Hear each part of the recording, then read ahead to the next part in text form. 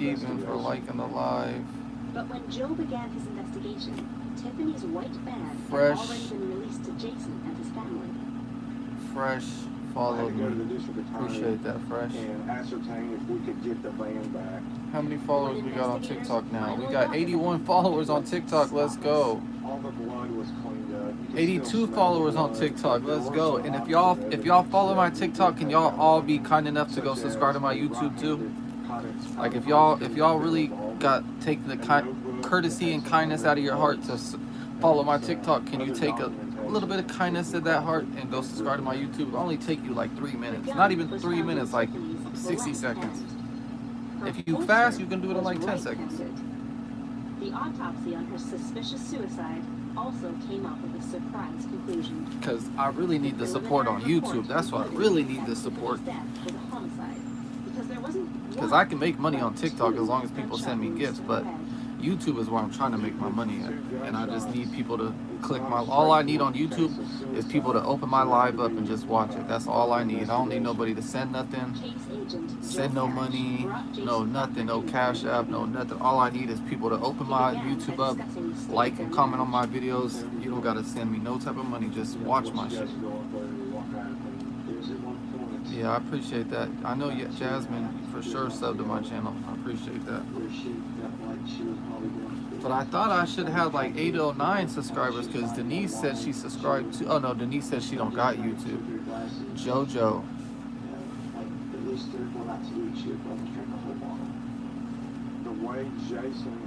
But yeah, I ain't gonna lie, I like TikTok.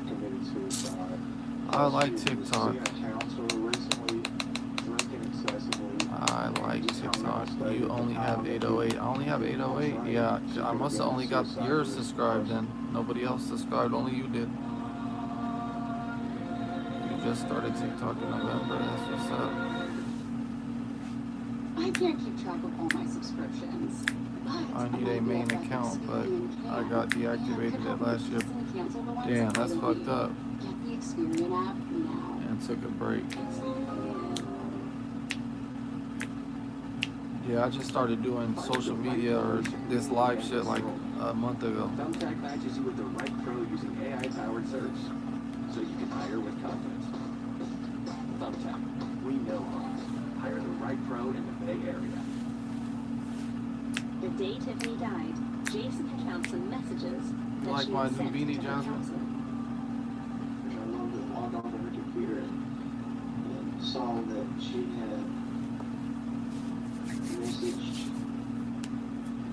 her, I guess her counselor, because it was a board for that day, and I had read in there where she was talking about something about me, about, you know, these I'm trying to show hasn't you changed, she's the still shirt I got, but I can't find it. Doesn't want to do anything. When I come home from the shop, I want to not do anything. But she was a stay-at-home mom, so I felt like stuff at the house was her job. Tiffany's messages to her counselor also revealed that she had been seeing another That's man. weird. Where the fuck did my shirt Jason go? Crawford discovered that Tiffany's home Oh, was it's right here. there because he found some messages she had Ah! left on the computer. As Miranda. investigator, if it's the time What's that good, people have Miranda? marital Make sure you problems follow my or TikTok, Miranda. have an affair, that could be an issue. What about this shirt, Jasmine? So what happened next? And so I go with that. That's when I called her to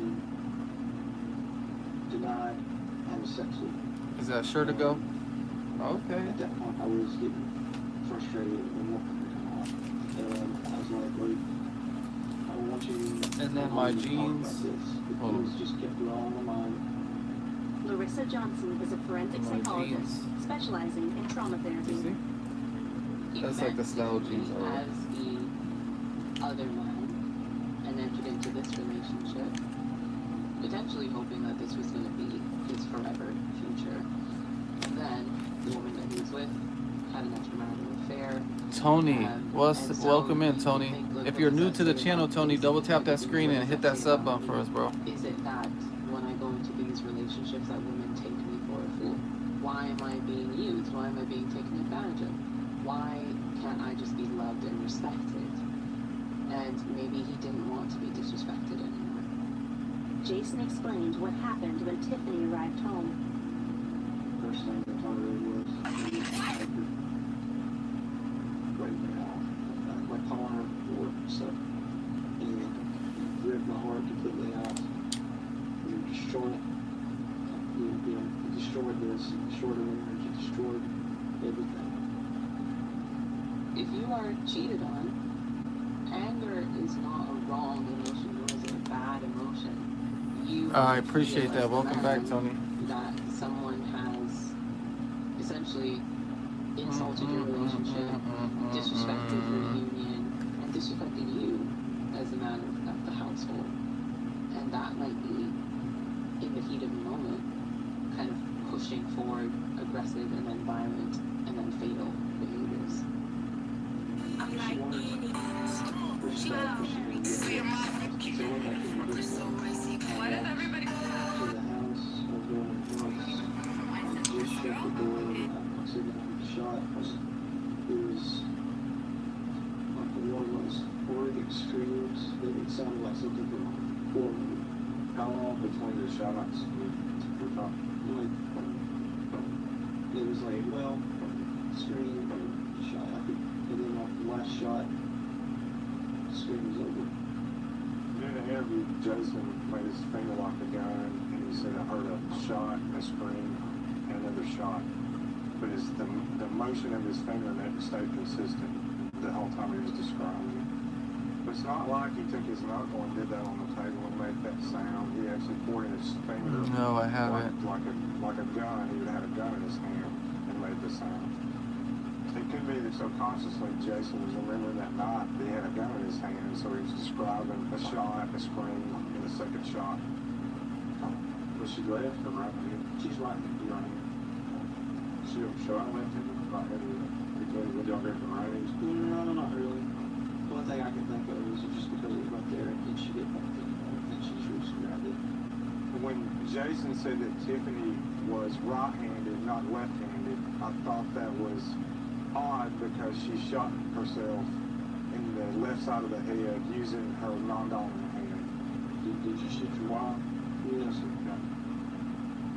I was still uncertain if there was foul play involved because the way he portrayed the events. So I asked him to take a polygraph exam. I don't, bro. 19 days later, Jason was brought in again, this time for a polygraph test. A polygraph test, some people call it a lie detector test. That's not what it actually is. It measures people's stress when they're answering certain questions, and it could indicate there's a problem in that particular area. The test has to be on please remain still. Did you shoot Tiffany Crawford? No. Did you shoot Tiffany Crawford in the head? No. Did you shoot Tiffany Crawford inside that van? No.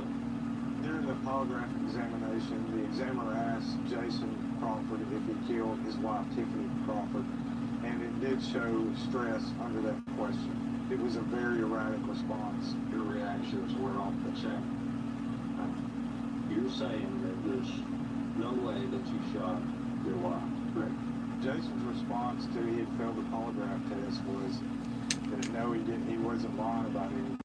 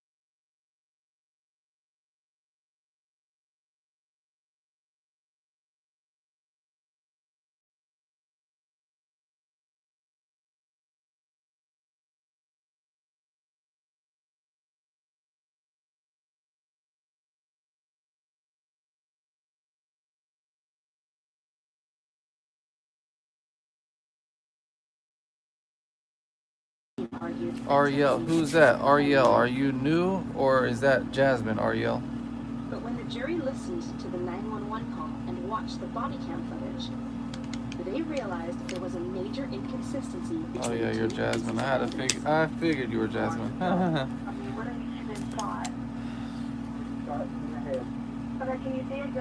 Yeah, I got banned on TikTok again. That's my fault though. I shouldn't have done that dumbass shit. I know better than that, bro. I literally was just banned on TikTok for like 3 days the other day. And I literally went 2 days good without getting messed with because I can't say no bad words. And I showed this shit. Like, I should not have shown this. That was my fault.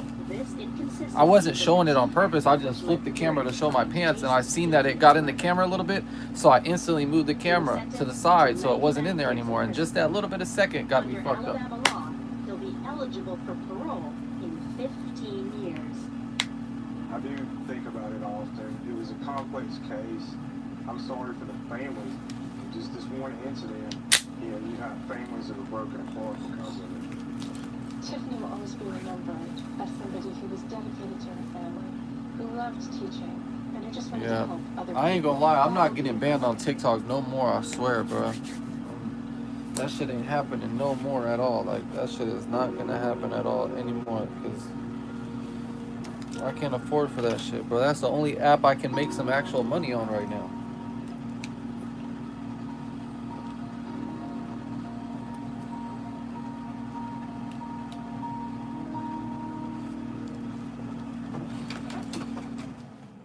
Yeah, that's the only app I can make any money on.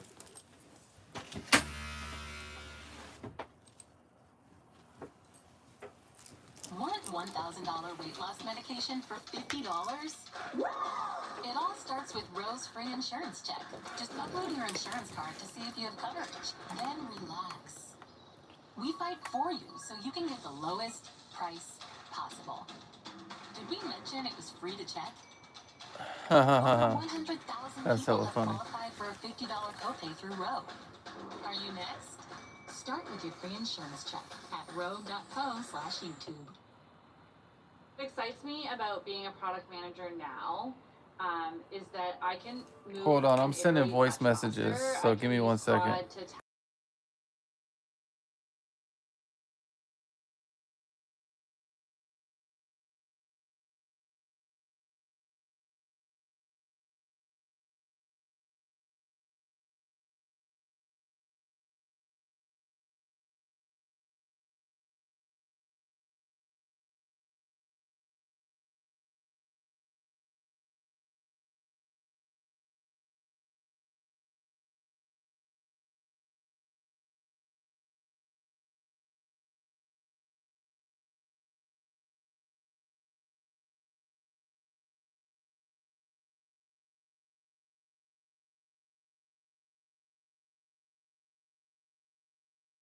interpreter of that data. All right, I'm done. result. So here I am in Claude Code. and I Damn, wanna TikTok, that show shit gets how me you mad, use bro, Claude because, to access product data. bro, I get to go on Before TikTok I and talk to started this demo, bitches, like, I or not used bitches, Claude- I get to talk to females, to ladies.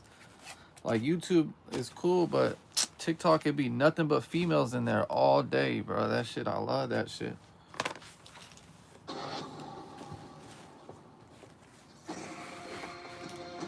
This time on Killers Caught on Camera. In the United States, Colorado, an abandoned car full of trash is cause for suspicion. There was a distinct odor. Every police officer knows the smell of death. The SWAT team moves in on a suspect. And in Michigan, a young couple disappears. 2 black bags in a shed put police on the Like, path that shit pissed to me a off, double bro. murderer. Oh yeah, it's dude. We don't have to. They be hating on me, bro. Get everybody out here. But, like, I ain't gonna lie, I've had some bad bitches follow me on TikTok. I've had bitches offer me pussy on TikTok, all type of shit, so I ain't gonna lie to y'all. I ain't gonna lie, I could damn near hop on TikTok and just tell a bitch to, you know, and I probably, you know, like, that's how easy it be. Arvada, Colorado. Like, I had bitches dead ass drop their location in my Just a few TikTok. miles northwest of the state capital, Denver. Welcome, Nikki. Welcome back, Nikki. 38-year-old Nikki, I was just on TikTok and I got banned one of 5 children for 3 days. who grew But yeah, I ain't gonna up lie. to If I love ever need music some pussy, I can go on TikTok and get that shit. and cheerleading. She went on to have 2 sons of her own. Her firstborn arriving when Veronica was 20. Later, But shit, she worked if I was a at the female and I saw a nigga like me get on there, I probably would, you know, probably do the same shit. Veronica was living Because back home every time I go on TikTok, it'd be nothing but females commenting, talking to me, following me. I've had females on TikTok send me nude videos, pictures, offer me coochie, all type of shit. 911 dispatchers received a call from an employee at a church with a tip about a body in an obscure location. I work at the Rising Church in Old Town, Arvada. I have a person who's reporting a crime that was reported to him firsthand, and there's a vehicle that potentially has a body in it. Damn, potentially got a body in it. Is Frank Moffett. What? In the background, someone could be heard prompting the caller. Okay, does he have any further information?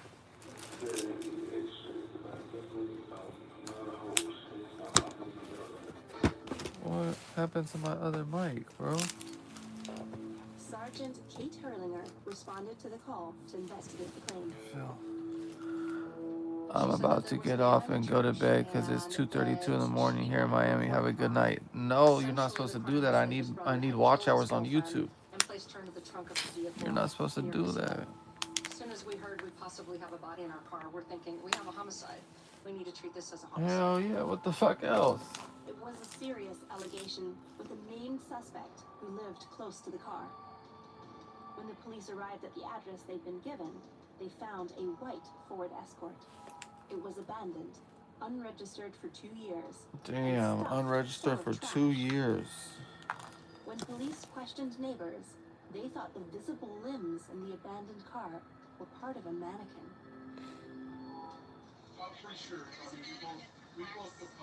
Yeah, that's what you do right there. If you keep doing shit like that, you'll eventually be a mod on my channel. But you see, that's what the real supporters do, because I sleep on live. People will literally watch me go to sleep at night. Like, I literally keep the camera on and just go to sleep. There was a female body in the car. Because I'm trying to get these watch hours.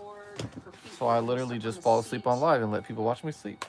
My initial response is we need to get our CSIs out. We need to get the lab out. We were concerned with the rising temperatures that we would start to lose physical evidence, DNA. It's kind of like we're having a sleepover. That crime scene Sorry, somebody called me. They needed to examine the body buried beneath Do y'all like the want to hear me bags of cupcake on the garbage. phone or something? Upon death, the body continues to change as it decays. So we ultimately sealed the car and then had it towed with the body in it back to the police station. The question was, how did the body get in the car? They only had one lead. But yeah, The let, man y'all buried should in the 911 call. do what Jasmine just said. Keep the live, even if y'all go to sleep, just keep my live on. Just keep it going. The police moved in.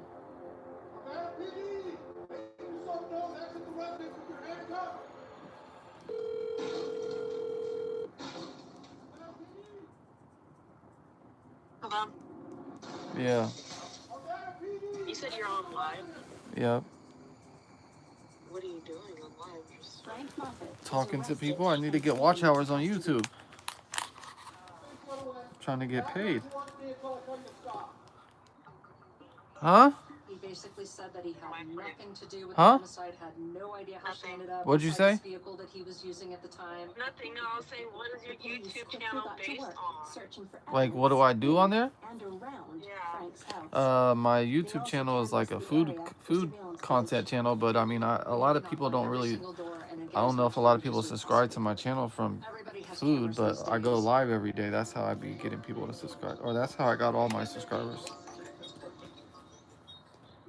Meanwhile, the crime Only scene like investigation 200 and only like 200 of my subscribers came from This food. was not just a female placed in the back of The rest of them an came empty from vehicle. just car going had live. a rolled up rug, it had trash bags, it Just had like TikTok, batteries, I it just was had like stacked 7 full of followers stuff. the other week on TikTok. Now I Each got item had to meticulously be taken out of the now I got car. 82 You followers on processed TikTok, some but of the TikTok items just for banned me for DNA. 3 days again for going to go. It I was a can't go very live on TikTok for lengthy, 3 days. slow process.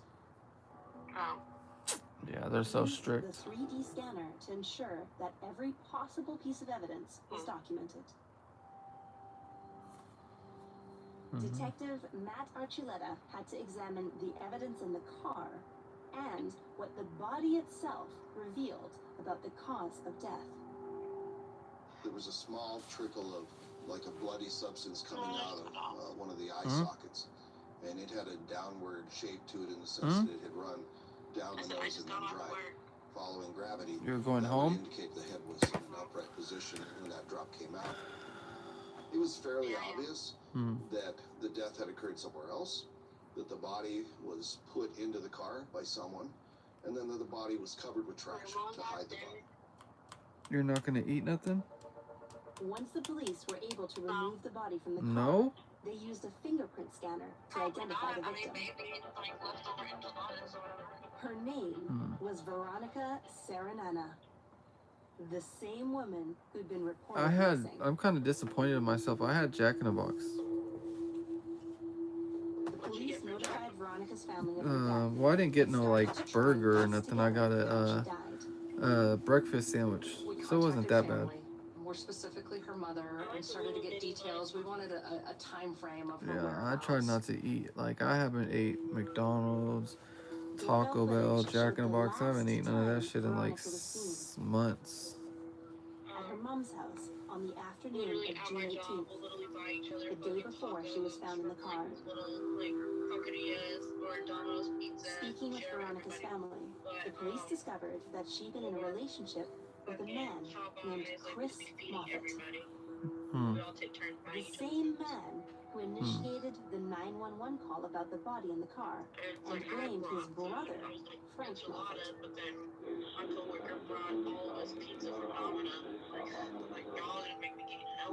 Veronica's mother said it was a very tumultuous relationship. There were plenty of times that Chris put his hands on Veronica.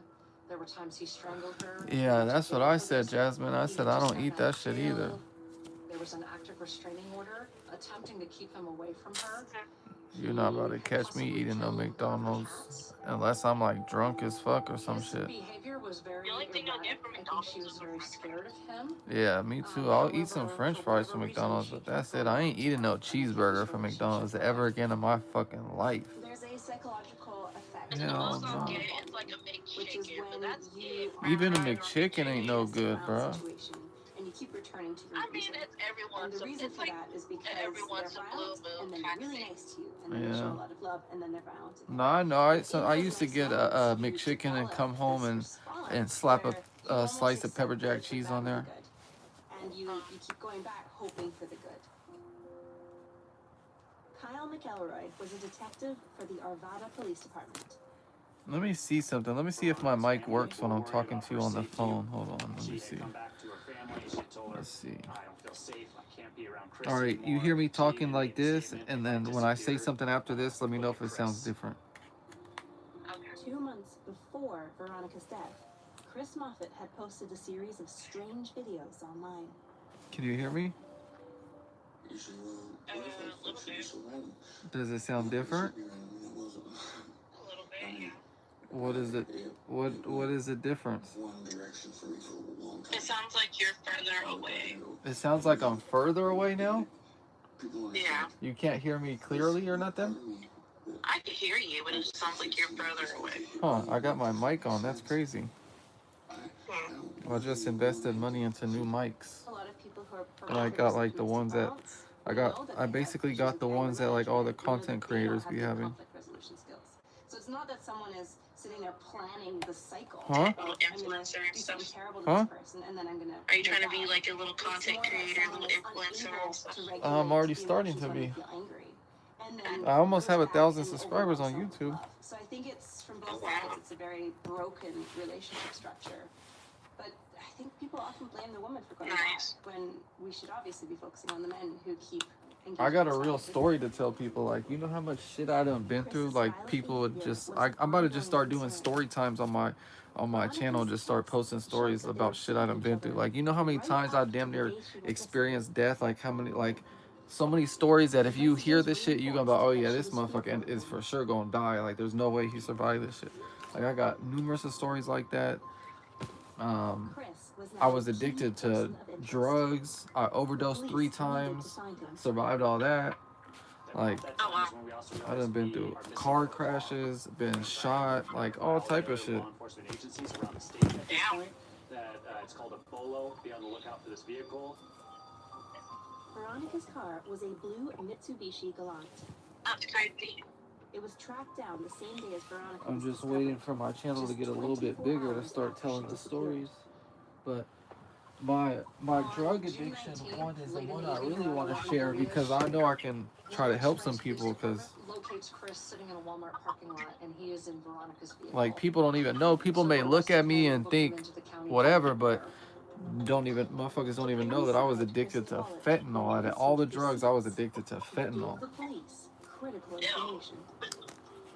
Those paper receipts being in the Like, I used to dead ass smoke that shit. Like, smoke it, snort it. Like, it started with Percocets, and then that shit got too expensive, so I had to switch to fentanyl. Like, I have a real story. But you look at me, you would never think that shit because I keep myself clean, and obviously I'm getting money now, so, like, you can't tell, but, like, I got a real story. So if I can do that shit, anybody can do it. Yeah, 100%. Like, they just gotta want to do that shit. That's the whole thing. When I overdosed the first 2 times, I didn't want to stop. Like, I had my doctor, like I said, I got shot before, so my doctor always, I always had a reason to get prescribed because at first I started off with Percocets, and I always had a reason to get them from my doctor because I got, hurt before. So I always had a reason to get them, but she ended up cutting me off because she was, like, she would give me like 120 pills, and I would pick up my prescription, and I would all 120 pills would be gone in like 5-6 days. So by the time I would go to my next doctor's appointment, she would piss test me, to drug test me. But by the time I go to my doctor's appointment, I got different drugs in my system by then because I can't always find the same drugs my doctor's prescribing me on the streets. You know, on the streets I can only get whatever I can get my hands on. So when she would drug test me, I would have different drugs in my system.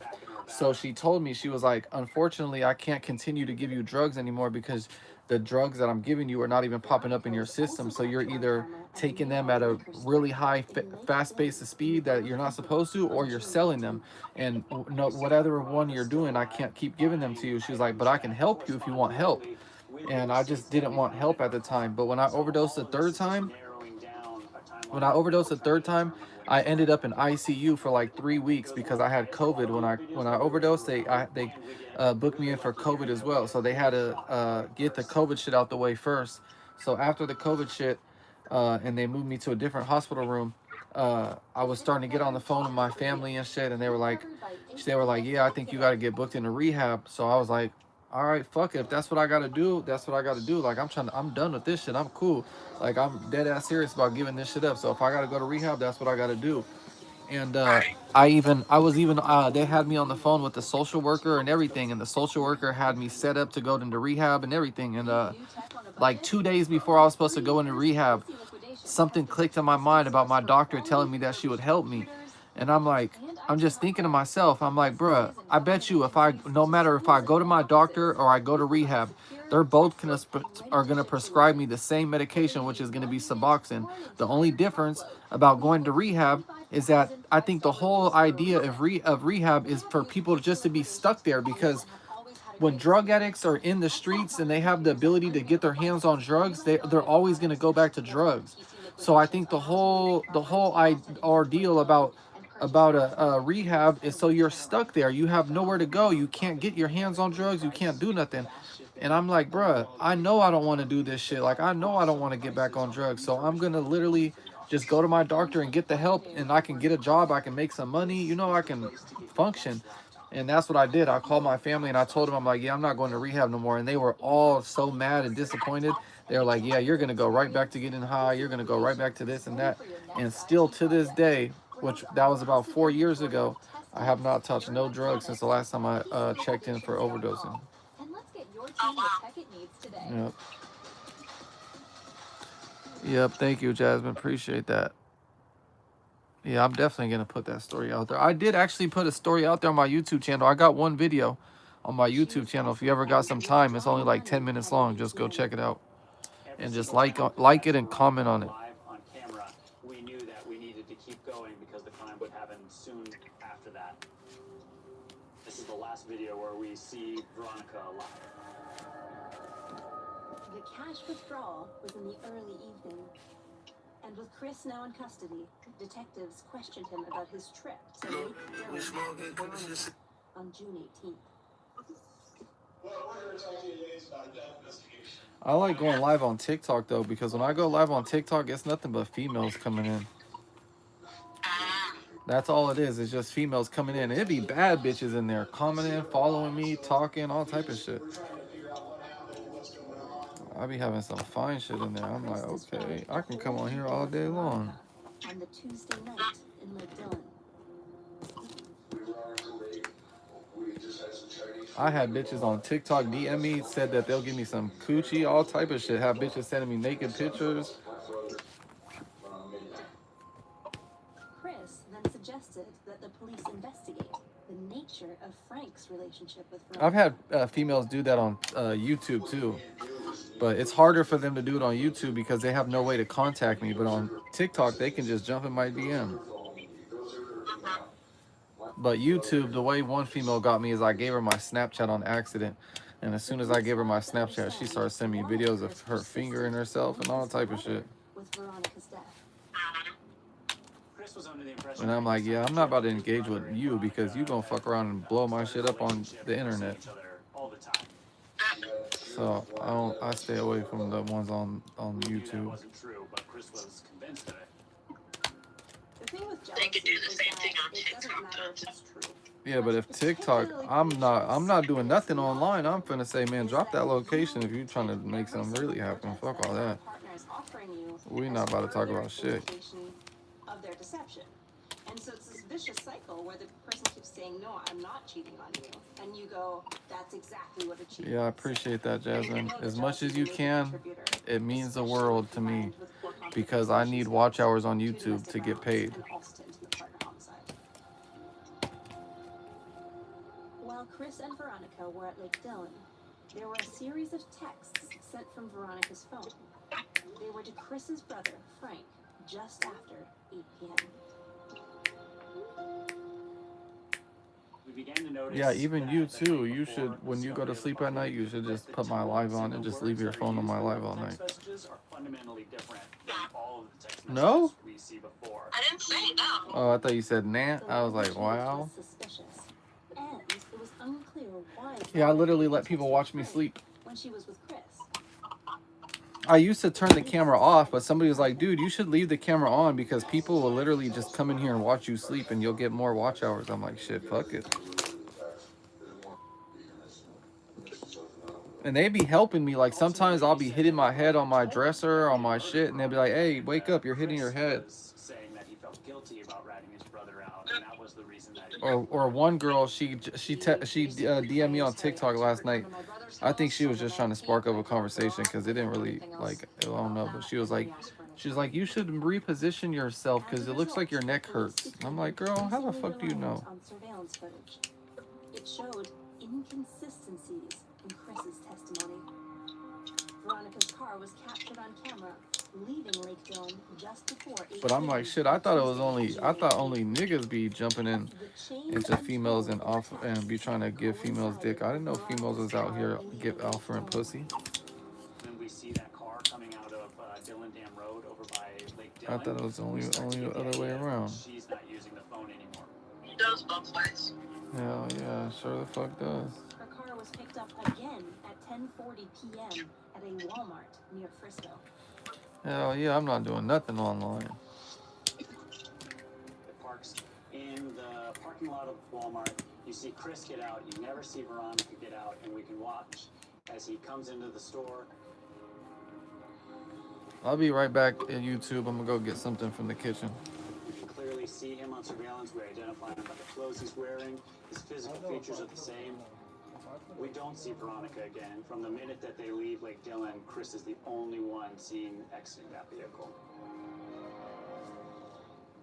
The next morning, Chris was seen at another Walmart just 9 miles from where Veronica's body was found in the unregistered white car.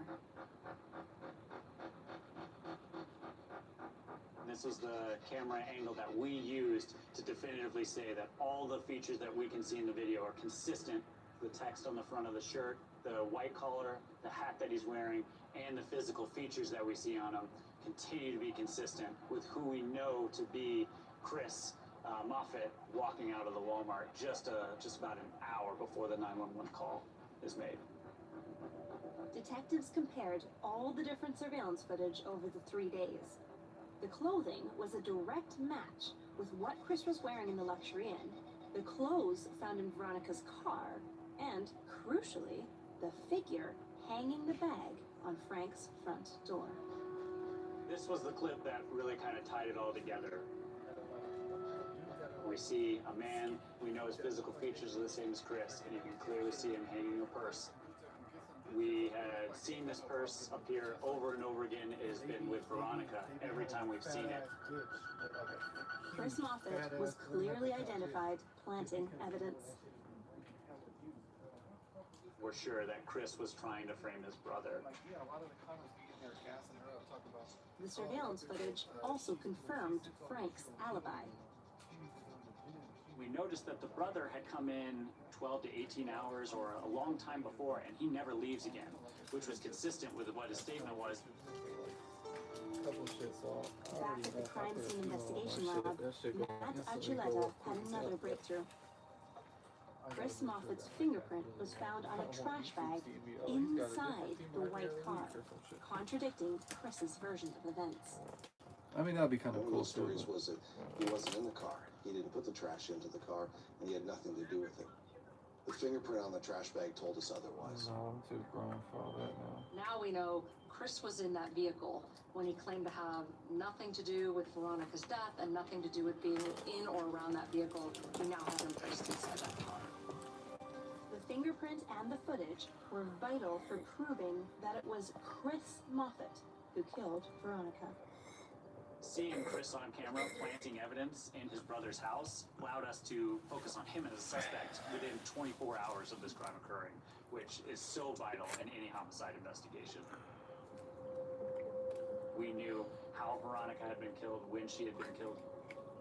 We felt confident that an argument had broken out like it had before and it had turned physical.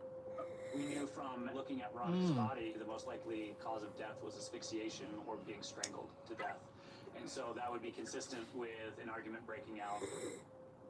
There are 65 miles between Lake Dillon and Arvada, with plenty of places to pull over. Up at Lake Dillon, there are some pull-off spots that people sit and they can enjoy the views of the lake. How long till you get home? He actually murdered her and then drove her back to Arvada Like to dump her 15 body minutes? in the car at his brother's house. Framing someone for a crime that you committed 10 is minutes. incredibly difficult to do. We almost always see it in organized crime circumstances and basically nowhere else. And the reason for that is that it takes a lot of planning to successfully frame someone. And most murder is committed as an impulsive or bad decision in the moment. In this case as well, he wasn't planning to kill her probably. It happened because it was a domestic violence situation where he lost control and he went too far. But if you don't plan it, you can't plan also who you're going to frame, how you're going to make sure that they don't have an alibi, how you plant the evidence, like a purse on a handle. It's going to be really hard to successfully frame that person. The question remains, why did Chris... Jasmine, you still in here? He believed she was having an affair with his brother. I think he was jealous, I think he was angry, and I don't think he wanted her to ever be with anyone else but him. Chris Moffitt pled guilty to second-degree murder and abuse How of corpse. are you? Like, if a dude takes you out on a date first night, are you letting him hit? Are you letting him hit it the first night, or does it depend, or is it a no-go, or is it a maybe? Like, let me know. To be drawn back in repeatedly, knowing that she was likely to Tomorrow's be your Friday? strangled again, to be hit again. In some ways, What are you gonna this do? is a case study in intimate partner homicide. And what we should take from this isn't, wow, why did she keep coming back? What we should take Sounds from like this fun. is, wow, why did nobody intervene and take him aside and train him on conflict management? But like, what if you get like we're grown? Like, what if you get turned on and you want some dick? Huh? I said Thursday and Friday's my day off. Thursdays and Fridays are your days off? Veronica Nice. Saranana was trapped. Extreme violence in her relationship became the norm. This is a global issue. Like, I feel that. Huh? Femicide, which is the killing of women and girls. It's a form of gender-based violence. Every single day, When? 133 women are killed in the world. Either Thursday and Friday. At the hands of Oh, family that's members what's up. and loved ones. So there's even more women who are killed, but just by people who allegedly What? That's love crazy. them. 133 women and girls are killed every single day. Jasmine, why you say that's a different story? Like, that's what I'm saying. Like, what if that's the case? Are you gonna let it happen? Turned out to be quite the opposite. What happened? Huh? Never mind. What? Detroit, Michigan. I'm just talking to them on YouTube. You can tell time by measuring the sun's distance from the horizon. Looks like happy hour. If you want, I can let you just get back to your life. I can multitask.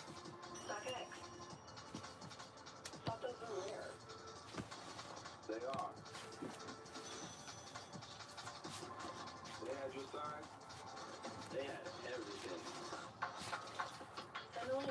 I do kind of want to see what tongue trick you were talking about, though. I am not gonna discuss that on your live. Oh my God, why? They can't hear you. And then, when it's stuck in your tire, it feels more like. They can hear you. They don't know what I'm talking about. I can put it on mute. Get $200 in savings on four select in-stock tires and our Healthy Car Special for only $59.99. Plus, receive a $100 mail-in rebate with your Big O credit card and 0 interest is paid in full within 12 or 6 months. Big O Tires, the team you trust. That's even if it happens. 20 Girl, you miles know that northeast shit's gonna of happen. Downtown Detroit lies Clinton Township. You Home think? to the Marzay Do you have a family. tongue ring? The father, Robert Sr. You should get his one. 2 sons, Robert Jr. and Kevin, and also the youngest child, daughter Danielle, Maybe. and her boyfriend, Sarah Bryan. It'll sure come in handy. Ava Glass is a What, crime you gonna pay journalist for with me a to go get my fascination tongue ring? for family dynamics. Yeah, my Danielle dick gonna and be all in Sarah that were a mouth, of couple. course. She was 18, he was You're 19. stupid. Danielle was a little more outgoing, a little more vivacious. She was a I'll free call spirit that. I'll get a tongue who ring. Yeah, didn't you always do. like to do the things everybody else did. Why? Whereas Saren Because I was don't need a described tongue by his ring friends to and do his what I family do. as quiet, So you- introspective, and So you artistic. gon' He liked to express himself through why you drawing say yes more for, than Nikki? talking. You gon' the Danielle job could gonna talk get to done without all it? the time, and everybody who knew them saw them as a close and very happy couple. Huh? Danielle and Saren I said the worked job and gonna get lived done without together. it? Danielle and Saren both lived with Danielle's But are father you gonna and her 2 are you brothers. gonna They shared a mobile home. It was quite crowded, but everything seemed perfectly normal. You would? Until one night, Danielle and Saren returned from their all-night If I give jog you head at or a local restaurant. whatever, if it happens, Were dropped off by a colleague. And then No, they but I'm completely saying if it did happen, you would do that? On August 26, Uh-huh. 2018,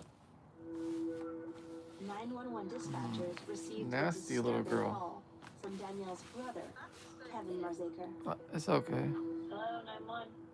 Hi, I need someone to come to my house. Okay, what's going on over there? Well, my sister's been missing for 4 or 5 days. Oh shit, your sister's been missing for 4 or 5 days? That ain't good. Two bags in the shed, and the fly though, I think they're in the shed, in a bag. Nikki and Jasmine. Police responded to the scene, recording on body-worn cameras. Kevin Marzaker and his father, Robert Sr., met them on the steps of their home. Hold on, but I gotta know something like. Been missing for 5 days now. Okay. I did a walk around the house to check if there was any trails or anything suspicious. I seen a boatload of flies. And when I pulled things out, we have these bags filled with flies, and they don't look good.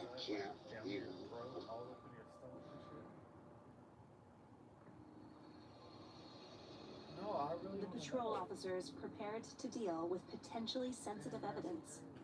You are nasty. You talk about you ain't no freak. That's some freaky ass shit. No, they are. That might just be the Yeah, you say that Oh, yeah, now. it's, If dude, you're telling me you we say don't have that to now. talk. We're confirmed. Is it? We're confirmed. Confirmed. It's confirmed. Yes, it is. It is. Get everybody out here. Yeah. 100%. There's nothing ideal right now. They see inside these large plastic bags, 2 really large plastic bags, shoved at the back, and they see a leg. Definitely looks like it's human remains. That's what good dick does. It makes your life better. The home It's was not supposed to considered make your a life crime scene. worse. An investigation was launched to find out But who it could the body sometimes if parts you go too belonged crazy to over it. and how they ended up in the It could shed. be either or. Yeah. As long as you can get it, I mean, I don't see nothing wrong with. Like I said, I really don't care for sex. Well, you're gonna start caring. Key items Danielle would normally carry with her. Even if I fuck you or I let you fuck was still there.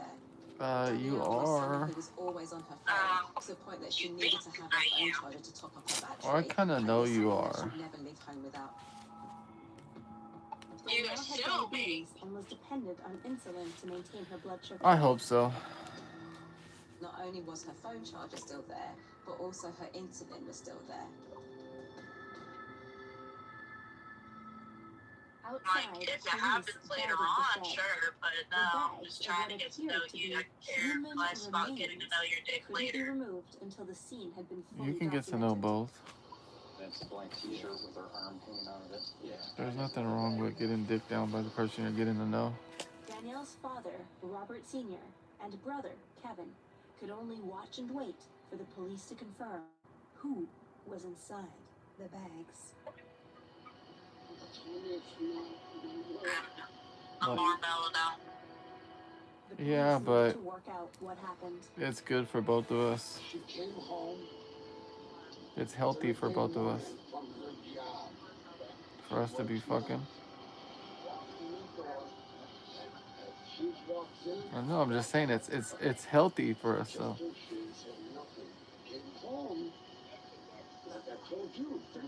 Which it should.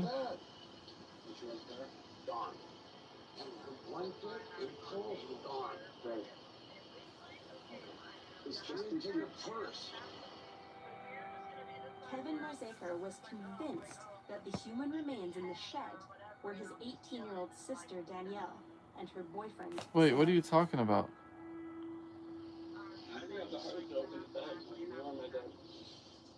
I mean, how else would it happen? We were trying to get the nerve to open it a little and look. We had no, And so he pulled his knife out, reached over and cut it. And also opened the wall and cut it again. It looked bad, man. Oh, wait, hold on. Let me put this bitch on mute for a second.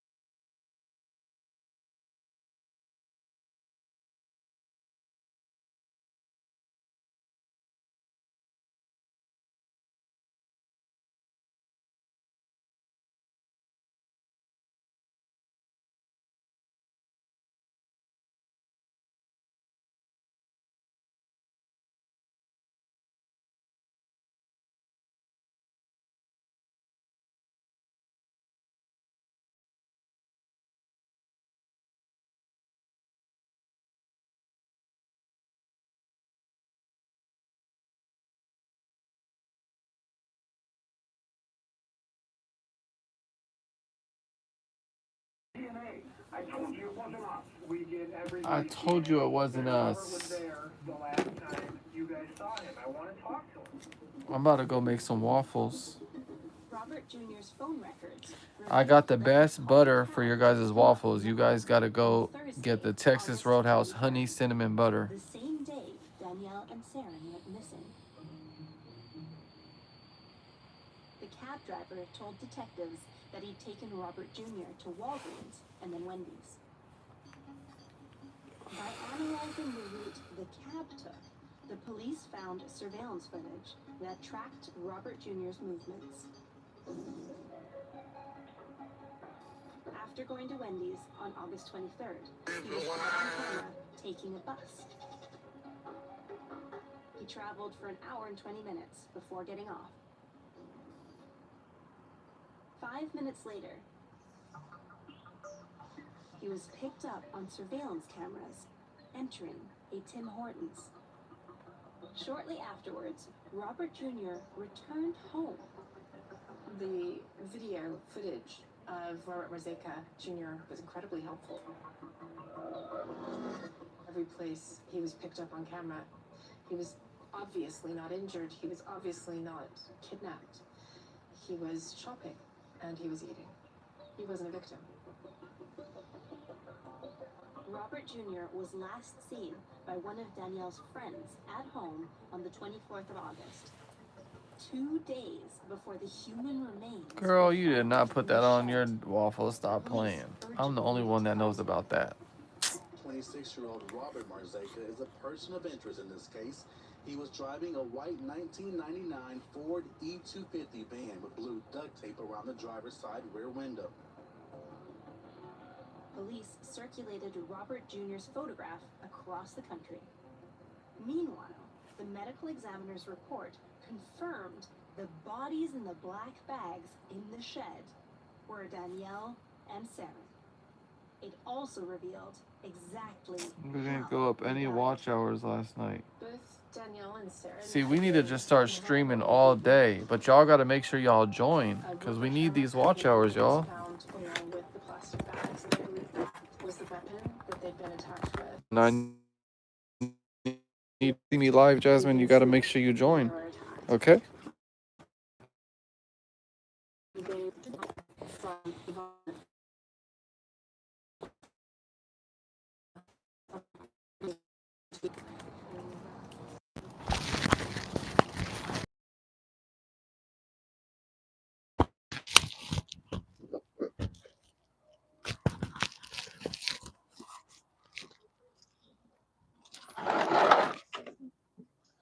Jasmine, you got to make sure anytime you see me on live, just make sure you just open your phone and leave it on live.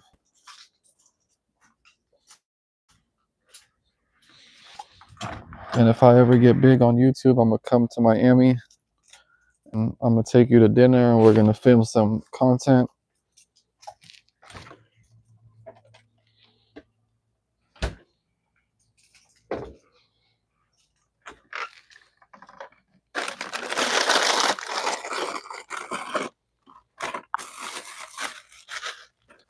Damn, I only got two waffles left.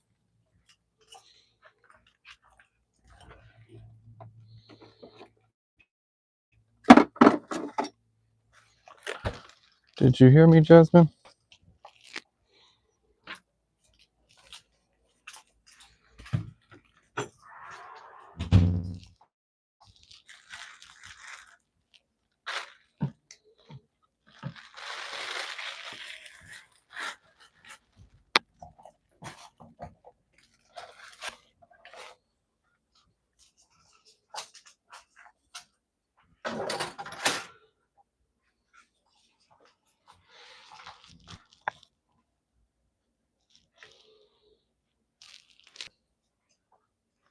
We got 5 people in here. Make sure y'all double tap that screen and hit that sub button if y'all new.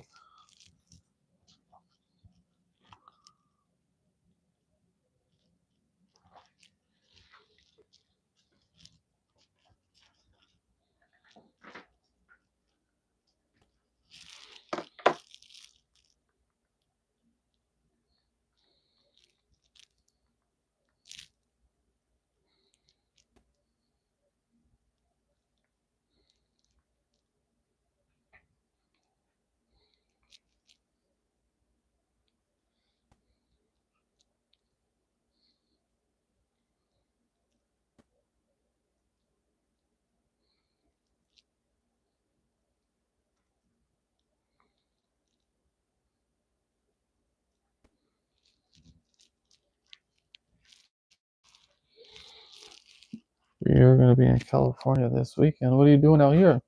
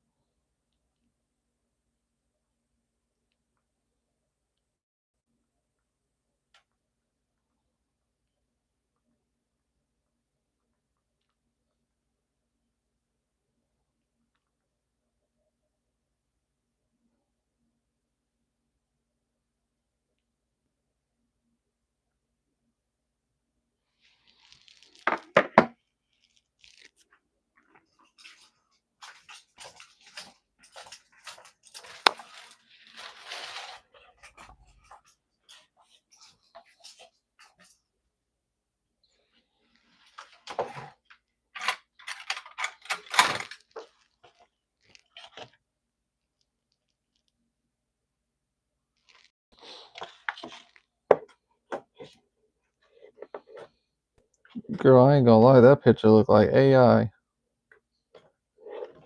I ain't never seen no picture look like that.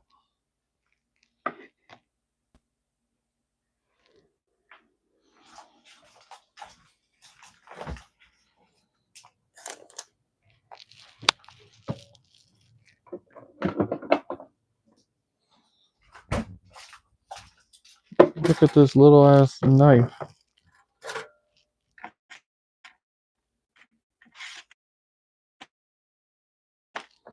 House honey cinnamon.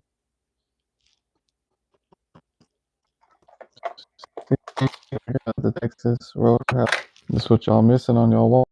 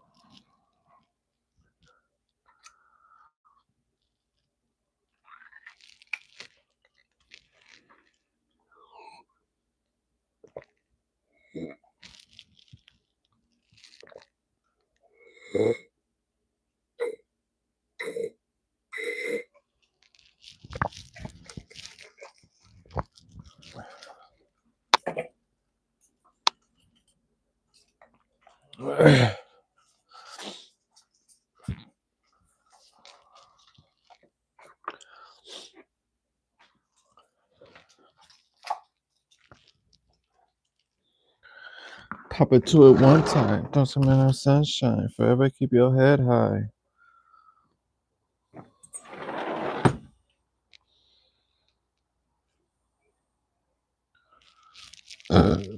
Forever keep your head high.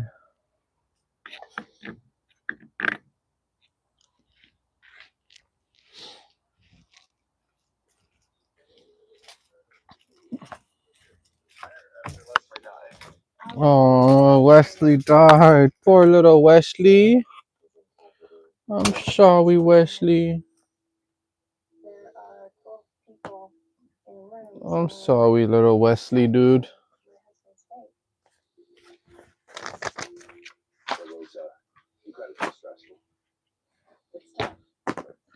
I got my mics. Getting professional with this shit. Oh, shit. I saw that photograph of Fred's face moments before the accident. I told myself he didn't kill him. Just because you don't find something doesn't mean it's not there.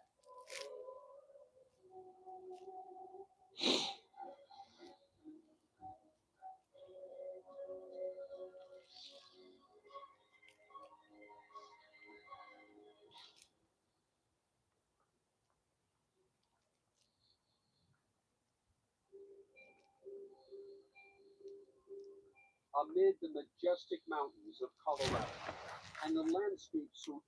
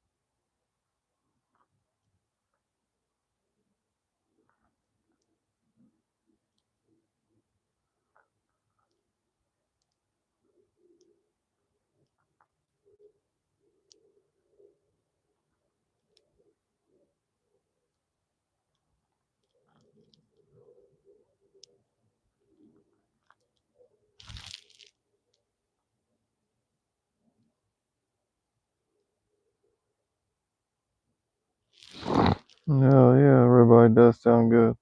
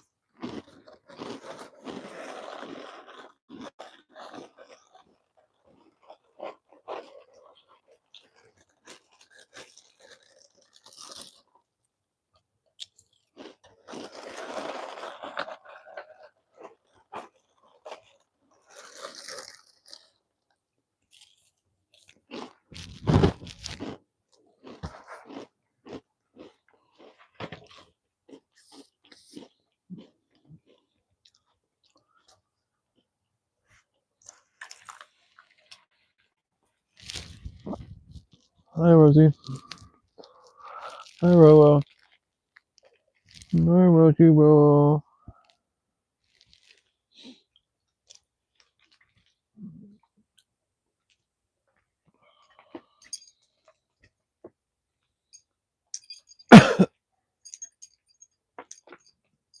What's up? What's up with you? What's up with you? What's up, Rosie? You're so warm, Rosie. You're so warm.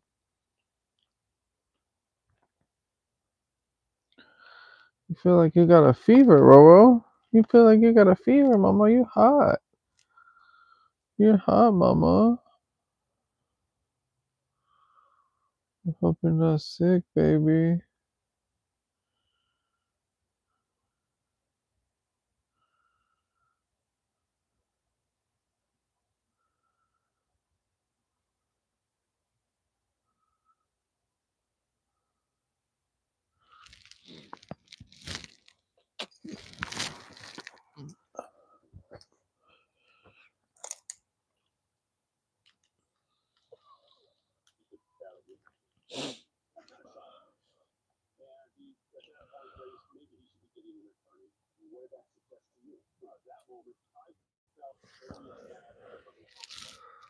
Developed a theory of what happened on May 3rd, 2008. The scenario that I put together is that an individual is being taken for the allegedly the last picture before he fell in. He had gone forward towards her and tried to push her in. According to Burton's theory, Leslie was fighting for her life.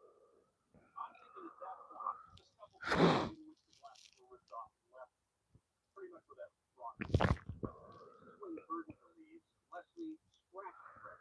I believe at that moment she was able to break away. One decapitated. She fled down a path that paralleled the tree. Burton speculates that Fred chased after her. He was probably 1 to 2 seconds behind her, and she is jumping into here. And just right behind her was the husband. He jumps in too. That drowns her in this pool area right below. It takes her body and just lodges it under that tree where the body was found. What motive would Fred possibly have had to kill his wife? In many cases, the motive is not as clear as one would hope. What I believe in this case is that he was tired of her. I don't think he hated her. I just believe he was tired of her. Not a very strong motive for murder. And that was one big problem for police trying to prove their suspicion. Fred's family says there's no motive because there's no murder. There's not a doubt in my mind that he was not committed. It was an accident. And police didn't have enough evidence to charge him with the crime, so they let Fred listen his life for a while.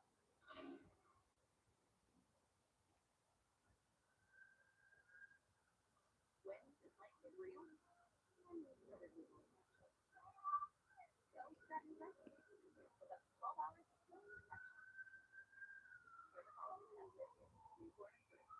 When life gets real, it happens.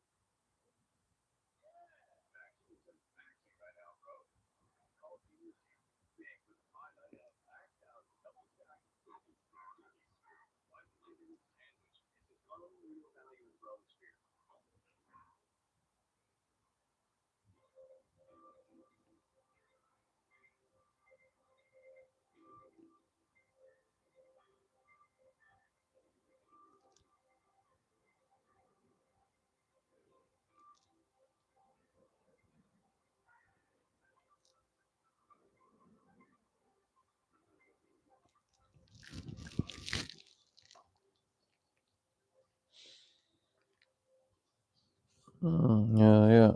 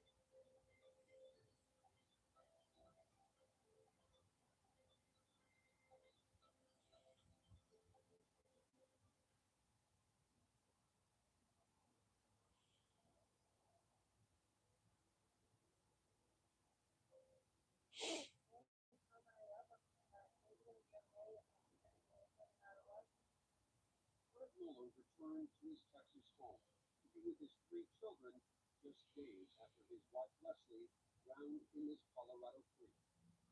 He may be a big guy, but he's very emotional and very soft-hearted. Fred's daughter, Ariel. He would never leave. If you're anything like your house, you're anything that's happy. A year passed. Then Fred reconnected with a longtime family friend, Wendy Walker. The two began dating and were married in 2010. I remember for the best friend Leslie and the kids as they're growing up. She was a lovely person. He loved her very much. And it was very, very sad. And it was very hard on him what's happened in the middle of all that grief. This is Fred and Wendy's San Angelo home. Nearly 4 years had passed since Leslie's death. Then, on February 6th, 2012, family members started getting phone calls.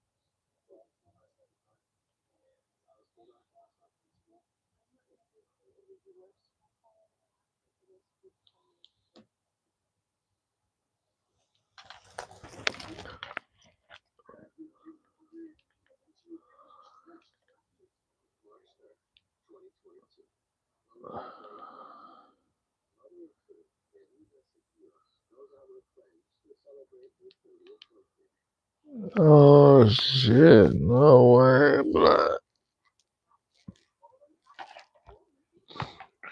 On that car.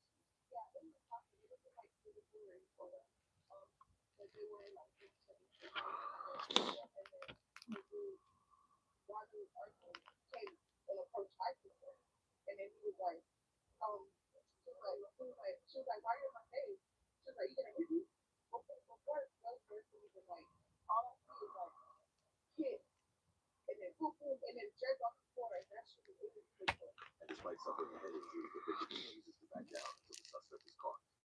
Yeah, you're drunk. Come on. I didn't drink to get drunk. Somebody could have a drink. I'm pissed off. That's why you're allergic to emotion or 1,000 times higher. I'm telling you, even if I didn't drink shit, ask her. I would have been like this. Okay, but I need you to chill. But you don't know me. I need you to chill. I wasn't the guy. I wasn't. wouldn't know. I wouldn't think it happened. You should not be on the street. Of course, fasten your seatbelt to see what really happens. 14, understand why I have to shoot the victim, so I call us first. They already know what happened. 11-9. Were you involved? Yes!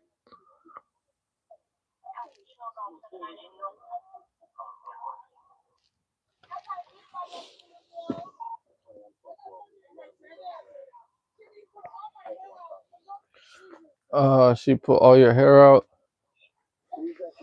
That's no good.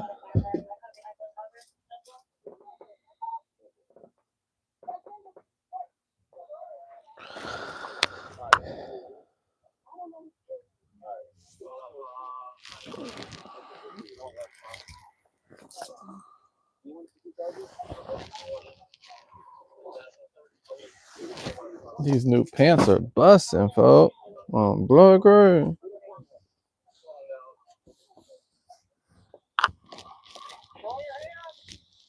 Show me your hands, motherfucker.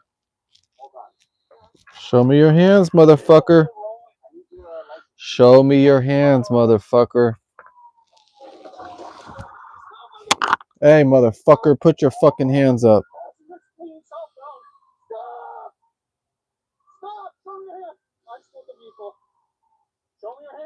Show me your hands, motherfucker.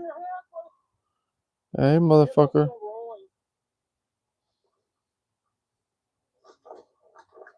It's clear though.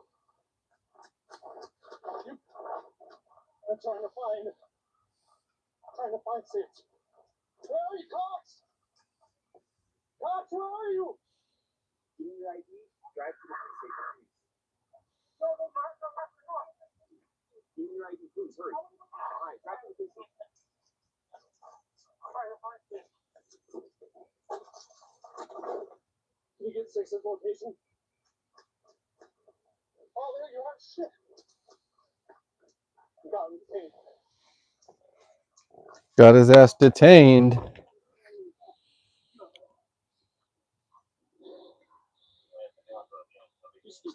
You stupid fuck. You stupid motherfucker. Yep, it crashed. Sit up, bro. Sit up. I didn't see you, dude. Sorry. Come on, man. Sit up. Stand up. Stand up. Come over here. Hold down your stuff. Hey, cops. Cops. You want your stuff? Grab his shit. You got ID? Stop. Take a seat. Got anything on you? Let's see.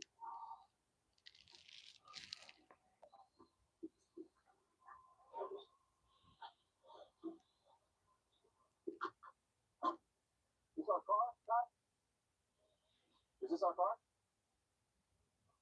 There's a car in a hole right here. You know what that is? Right there.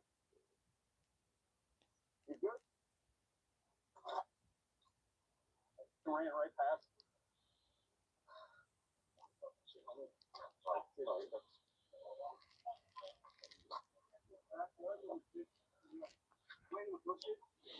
Did he really? What was the path? What was the path? Was it here or there? It was right here. Okay, I was caught up with the vehicle. So I went into the parking lot with that, and I jumped out in front of him. Did the taser work? No. You good? Yeah, he's in my car.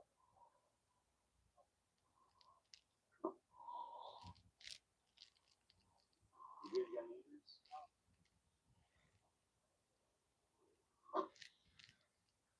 I talked to the taser. We told him to stop this.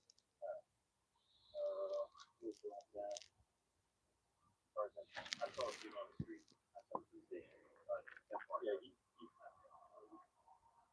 she did the wrong tag, so I don't know. Yeah.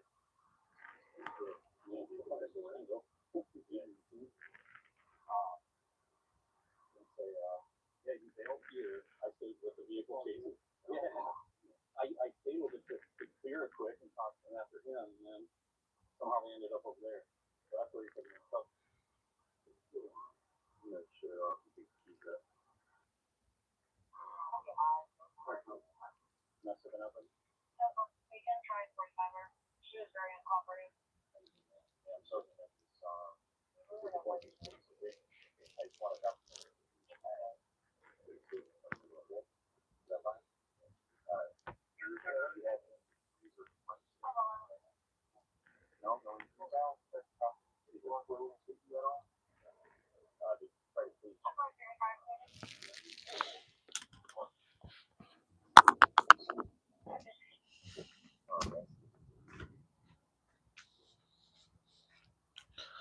Boosting bitches, where y'all at? Stuffing that shit in your bag. Flip that money, 50.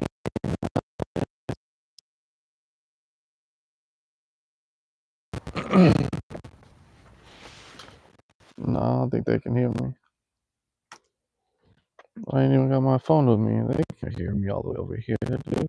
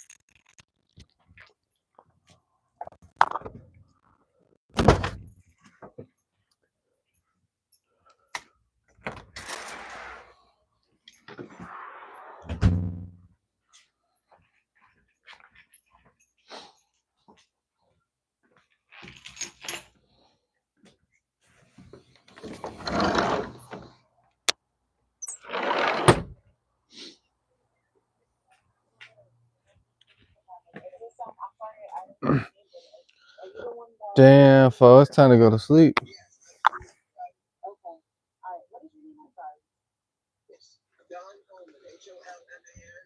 Oh, damn, they giving the full name? Man, they straight snitching. They straight snitching, fool.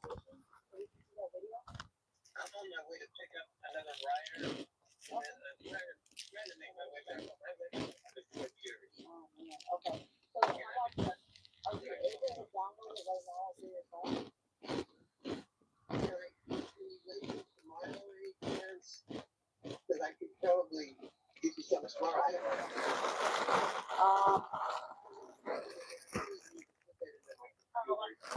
Gotcha. Okay. How about this? I'm gonna send you a email link or a phone or a text message link, and then you can upload it to that link. What did he see? I got there. Well, first of all, he called me because I was in front of the plaza and she was in the back. And I got if somebody yelling at me, she said, no, I'm in a, it sounded like maybe a bar or something. And there's just a lot of noise in the background. Well, that wasn't true. She was in a parking lot and there was a lot of people arguing back and forth. Yeah. And when I pulled up, The male and the female? Mm-hmm. And I didn't actually witness it, but it's probably like ESPN, like the fact that he said that he hit her with his pistol. Okay, but did you see him hit her? I saw him swing. Yeah, I Okay. saw him swing at someone. I don't know the person's name. Okay.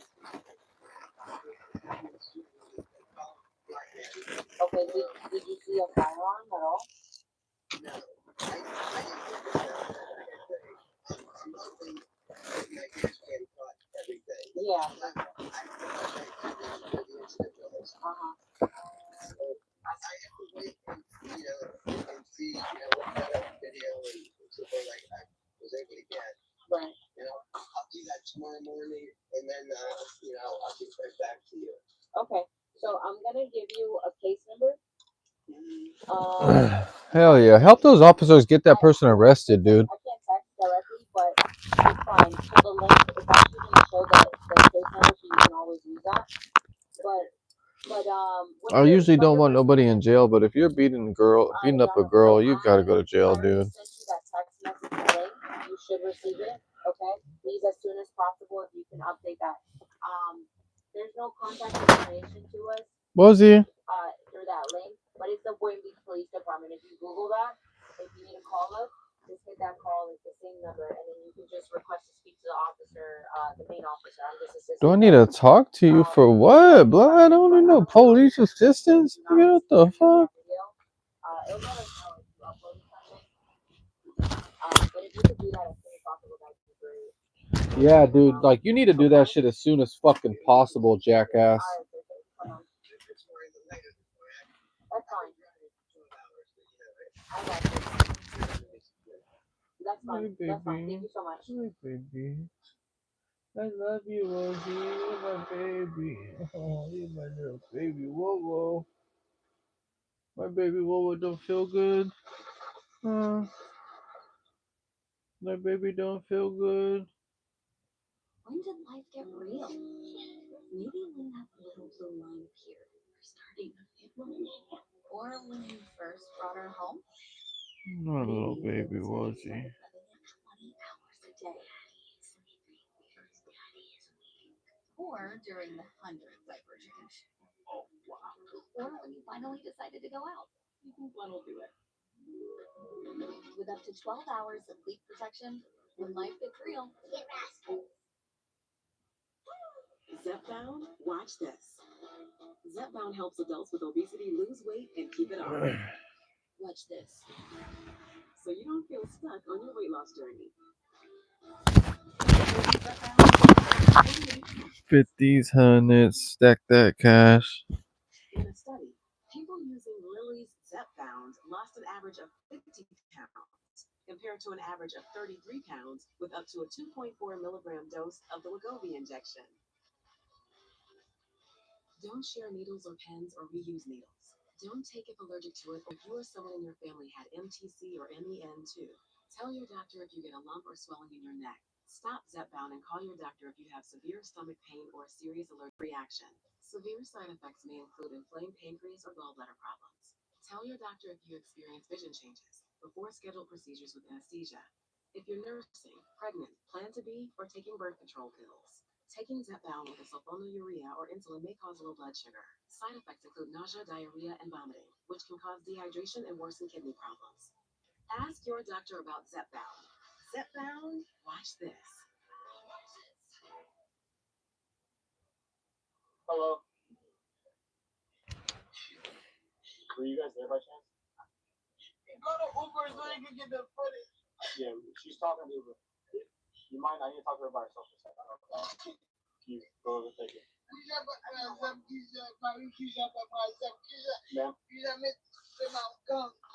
Ma'am, can you just talk to me for a second, please? We have the medics come to look at you, okay?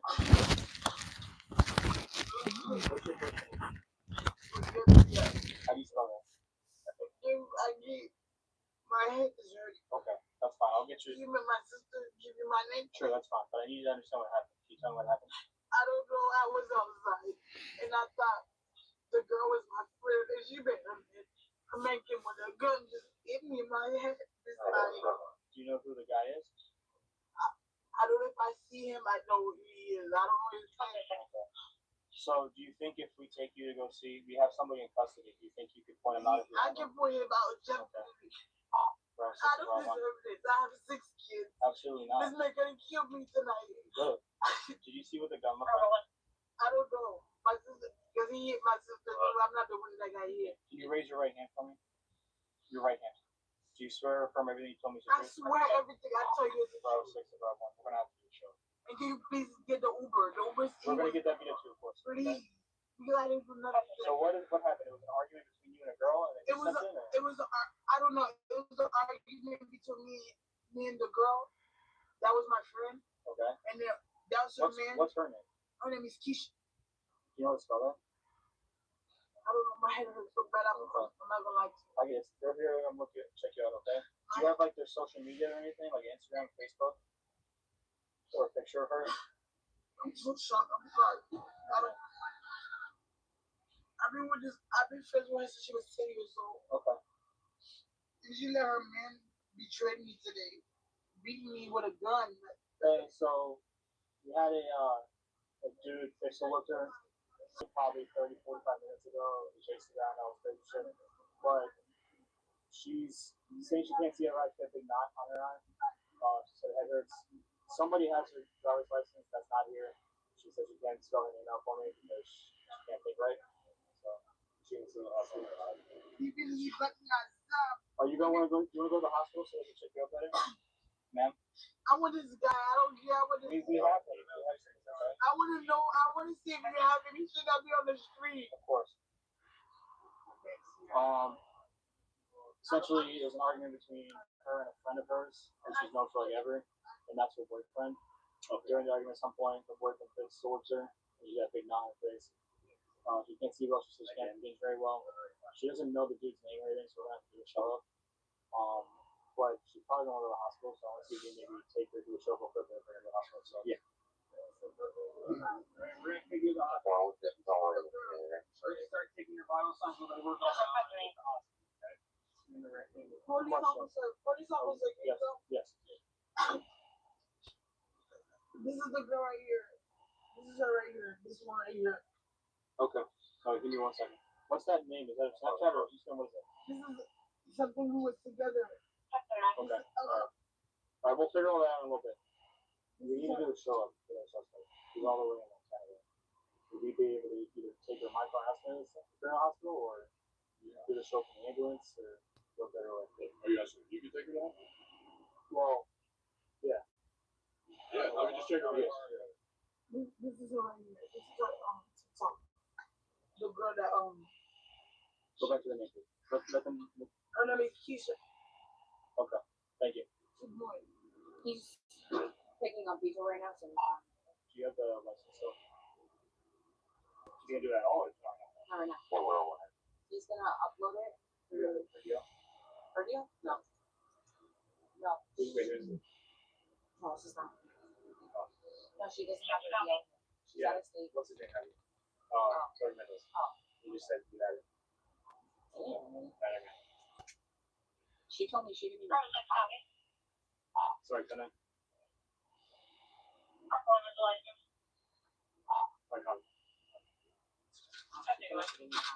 This is the Uber driver. Video. I already sent him the link. And then, Uber driver said he didn't witness the pistol, but he did witness the gun hitting first. Okay, thank you. She told us she couldn't see. Yeah, she said no, she can't. She freezed her. We got it. No, you're No, I'm sorry. I see everybody. If she can't see, then she said it wrong. I'm in pain right now. Okay. I got hit with a gun. I mean, No, I got you. It's just for their purposes. They need to know exactly. Yeah. It is painful. It's not like before. I got you. Don't worry. He's still going to jail regardless. I have 6 days. It's not gonna shock me. I've been dead today. I was inside of. I'm not from over here. I don't know. I have Margot's picture. Yeah. iPhone cameras. Yeah, I got pistol. I don't know if it's a pistol, but What would you say the team is out of 1 out of 10? right now it's an 8. And then I watched him beat my sister up. Like, and he had a guy holding me. That's fucked up. Yeah, she's here. This is her. What's her name again? Monica. Monica? Yeah. You ever seen her? I know. I see her. She's familiar. Ma'am? So you see what happened? Okay. So what's your name? B-O-N-I-C-A. Sorry, B-O-N. I-C-A. Do you swear from everything you're telling me the truth? Yeah. Okay, so what happened? So, Can you speak up on the truth? Thank you. I'm like bad at telling stuff, but her and her friend was arguing. Do you know the friend's name? Yeah, her and Keisha. Okay. That's her. It's not her like cool. Yeah, her and Keisha was arguing, and Keisha was like,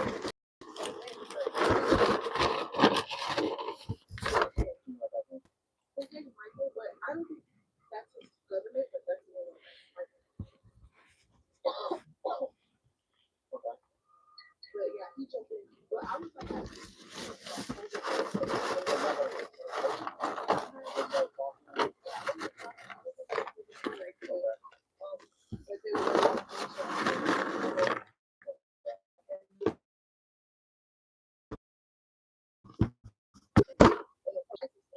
and then he was like, oh, he was also saying, she was like, wait, why are you together?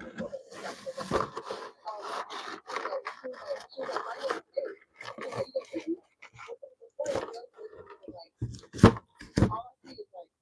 Hell no, the police want the body cam. Do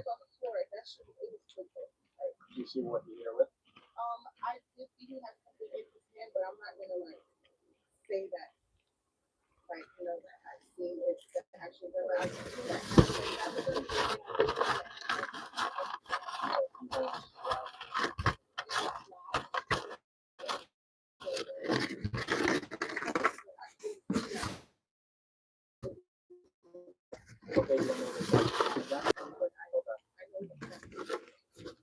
Alright, bro. I was like, oh shit, you did this, and then he came and he punched me in my jaw. He punched you too? Yeah, he punched me in my jaw. Right. Right there. He did push me in the face, and then he just said, I said, you're going to jail, and then what was that? Did he still have a gun in his hand when he punched you? Oh no, I didn't see it. I think he actually did. Do you know that part of it? Why did you throw it into the truck? Because that's just. Okay. Yeah. So was there like a lot of people around when this happened? It was a lounge. So there was a lot of people outside. And do you want to press charges on him for punching you? Sure.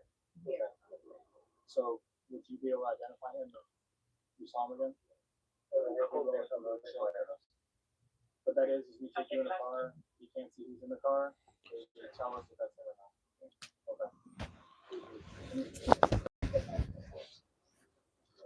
What? Should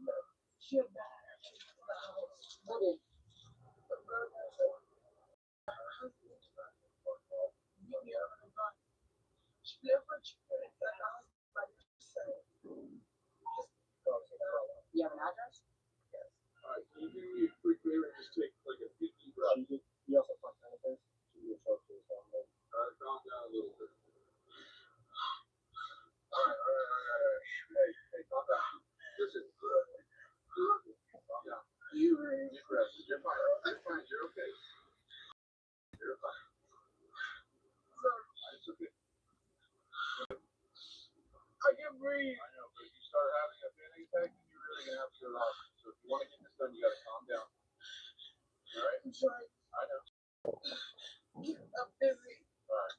Come on, you're gonna go to the hospital, alright? Alright, so I can tell you if this person that we haven't tested right now is not him, doesn't mean the case is over or anything, you just need to be entirely honest with them. Okay. It's just as important to exclude innocent people as it is guilty people. Right. Alright, thank you. Wait, God. Yeah. You want me to take the victim? Yeah. Okay. What do you want to switch? What do you want to do? I mean, it doesn't matter. She's taking a while. She's doing all this now. So I was going to take her. Okay. That's fine. Do that. Okay,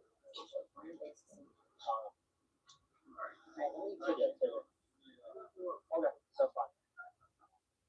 Man, you want to press charges on that guy too?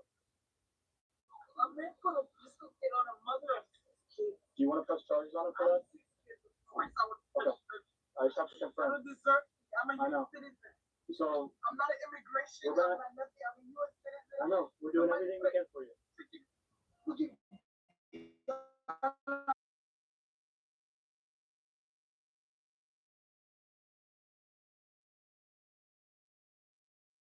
Just 1 second.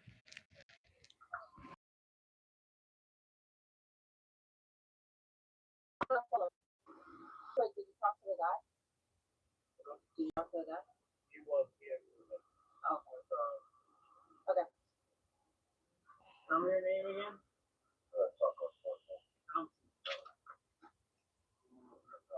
Huh? Ma'am, you have to open up your eyes. Yeah, you have to open up your eyes. You can't. Well, ma'am, let's not play the game, okay? We're gonna help you. The cops are gonna do what they have to do. Listen, we need to talk to you in order for all this to go smooth. What's your name? Let's put the full talk back on you now. You have to do this stuff first. Move around. Open up your eyes. There you go. We're gonna check your sugar, okay? We're gonna let you off your sugar, okay? You're going to the hospital, especially that you just passed out of your 100%. Cops gonna hold you here. Alright? They're gonna You talk have to to go. Not enough anymore. Yeah, we can't leave you here anymore. Come on. I'm gonna get your heart. Come on, get up. 1, 2, 3. Put that sandal on. There you go. I know, but you gotta go now. You passed out.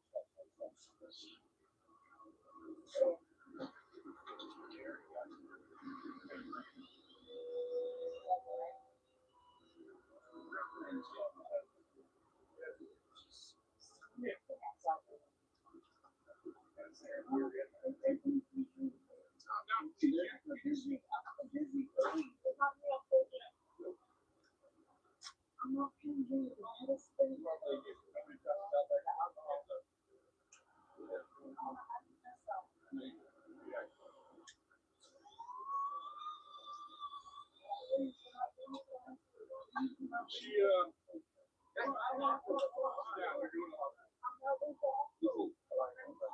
Listen, I'm gonna talk to you over there. I don't have to. You have to.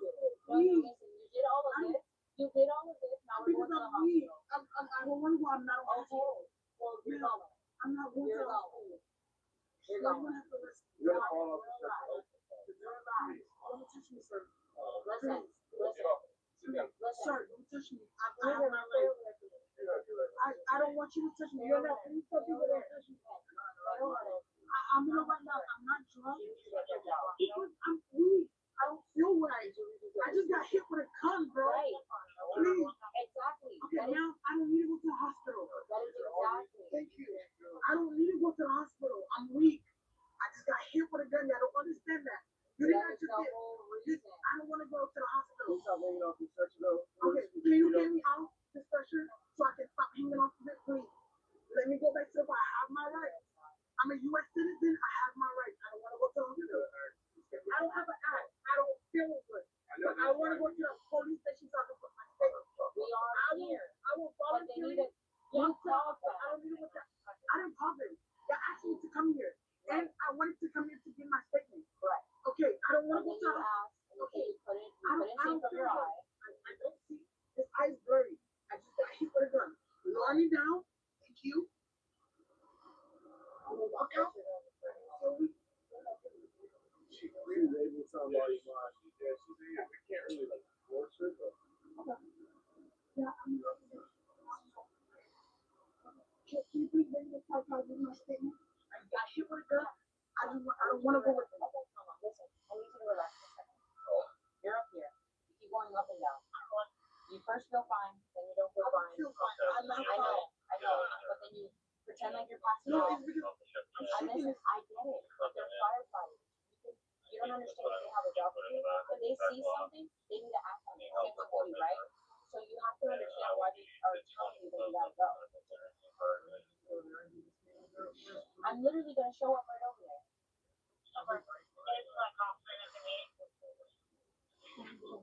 don't care if I died. I can't. No. That's not what. I'm going to go make a statement. I don't want to do it. I want what happened to me tonight. Where are you gonna hurt? Where are you gonna hurt? My mother-in-law. It's my sister. I'm not. You know, I'm not going to the hospital. I'm not. What city are we in? She said Do me a favor, go over there. Do me a favor. No, You said no. You said no to me. You're not. And I'm giving you a lawful order to step over there. You're not. Just go over there. You're not. Please. Do me a favor, step over. You're no help. You're not even the boss. Go over there. You alright? We're allowed to leave you alone, okay?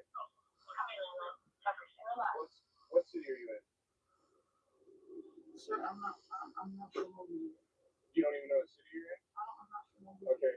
Do you know who the president is? Yes. I just want the foreign assets. I don't want you. I know. Can you just answer the 4 questions? I don't want you. Leave me alone. You're gonna get transported. I don't want you. I have my rights. Okay? I have a U.S. passport. I'm not a ICE gonna come get. I have a U.S. passport. I don't want you to leave me alone. I want to talk to police officers. Can you please just answer the question so they can leave? They have to make sure that you are okay mentally for them to clear it. I'm not okay mentally. Ma'am, you know what I'm talking about. You're making this a lot more difficult. Sir, I'm in antenna, 110, Okay. Barry, Trump, What of year is it? course. It's freaking 2026. Alright, how many quarters do we get dollars? 4 quarters. Thank you.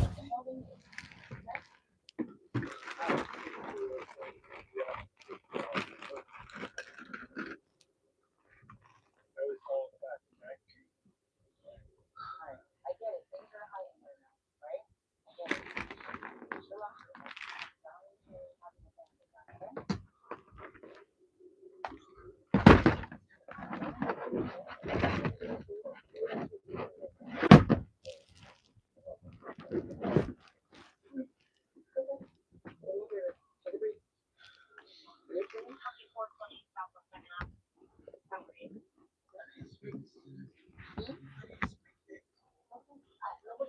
Hello.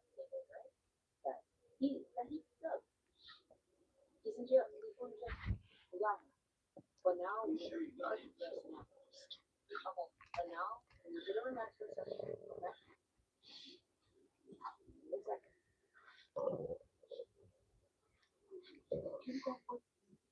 I'm not going to please let us focus one thing at a time, okay? You see me? It's only one person. Just relax, okay? Female. I know you're stronger than me. You're fine now, okay?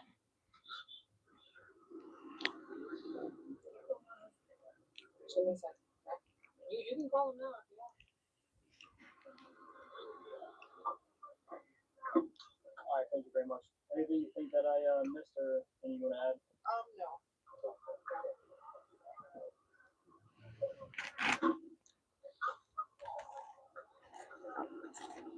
Hey, I'm leaving, but just in case you know, if you do come back, if you do pass out again, we're gonna take you, alright?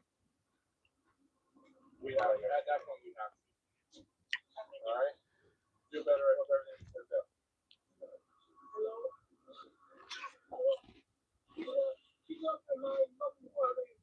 been out. Should have been out.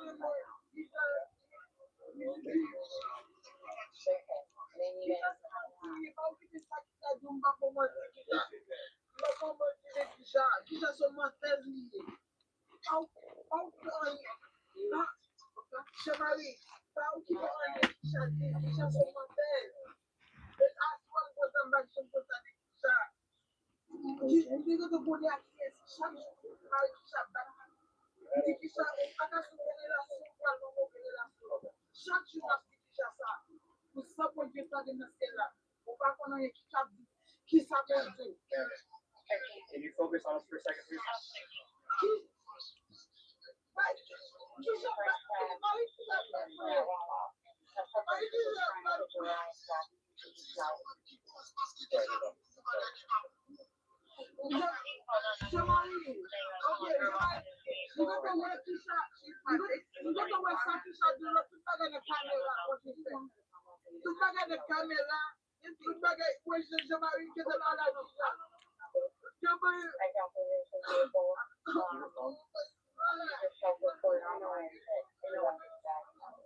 No, she wasn't good.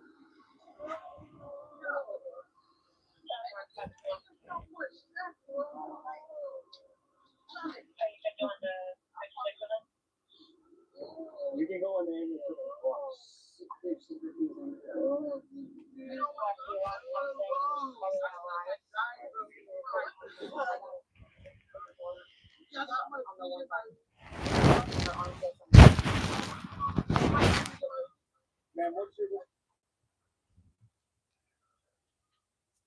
Oh no. Oh no, no, no, no. Uma kama makisha, uma kama kisha.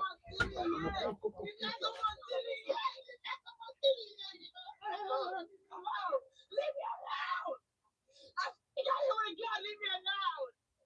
You know what I mean? I don't care. Leave me alone. Leave me alone. Give me. What are you gonna use everything that happened tonight? Exactly. Bro, why everybody making me feel like I'm doing that deal? Like, that's what you're doing. Hey, bro, I'm trying to be here for you, bro. Like, you're just a liar. Call Point St. Lucie. If I'm a liar, call Point St. Lucie police to go check her address. You never took it to that bank. Come on. What do you want? Anything you want me to do. Paperwork? A hot mess. Somebody please. You're a police officer. Can somebody call police? You're not. You're not. Listen. I need you. Remember we talked? You're up here. I need you down here. I can never be down there with you. You didn't get hit with a gun tonight. Okay, but how can I help you? Listen. Please listen. I want you to know. You need to listen. How can I help you if you're not letting me help you? Girl. My head is hurt. Yeah, you're drunk. I'm not drunk. I didn't drink to get drunk.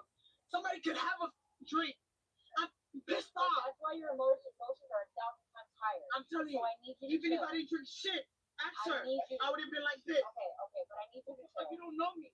I need you to chill. Yes, you don't want to go to the hospital. No. Okay, that's fine. Bitch, they hit me with a gun. All right. Can I get your statement out? Can I please get your statement? We've been trying. I thought you gave me that. Yes, you go. No, girl. Please.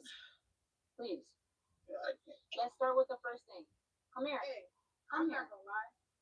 You see, you're acting. No, it's not that. No, I'm not gonna lie. My head is killing me. I know, but you could have been got this shit over with, bro. I fucking left and came back and you didn't even statement. We literally could have got this done a long time ago. So let's start. Okay, hold on, please. Raise your right hand for me, please. Do you swear and affirm that you're telling me the truth and nothing but the truth? I swear to God, I'm telling you the truth. Okay. I swear to God, I'm telling you the whole truth, nothing but the truth. Okay? I'm a U.S. citizen, and I'm telling the truth and the whole truth and nothing but the truth.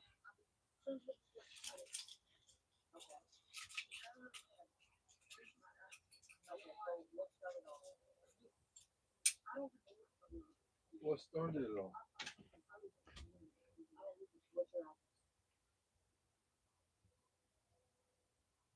A card that's worth getting. Pay your way. Get your Klarna card now. The Sonic Smash lineup just got hotter with the new Tropical Heat Smasher. 2 hand smash packs made with famous Heat figure Smasher. Jalapeno pineapple glaze brings the heat. It's Hot Smasher summer for weather time and sun. It's pop-up science.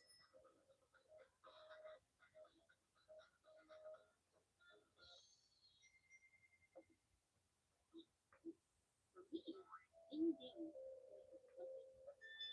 Yes, I need to talk about using symbols to send a message. Tomorrow's Sandy's birthday. Last year we sent him a card, but this time we can send him a message using symbols on our phone. Symbols can be used instead of words to communicate meaning. What do you think of when you think of present? Present. There's a symbol for present. What about kind of like picking it on it? Cake. Yep. There's a symbol for cake. What else could use a for example? When kids use emojis, they learn to communicate their ideas using symbols. But learn. This helps them start to understand the basics of how programmers use coding languages with symbols to communicate with computers. How will Grandpa feel when he sees your birthday message? He'll be happy. My work here is done. Look,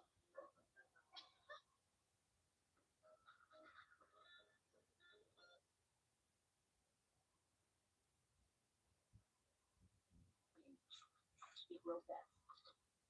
Okay. Let's start with our one-on-one conversation. Yeah, that's fine. Hello? Okay, that's fine. So, alright, we'll start it all over. Okay. All I know that the guy was acting very funny towards her. The guy was acting very funny towards her. That I have no question. And I said, why are you letting the guy treat you like that? She got upset because I told her. And she walked out. First, she walked out to her car. And she was mad. She was like, I'm ready to go because I said, because she was mad at me because I said right away.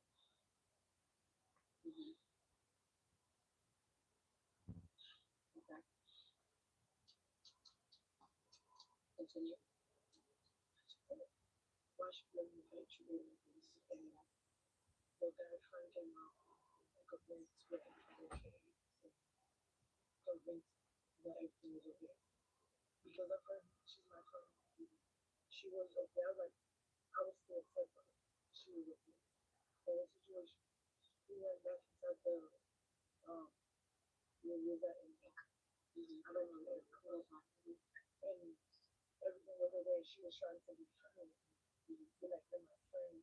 Just do something. Whatever. And I was like, okay. And then we was in there and it was okay. And then as the thing ended, we went outside. No, she told me something. My sister told me something. My sister said, oh, do you know like you got married? I was like, huh? I was like, I didn't know that she was my best friend. And I was like, whoa, married? I didn't know that. I was like, you married? And the guy heard what I said. And he got upset. He just started going, I mean, if you see the camera, whatever the Uber, he just got upset. He just got really upset. And then he just started, like, swinging and he pulled out the thing. I was so shocked. He pulled out a gun. What did you describe? I don't know. I can't describe it. You know, color? I don't know the color. I need you to be. I need to know. Okay. The same gun you have. I know that. Okay, so was it brown, black? I would say that I see that. Okay. But solid pistol? I don't know. I don't know guns. I don't know pistols. Smaller gun? I don't know. She just hit me with the side of my head. I don't know. I just got hit when I started remembering. She said I got hit.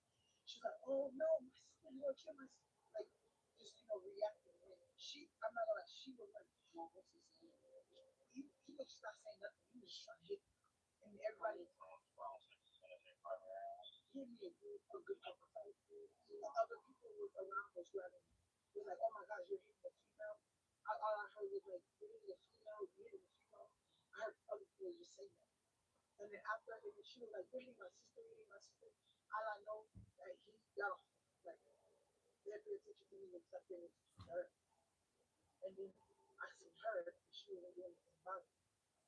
And then I tried to go, my friend, I tried to go attack her, but they wouldn't let me because they was over me now. Because they said I was trying to attack her. Did it any form was happy? It wasn't like, I mean, like this. I didn't know how to see it. You know how he is with this, did he take the tip of the gun, hit you, or the end of the butt, or the side of you? I can say it's way. It happened so fast. I know I just got hit. And I know what I see. I was scared. I was scared for my life. And he got a black bar. He got a black bar during the new job. Because he had a friend hold it. So he got in the fight with her. And he got off for you. He got off for me. Because she ran to attack because she was like, did you saw her? I seen her because when I seen her here, she was sitting there. I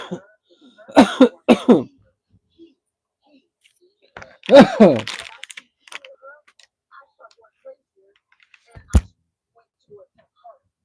You know, I know that people got nothing, but I don't know. I don't know. Can you describe what he was wearing? He was in a black shirt. He had dreads, long and short. They're like twisted up. Like mine is long. Like his face was like ponytail. I don't know if it by the time that I got to it was down because it was like emotion. It was in rubber. He had a black shirt. It was cut. He had no sleeves. And then I believe black pants. And he had red shoes. I remember the red shoes. And then he started attacking her. And I was like, no, you're not gonna hit my sister. And I see my friend. And I ran to attack her because she was just watching. Like not trying to stop me, not help me that way. But he had a friend that came and hold me back. So now a guy, skinny guy with black shirt, he had dread also. And he had a hat or something on his head. I don't know. I just know he got in a black car by himself or by himself in a Dodge Durango, and he just drove off. And then we got in the Uber. Like a couple minutes later, we got in the Uber, and then we seen the Dodge Durango. We took the Uber and we followed the Dodge Durango. He did. I mean, I was trying to get his the license. At least I had that. But as soon as I see him get strapped, you guys whacked him. So we did get out of the car in the middle of the road, and I off the side of the remember. At any point? You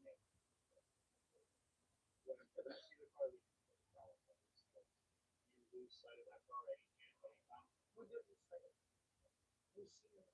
Because when he got off, he was like, at that time now, it's after he got started with her, he hopped in the black Durango. I don't know.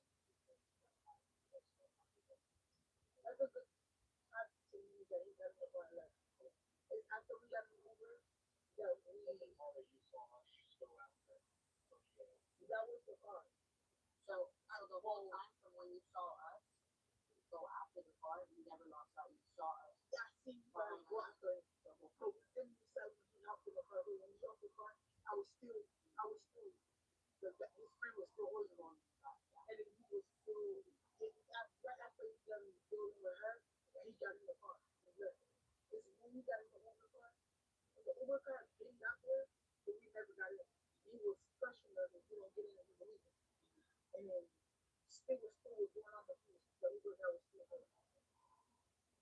Yeah. The Uber guy still was there. And then after like a couple minutes, we got inside the Uber guy and we seen him, the Dutch man, Uber guy, he was over his car. He was trying to get the tag. Uber guy did follow the car until we see you wrapping that out of this. I don't know where it came from. I don't know if it came from the car, I don't know if it came from the side. So explain to me like when you first saw him. When I first saw him, it was just he was trying to fight. Like it was insane. He was insane. Like he was hitting. But you said he was trying to fight you. So before he hit me, he didn't talk. I'm not gonna lie. He didn't talk. He was just trying to fight. Like how? He was just aggressive. He was trying to fight. Just like you're right here, and I'm just trying to fight you, and I'm over here backing up. I'm not gonna lie. He hit me a couple times, and I was trying to fight him too because somebody I'm suffering before he grabbed it. Yeah. So he hit you before he grabbed it. He hit me before he grabbed it. How did he hit you? He was like this right now, like punch. Okay. Face up. Like me and you was trying to tussle. Yeah. He's tussling me. And then did he ever leave? So when he first started punching me, did he go in the car? Yeah. So what was that taken out of his body? It had to be on. It had to be on. He did not leave. The only time he left was when he got in the car and left off. And it was not. When he was in front of me, it was just him and everybody else. Everybody was like, why you hitting a female? Like, that's all I heard. Why you trying to hit a female? And it was other guys trying to like, why you hitting a female? That's all I heard. It's like, why you hitting a female? But I didn't know nothing about it. But he did not never, when it was me and him, we didn't leave nowhere. He didn't have time to go to a car to pull out anything. It was me, so it had to be alone. Like, so at no point, or how do I say it? You're 100% certain that it was a firearm. Yes. I mean, I don't know how to explain that. Like, I don't know. Like, you see the barrel? Yeah, I don't know. Other people see that. I don't know. I could be wrong. It could be something else. But I'm pretty sure for me, what I see, it was that. You perceived it. You perceived it as a firearm. I'm fine. But I don't know if I was wrong. Pretty much. Of course, I was a first one. I thought he was about to shoot me. Like, at that point, I saw. Did you say anything? I didn't say nothing. It was the word that was really, yeah, it was just like on the go. Like, he was ready to go, and I was on the go. Like, at that point, if he shot me, or he shot me, because I was just like a man, just ready to go. Wasn't thinking, wasn't nothing. I didn't back down. He was just ready to hit me, and I was just, like, he was just fussing. I'm gonna take some more pictures of you, okay? In your face. So don't step out all the way. You can still see. Just come out a little bit, sir. I'll put it. You can close your eyes.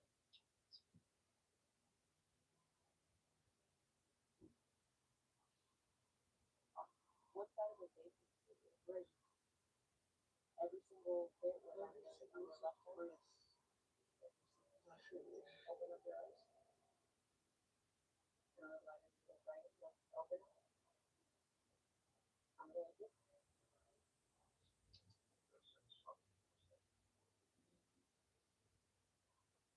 All these marks, are they from the incident? All these bruises? You see these bruises on you? Yeah, I have no bruises on me. I didn't have no bruises. I had a bruise here for a couple weeks ago. That's a scar. That's old. But, yeah, I didn't have nothing. This looks all fresh. Yeah, because, I mean, he beat me. I'm a guy. I'm a girl. Well, even if I try to fight for my life. Don't. Okay.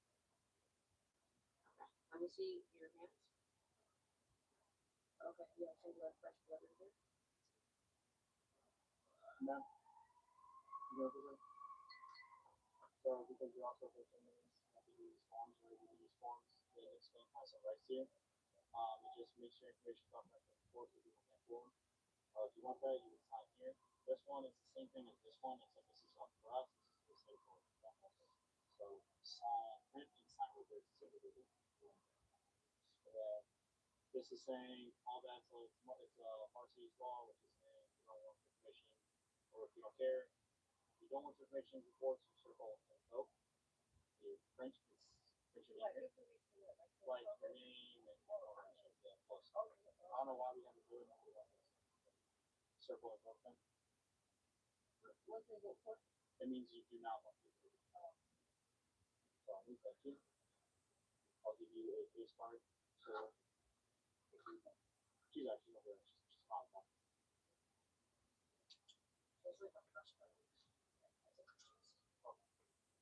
Alright, now, so I got two things for these papers. Because you are a victim, if you sign these papers, it just keeps your information from going like public. Well, this for the public record. If you have these some forms signed by you, block all that out. So if you want your information blocked, okay. For now. Too late. It's too late. The charges, I don't want nobody to go through this. Of course. Even if you go to argument. Yeah, that has nothing to do with that. That's just to keep your Yeah, that's it. So this is a case card. This has my name, my case number on it. That is what you want to update. These forms right here, I just need you to, you send it. If you sign, can you print your first and last name here, circle and vote, and then sign right there, okay? What do I do? What do I do after this? You can, of course, so we have in the custody. We have review charges. Yeah. She identified them, you described everything, wrangle. It looks like yeah, exactly. Into a T. And she, we did a show ups with her. Of course. So what I do, if that's how you really feel, you have to answer the state attorney when they call you. Yeah. Because, of course. So here's this. This is your ID number. Here's how your ID number. Anything else, folks? We're gonna go do our report.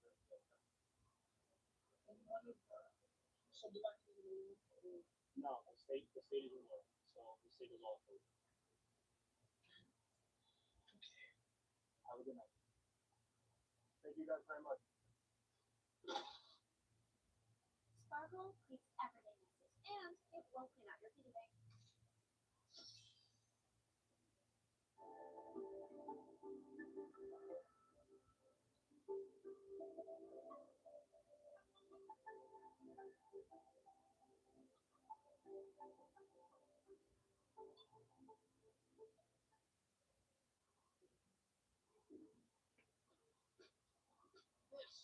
This is classier kind of crime. Court set. Never been hit before. State of the art attack. Deadly lasers.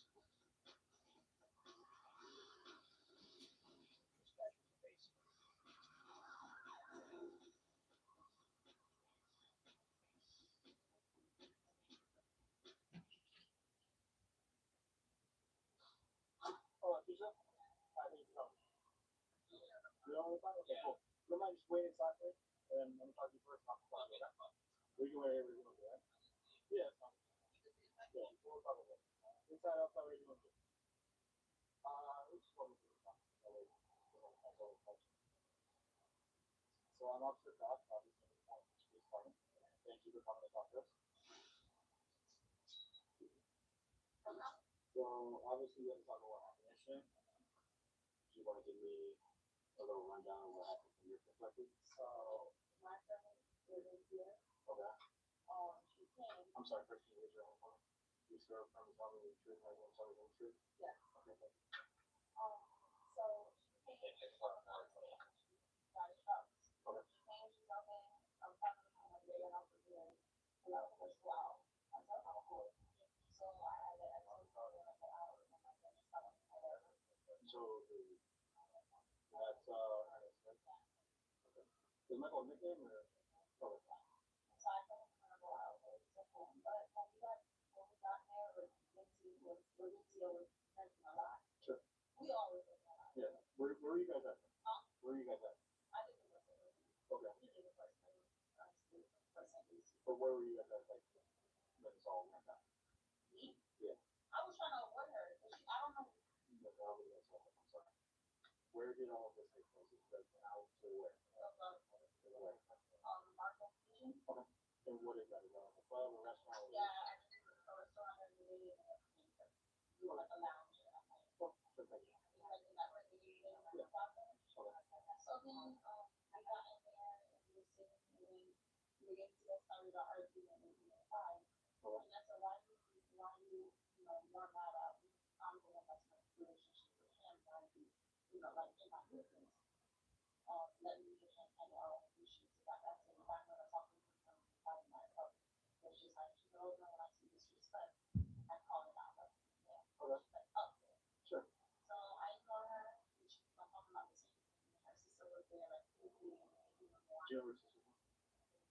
I don't know. I was so good. Okay. I don't know. So I might ask you questions that I might already ask you to do that, but that's just to like help understand everything she might know and everything. Okay, so. Yeah. So Monica, I don't know if that's her name or not, but I know Renita, that's how you know. I'm 31 now. Okay. That's how long I know her. Yeah. So yeah, her sister's like eating things, and I said, well, you guys think that I would be before you see how Michael Earth is? Why you ever see these teachers growing up in that whole shit right now? I said, so why all these loud talking and stuff?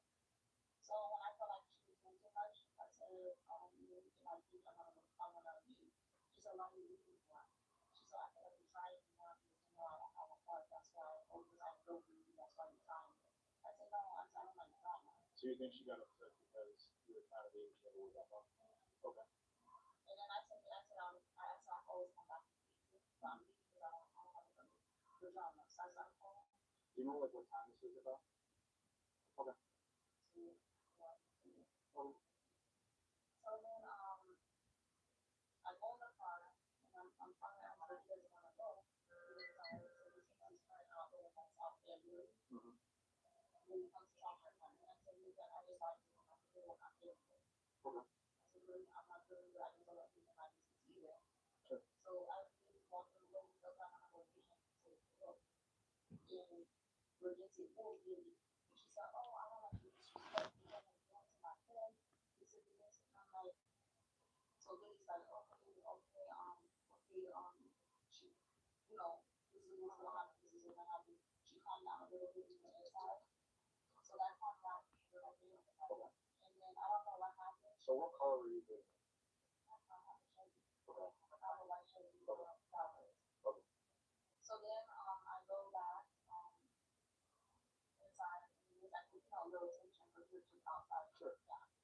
So I went inside and to show, you know, like I don't have no problem with it, it's just like this, you know, that I take down this for her and then I see that and she's chill. Then she had a like the bariatric surgery. So you know when you go surgery, you can't the surgery where you can't touch her. So she's going overboard. Is she pregnant? Okay. Because for some reason somebody said that she was pregnant, but she didn't tell us that, and I was confused. She's not pregnant. She had her kids. I just wanted to make sure though. Because she was like pregnant. Okay. No, I don't know. I don't know who did that. Okay. Okay. I don't know. Both of them are disrespectful. Okay. So then I'm like, okay, so she runs to the bathroom and she has to throw up. It was so much her stomach, it was emotion her stomach. Yeah. So she's in there like 30 something minutes. I'm calling her and we're about to leave. I want to go with me outside. She never picks up. So what time is this now? Like 30 minutes before you guys. Okay. So you guys continued first argument and now it's been like what, an hour or two? Okay. So then I go outside and I said, I go I'm eating for her, so I'm gonna leave with her. Cool. So she finally comes out like 15 minutes after. And there was a whole bunch of people outside. Some arguing, some not arguing, some people just whatever. And I was just sitting in the car because I was upset how this was happening that night. And I was just ready to go home. But to me, yeah, okay. yeah. So she comes out and she could say, appreciate the cake. Very nice to the cake. Sure. And then she said, oh, you got married. And that's for me to know, you know, and I'm ready to share that I'm married to him. So she didn't know that you were married to Rebecca? I swear. So, Oh, okay. because she lives in another state, Yeah. Youngstown has nothing to do with her when she was right there. That sounds like typical friends, stupid drama that happened to you. It was very stupid. Yeah. Very stupid. Always over something very stupid. Yeah. So then she like the clothes to the time and then I'm like, I'm still kind of lost because she closed it out. And then my her sister was like, oh, let's see where this is. To share my time. Okay, so she's telling her to like stop up. Yeah, so this is the one that was like, I'm saying I'm not. That was very fun. Whatever. And then that's when I was ready to tell you I was going. I said, sure. I'm grown, you're grown. Yeah. You're married, I'm married out, 2 kids, whatever. So she's just like really upset about it. And I think it's the alcohol that really made me. Yeah, that always sounds. Yeah, I think that's what it is. I'm like, everybody's like, I need to slow them down.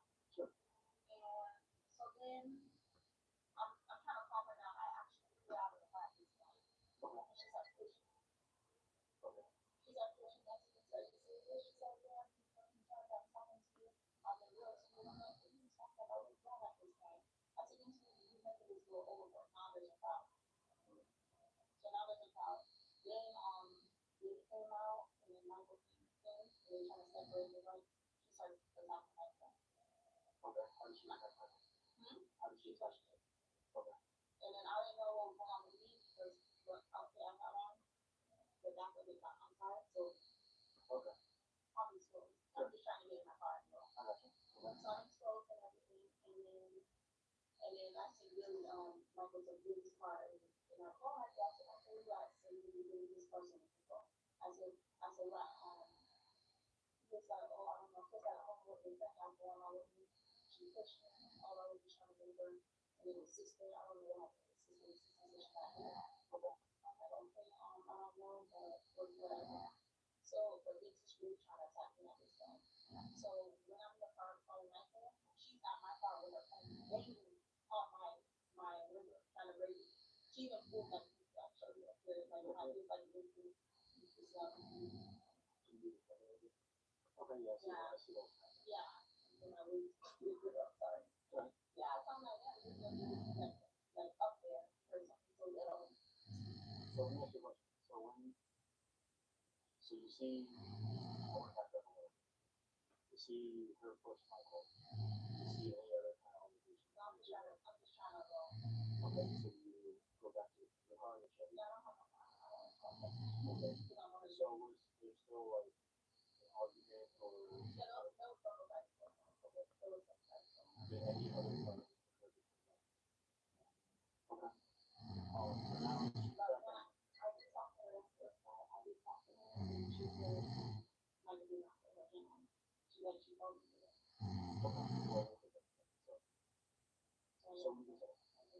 So when you get back to your car now, she comes back and she's getting it. Yeah. Do you notice anything about it?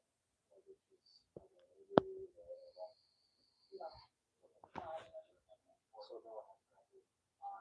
So I'm driving, so the Marcos Kitchen right behind the everything we want. Yes. So you have to go around. So I'm not in my phone, like, I can read that. We really these cars, so we can go, too much is going on tonight, I need to go. My voice, I was, we're arguing, so I see you. I'm in front of the residence, your vehicle police. Yeah. And then after that, Okay, so that was one of the cars that was like around you. There was another car. Yeah. Yeah. Who was that? Who was that? He said that car's all problem. Okay. So I don't know who I thought only asked for police test in that box, police, and then call you up. Okay. You just hung up? Yeah. Do you know if there's anything else like that? No. There wasn't anyone else? No, I don't think it's that much. Okay. I didn't even know where. So he ended up running from us. I think we're just scared about what was going on. Okay. So then, after he left, I get to that light right there on Marcos. Yes. Freaking tickets on her car again. I guess she's seeing me at the red light. They start digging on my door so they don't fuck up. Police came and drove her. Yeah. And then I don't know what happened. And I just left her. I don't have my phone. Okay. All right. So I'm gonna ask a couple questions. I'm just clarify some things. I think that helps a lot. So for Nancy, I'm sorry to say this, she had a big lump on her head that's consistent with being suppressed in her blood conflict. She said that she was getting a fire on that. Yeah. You know, at the end of did Billy have his arm during the car removed? Nope. Did you see a car at all in the car that night? I wasn't in that car. Okay, but what about that? Michael got in that car with you. Okay. So when this first pushing from Nancy on Michael happens, where's Billy and Michael? We were trying to separate the fight. Okay. Before the fight. So Billy. Me and her were supposed to fight. So Billy obviously wasn't in the car with Michael. So where did he go? He was there. He just stayed there in the apartment? How did he do that? Billy was the one when Michael left. Billy was the one who basically was Nancy and her sister were about to meet up. So Billy was the one who was her trying to put me in contact with me. Sure. Yeah, so that's what happened. So you know how getting home? What happened? Okay. I started calling him and I got over what's going on. I was with Michael. I think he might have his phone. That might be why. His phone in the car. Is he gonna go to do this one? Yeah, we'll figure out talking to you. So I just, he said that there's a firearm here on Who said there was one? Billy did? That there's one in the car? Mm-hmm. Okay. I think Michael already said no. Michael didn't know. And that's our whole, so that kind of makes sense when I see the charges. But Yeah. Does that sound like something Michael would do? Okay. So, like I said, I really appreciate time talking, but unfortunately, we do have video of these things. We do have corroborating evidence for the charges against Michael, or else we obviously wouldn't have done what we did. Right now, at this time, I don't really have any more questions for you. Do you have anything else you want to add or anything more time? Okay. So, let me talk with Bill. I'm going to figure out. Sure. I don't know what his court schedule is. He probably does have those appearances tomorrow morning. But the courthouse and the jail, the county jail, the sheriff's office, they deal with all that stuff. They get rid of us. So until it goes to like trial and stuff, yeah, I don't think they, if he's like up in a cell, they want to get certain times to get a phone call. So I'll reach out later. Okay. That's all what we got on the conversation. So, so did Billy, you know, Billy knew that he was a car, or did Billy get any data? Okay.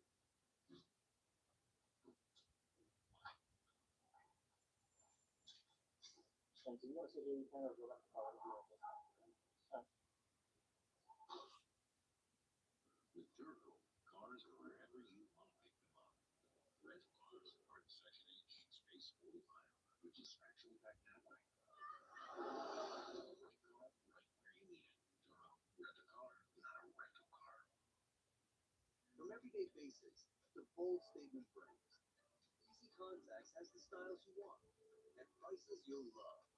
Your new favorite pair is just a few clicks away. Order now and get your sunglasses delivered right to your door. Easy Contacts. Looking good should always be this easy.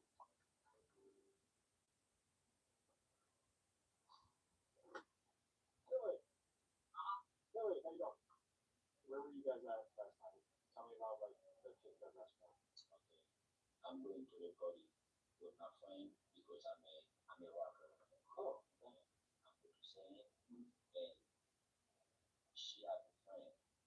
She is truck driver, and she come with us. I'm sorry, can you raise your right hand for me?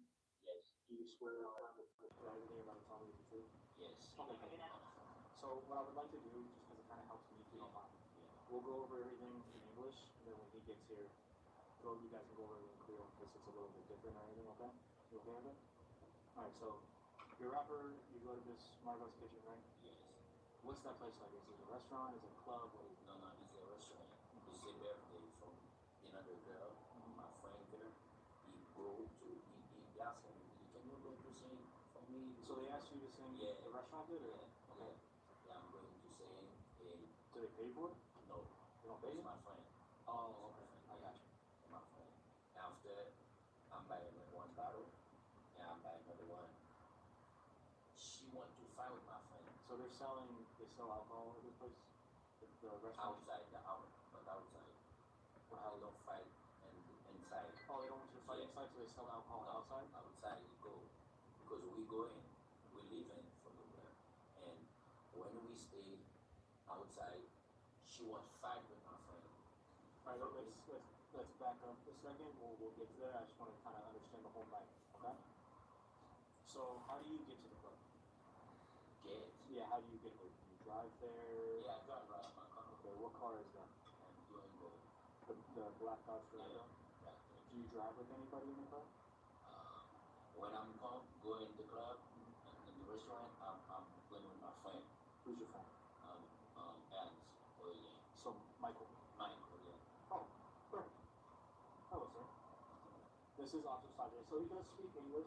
It's just not the best, right? Yes, So my goal in this was to kind of go over it in English first, and then maybe if you can go in depth about the Creole in case anything kind of gets misconstrued. So, you're a little familiar with everything last night, right? Is it the same? Same case last night. Okay. So, you drive from your house to the club with Michael, or somewhere else? So, what time is it? Yeah. Yeah, I'm driving my home for the club. Okay. And then you guys get to the club and then... That's alright, go ahead.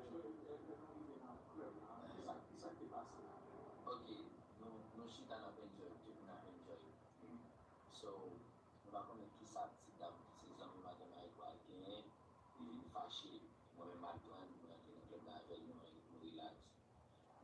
But, okay, Yeah. So I guess he's saying that the other guy, his girlfriend, had another friend that. So the Zami corner? Zami, qui gagne, Zami pas maintenant, madame ne vient avec nos amis filles. So Zami corner, son fille there. Zami pas maintenant, garçon, il y a arrêté. So you say we not like my name. Moi-même, je viens avec madame ne vient avec nos amis. On a Zami fille. Yeah. Ça passe avec nos Zami fille. Qu'on a notre ami fille en jalousie. Avec madame Maïko, pour Maïko. Ah, so Zami, madame. Yeah. Avec madame aussi. Yeah, il fâché parce que il pas connaît si Maïko marié avec madame ne. Oh, so il vient, parce qu'il vient, je suis Non, non, il a fait jalousie parce qu'il vient 16 ans avec lui. Il pas dit ça. Okay, so I guess he's saying that the other guy came with his girl, and then she came with, she brought along another friend, female friend. So I guess the female friend and her are suspects, you know. So the female friend, the two females, they were arguing about basically, I guess the female friend felt kind of like insulted that she's been friends with her for about 16 years and she never told her that she was married. Sure, that's to the guy. He's calling him Michael. Yeah, so that's the nickname of the guy from That's kind of like. So I kind of wanted to back up a little bit. I got all that too already, but I want to start from how the night, where they come from, where they go to, and then what kind of goes through throughout the night. So I'm going to kind of ask some detailed questions if you have it. So they come from their house with Michael. Are the girls there with them to go to the club, or do they meet the girls in the club? Est-ce qu'il met la vérité ensemble? Il dit la Kaila? On peut sortir la Kaila ensemble? Non, la Kaila m'a été. La Kaila m'a sorti avec Michael. Mais la mieux était dans le club là. Okay, so the girls were already in the club. So they meet Michael. He came from his home with Michael to the now at the club. And la mieux était dans là déjà. They're driving in the black Tesla. Est-ce qu'ils ont une machine noire? Yeah, machine gun. Okay. So they get to the club. They're hanging out.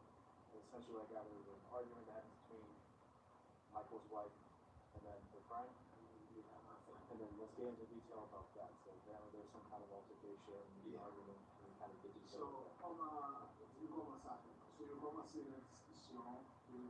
Non, le programme n'a fini pour nous aller. Parce que j'ai une discussion avant pour caser ça. On a dame qui s'est amis madame Maïwa, qui ont l'autre sœur qui vient expliquer, tant que son chouchou, tant qu'on peut la faire, because je parle de Maïko pour lui. Parce que Maïko vient, Maïko pas pour les papiers, et moi j'ai même mis les papiers de citoyen, tant qu'on jalousie, je pas d'arriver. Dame, madame Maïko, on a la son jalousie à faire, pas les relations. Des amis, des amis. L'autre là, c'est l'autre qui besoin de vous mettre avec toi. C'est ça. C'est amis, c'est ses amis. So I guess he's saying that the argument had, calmed down. So there was nothing else. So as they were leaving, then another female came. The other female is the other girl, sister. Yes. All right. So she came and she kind of like put some, some fire back in the whole thing. Basically saying that I guess she felt that Michael was not good enough for her wife because he's illegal or he doesn't have papers, and then she's got all her papers. So she said, like, you're not supposed to be with this guy because he's not telling that he doesn't have legal papers to be with. So that brought another argument. I was like, Konyala, si dame nan, pousse madame Maïko. Qui s'en vient, comme Joël. Il pousse madame Maïko, et puis Maïko. Non. Deuxième. Ils étaient ensemble, il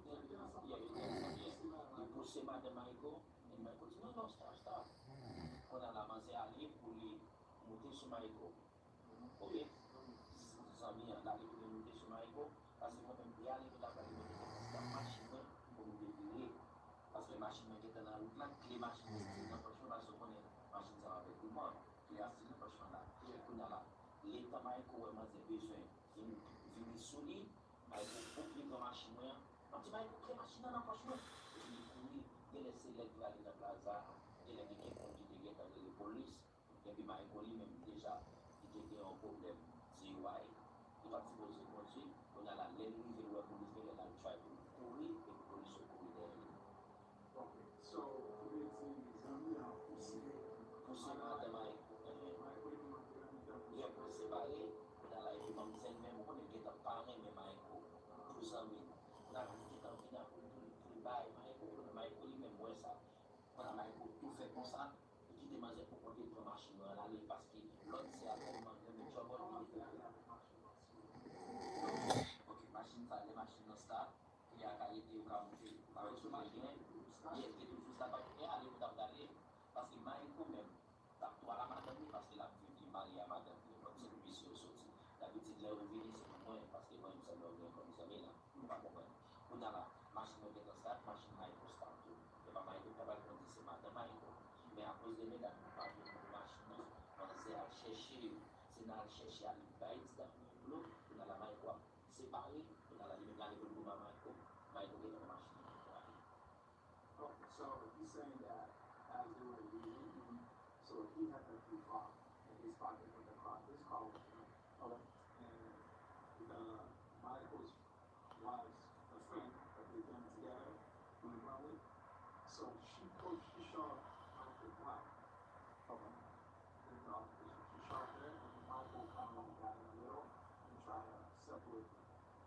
And she's got no pace, and he's saying that Michael, I guess, had a DUI before, so when he got like, you know, he get in trouble because of that, he got in his car and tried to take off. He doesn't want to keep this. So let's stay here for a second. Does he see Michael at any time hit or push her? Also, does he tell Michael to be in the car? Does he want to be in the car? How does that work? Let's go to Michael property. Non, non. Oui, obligé de descendre, obligé de tomber le petit dame. C'est ça que Michael se tient machine, because le petit dame, besoin de avec Michael, on a la madame Michael qui appelle avec petit dame, aller pour Michael, tout ça les dit, d'essayer chaque besoin de mettre en monde. Pour la moins descendre machine, petit dame qui a besoin de Michael, moi qui aime bien, et Michael pour machine. Est-ce que vous comprenez? Donc, on va aider pour So, from what he's saying, I guess the two females, you know, aside from Michael's wife, the two females, like one shoved, you know, Michael's wife, and then Michael got in the middle, and then the other one tried to come. He grabbed the other one. They trade one. Because both of them tried to fight. And at that point, Michael got in his car, and then took off with the car. So I get a machine. So, la machine, because ça fait la machine, ça fait la machine, parce que si c'est à lui-même, il est arrivé la police.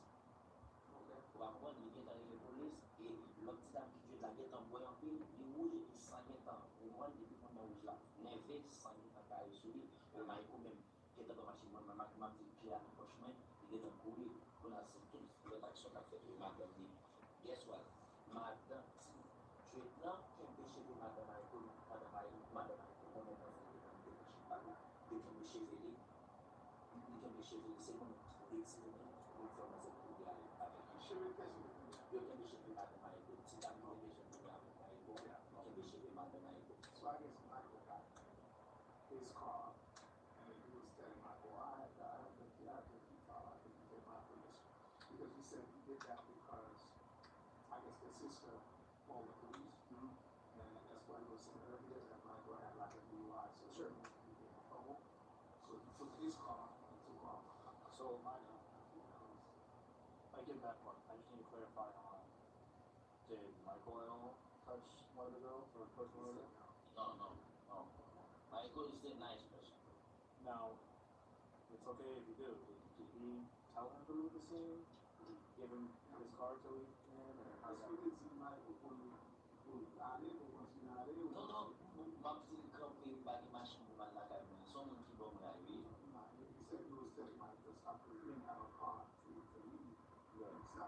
Telefon mwen, lisans mwen, kat bank mwen, tout net nan machin nan an nou ki bagi inside the phone. Does he put Michael in the driver's seat, or does Michael go on the first? Li men mwen kou mwen. Li ap evite ki pose de li polis. Li kou li ap de pou li polis, li se pe polis apel. Li se pe polis apel. Li wè yon se la.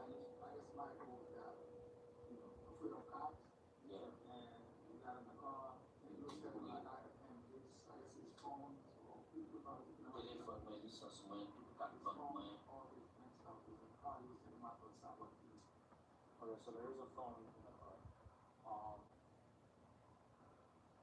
What about the gun? Where is his gun? His gun that's in the car? Where is that? Non, sa yon sa pou pose mwen. Li de nan machin nan avan sa. Nan machin mwen. Machin mwen. Li pou a di citizen legal ki bay legal li de machin nan yo toujou nan machin mwen. Mba kon li gele li an ba. Mi se kon li si la pjot machin nan, li mette li an ba pou se. Si li de li se pa yon mwen exam. Okay. Rico. Where's the gun? If you want, I'm gonna call you. Where's the gun? Li nan machin nan. Li nan machin nan. La la gun. And then come on, you begin. So let's go with this. Does he see Michael hold a gun?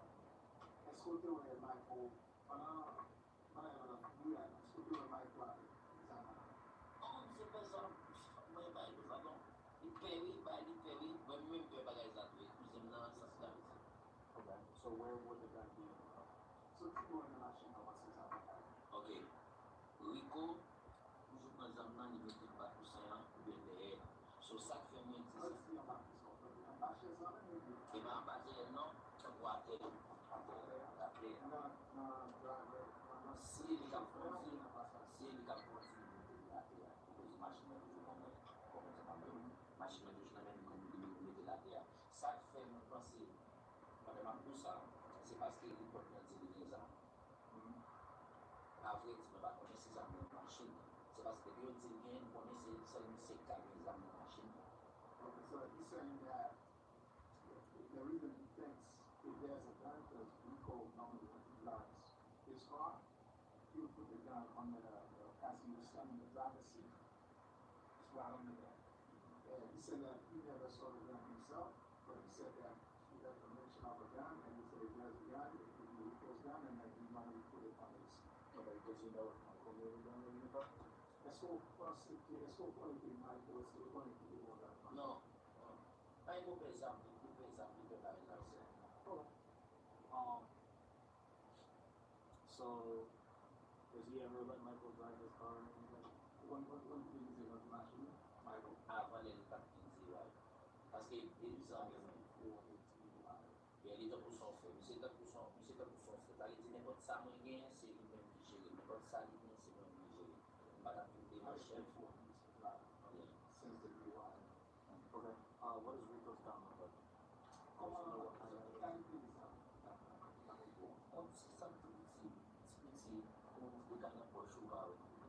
This is a small, it's a fit in your pocket. Does he know what kind of color?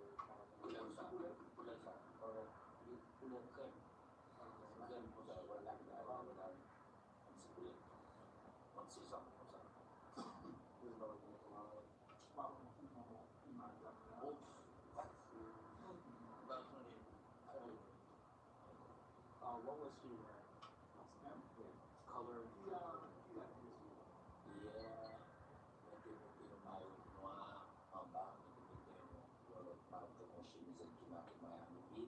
So yeah, Miami Heat, like a Cadillac tank top. Yeah. And under the jersey block. Di noir tout kol koto. Mwen mette de man sou li a ou te di noir.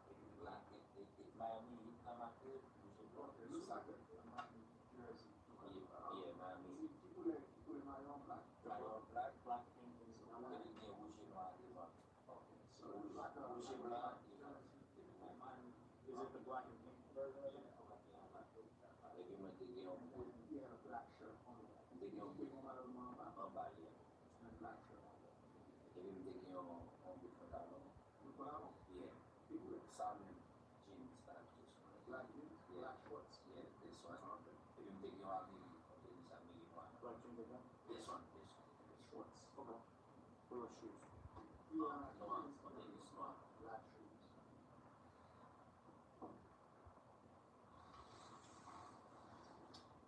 Okay. So let's get down to like the truth of this. We have a video of everything that happened. We can see that Michael hits Brigantia with what looks like a firearm. If you saw that, we would like you to be honest about it. Because we're getting different stories, so that's only going to make everything worse for Michael. Okay. So Well, Jill, my body is somewhere. He said that they were doing something. I don't know. I'm saying what he saw. But if they get What enough. signs you don't feel, it's like that. Okay.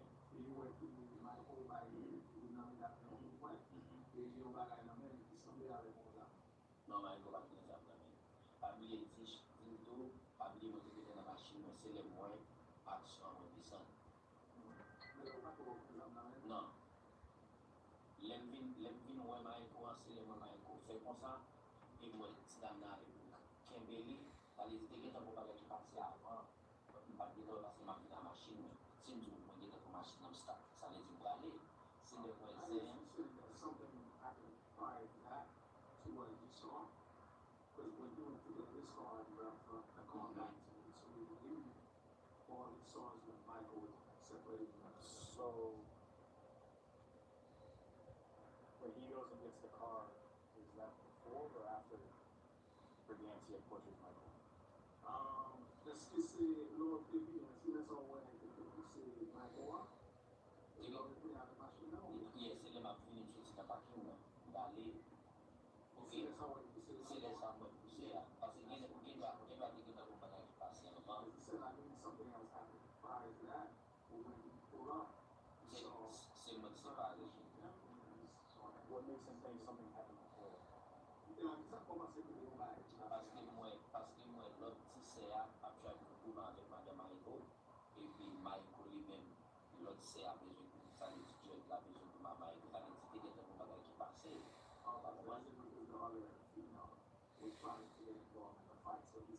Yes, something happened.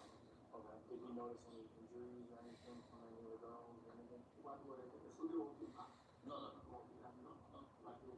Because when it's that not a pity, by God, because we can not fashion, like for me, if Madame Maïko a fait, you know, if Madame Maïko a pour nous faire pour Madame, because they don't need to be chevel, parce qu'il a fait pour nous faire pour la c'est nous-mêmes qui retire les qui fait faire Madame Maïko à la machine. Yeah, la frappe est vite dans ton champ crasé, pour prendre un zéro dans le Madame. Yeah, il frappe toute action. Il m'a dit, oh, il costaud, il pas de force.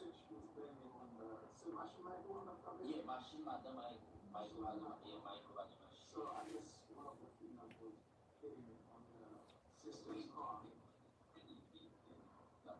she was like hitting her head on the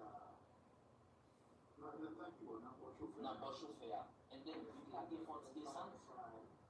Dans mon motion, les women, la fréquence à l'avocat, les qui avaient cheveux dans le micro, la casée, la famille tête litre pour le caser. Les qui avaient cheveux dans le oui, she's strong.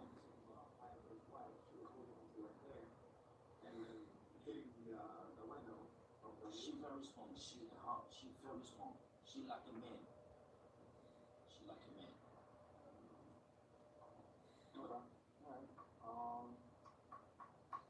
So and then where did he go after? Did he go home or what? Comme je ne connais pas moi, on a même ça, mais c'est un petit peu fait là, il a du mal. Parce que moi, il a le département social. Parce que tout le monde garde les bagues de téléphone. Yeah, la caméra. Moi, il a tout le monde. So, does he see Michael go back to his wife's car or any of that? Before he was No, my Michael, depuis le personally, je n'ai pas parlé de madame parce que je ne parle pas vraiment. Franchement, je connais la famille. C'est madame, moi, je suis téléphone madame, moi, qui dit que je dois aller. Madame, I go to the Yabari, my capacity of police up over there. Alright, so let's talk again about the gun. Obviously, there was a gun involved. You're saying that there's probably a gun in the car, and now it's not there. We need to find out where this gun is. Because if a kid picks it up, or somebody finds it and uses it in a shooting or something, not only is Michael liable, you're liable, Rico's going to be liable for whether a kid gets killed with it or kills somebody with it. So we need to find out where the gun is. If you threw it out of the car, anything like that. Has Michael or anything or anybody said anything where the gun might be? But we répéter parfois, we répéter malgré pour les deux cas. Moi, je dis, c'est parce qu'il m'a reporté. Moi, des armes, moi, nous sommes des armes de machine. But to be honest, je ne peux pas connaître 6 armes de la physique. Because c'est parce que moi, je n'ai pas qui a eu des ça non pour ça va afficher avec des armes. On va dire que même qui fait 10 ça va passer, on est des armes. Parce que on est plus jeune, toujours gagne 6 armes. Non, non, pas de ça. On va dire ça. So when it's up for the sound, see the other thing. Only can put it on the way.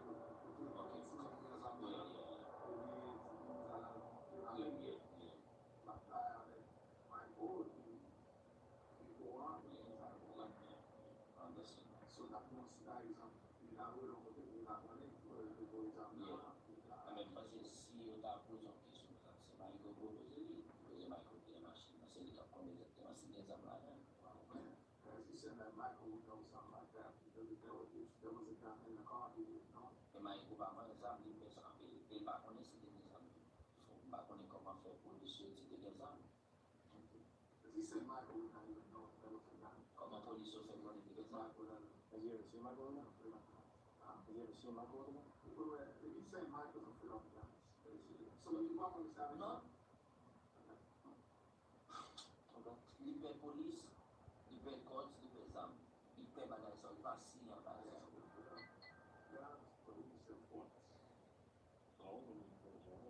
But excusez, demandez comment vous faites connaître les armes de machine. Pas de ce temps-ci. Ah, ok. Oh, c'était bien en chicha. It's not done. Oh, no. It's a shisha. Straight shisha. Hookah. A vape. It's called vape. Once il y a un coup, on s'y bat tout petit, il y a un coup, on s'y bat comme ça. Gain sur téléphone, sur une caméra photo. Et vape. One is vape.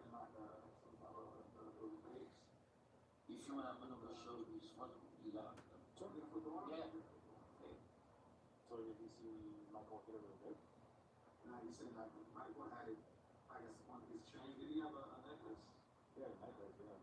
Was it like a vape? Not after we caught him. I think he had a vape in his pocket. So must have been on the net? Yeah, it's still game. It do again. I mean, not speech. I mean, realistically, like the vapes of plastic, and I think plastic. Oh, it's the kind of injuries you have, but see if he has a picture. Yeah, the friend of Michael's brother. Oh, Mergantia.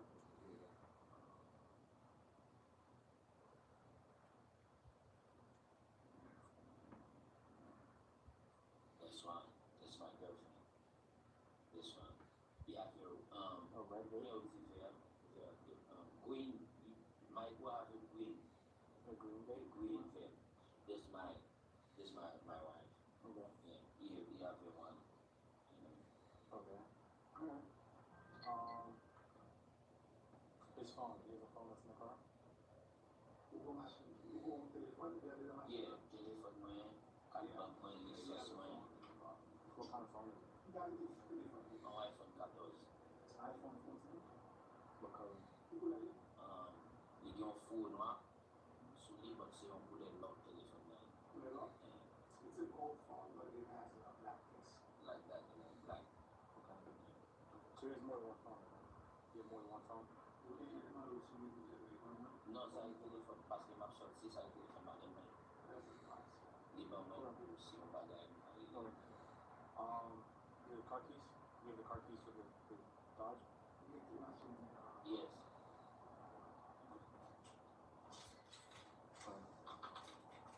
Yeah, I don't think you have the car keys.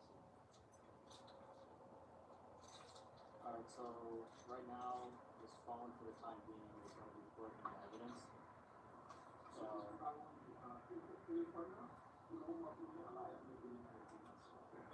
as well as the car. We'll be in contact, and our attorneys relatively soon about whether he's going to get the car back or not. So we have four minutes.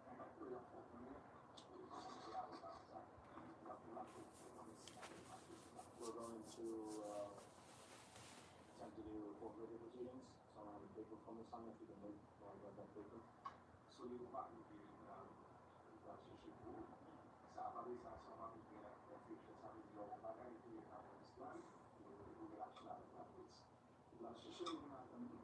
doesn't mean it's going to happen, it just means it's a possibility. No. The police suspect. I'll be right back. I'm going to grab that phone. I'll be right back. Police suspect. I'm sorry, so I was wrong. No, that one's if we're not going to proceed, which we are. So the only one you got to sign is this one, which is just saying that we're going to start the process. Okay? This summer, the cup is bigger than ever, and DraftKings has you covered wherever you live. Every match, every goal, every iconic celebration that gets blown out of proportion by the international media. Pinkies up. New DraftKings customers, spend $5 and get $200 in total bonuses, and get in the game nationwide with DraftKings. Now live in all 50 states. The crown is yours. My husband just wasn't lasting long enough for me to finish. It was frustrating. I love him, but it got to a point where we were both avoiding intimacy. And then he got prescribed this SexRx plus Climax control pill through Hims. This pill combines sildenafil, an ingredient to help men get hard and stay hard, with PE treatment to help it last way longer. And the best part is 100% online. No doctor's office, no pharmacy runs, just a simple intake form, and then a licensed provider recommended the right treatments for him. And now he's lasting longer, he's more confident, and we're actually excited to be intimate again. So if you're struggling with early climax, check out treatments through Hims today. It's seriously saved our sex life.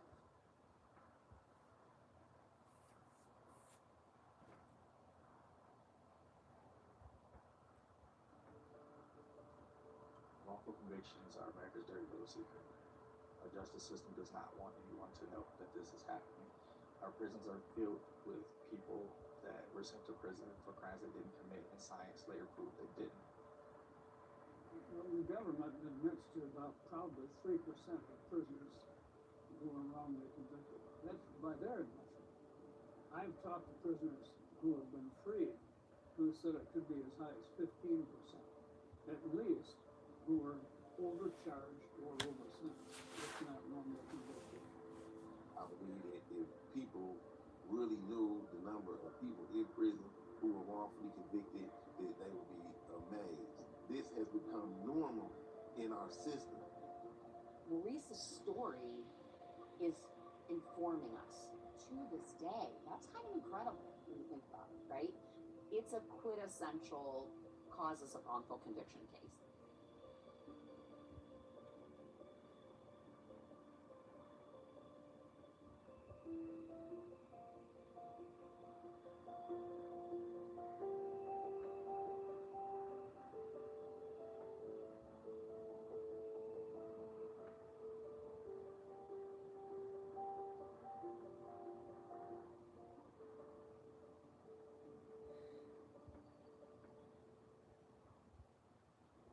Okay, here you go.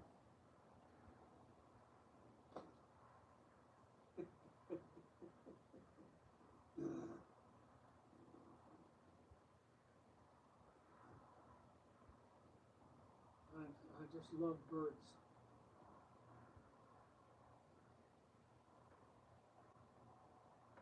Neat. part of being close to water like that. You get so many interesting birds and wildlife.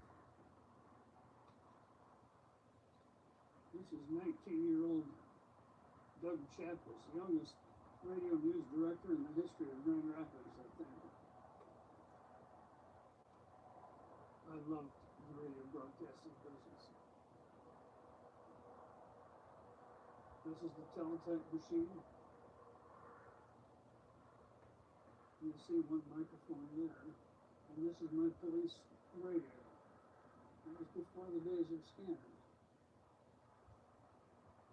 That would have been 1956. This is a newspaper clipping of when I was leaving. Leaving radio. Respected broadcast journalist signing off. I had my first radio show at age 12. And I was as early as I can remember in my life. My mom had radio on in the house. And radio was a big thing in those days. It was before television. Newspapers didn't publish on weekends. And so that was often your entertainment and source of community information. I got a radio job at age 17 at a Muskegon radio station for Saturdays and Sundays. Well, the radio job I loved. The highlight for me was on Sunday noon, I had to prepare a newscast, and I just caught that fever.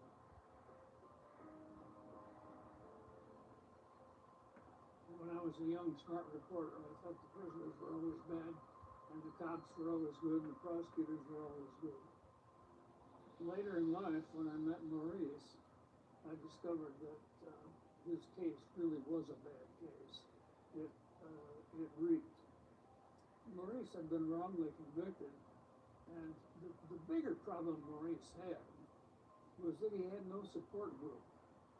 And I told Marcia, with everybody I know and the stuff in my background of how to make things happen, and including running a business, which I have done for 19 years, I think I can help this man.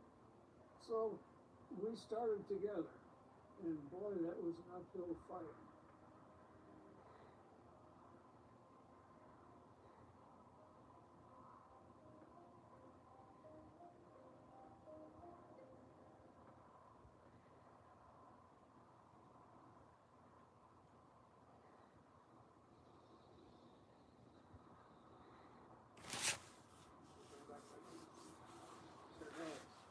Not good ones either. I get a little knot in my stomach every time I come to this town.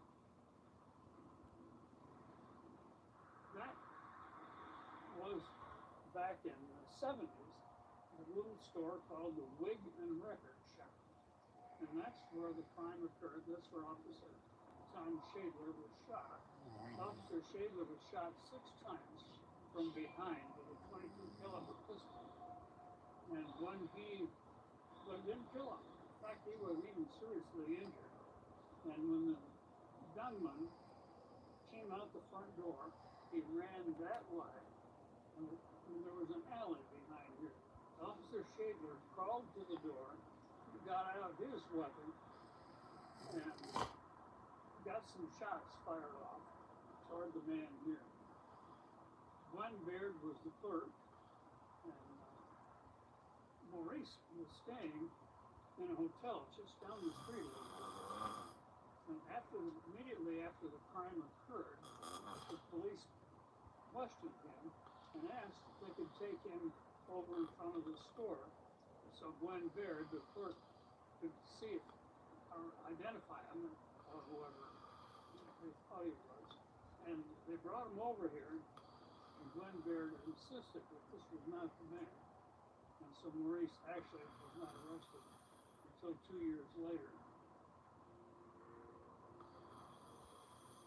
In my experience, I've heard tales of egregious conduct leading to wrongful convictions. I've seen it play out in other courts in other states and other places. In Michigan and where I practice, where I preside as a judge, I've never seen anything like it before I got involved with this case, and I've never seen anything like it after I got involved with this case. And he was basically accused because he was wrong place, wrong time, wrong socio-economic demographic in the early to mid 1970s in Benton Harbor, Michigan.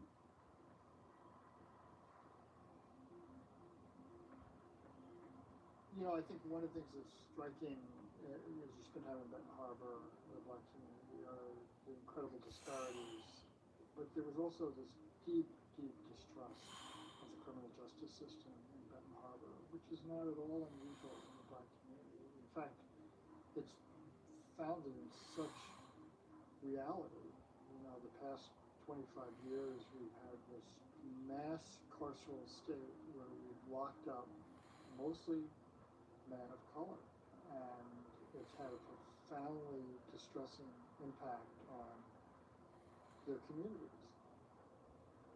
And as we well know, there are also, as we've seen in recent years, all coming to learn all these convictions that were in fact wrongful, that were sometimes because of ill behavior on the part of a prosecutor.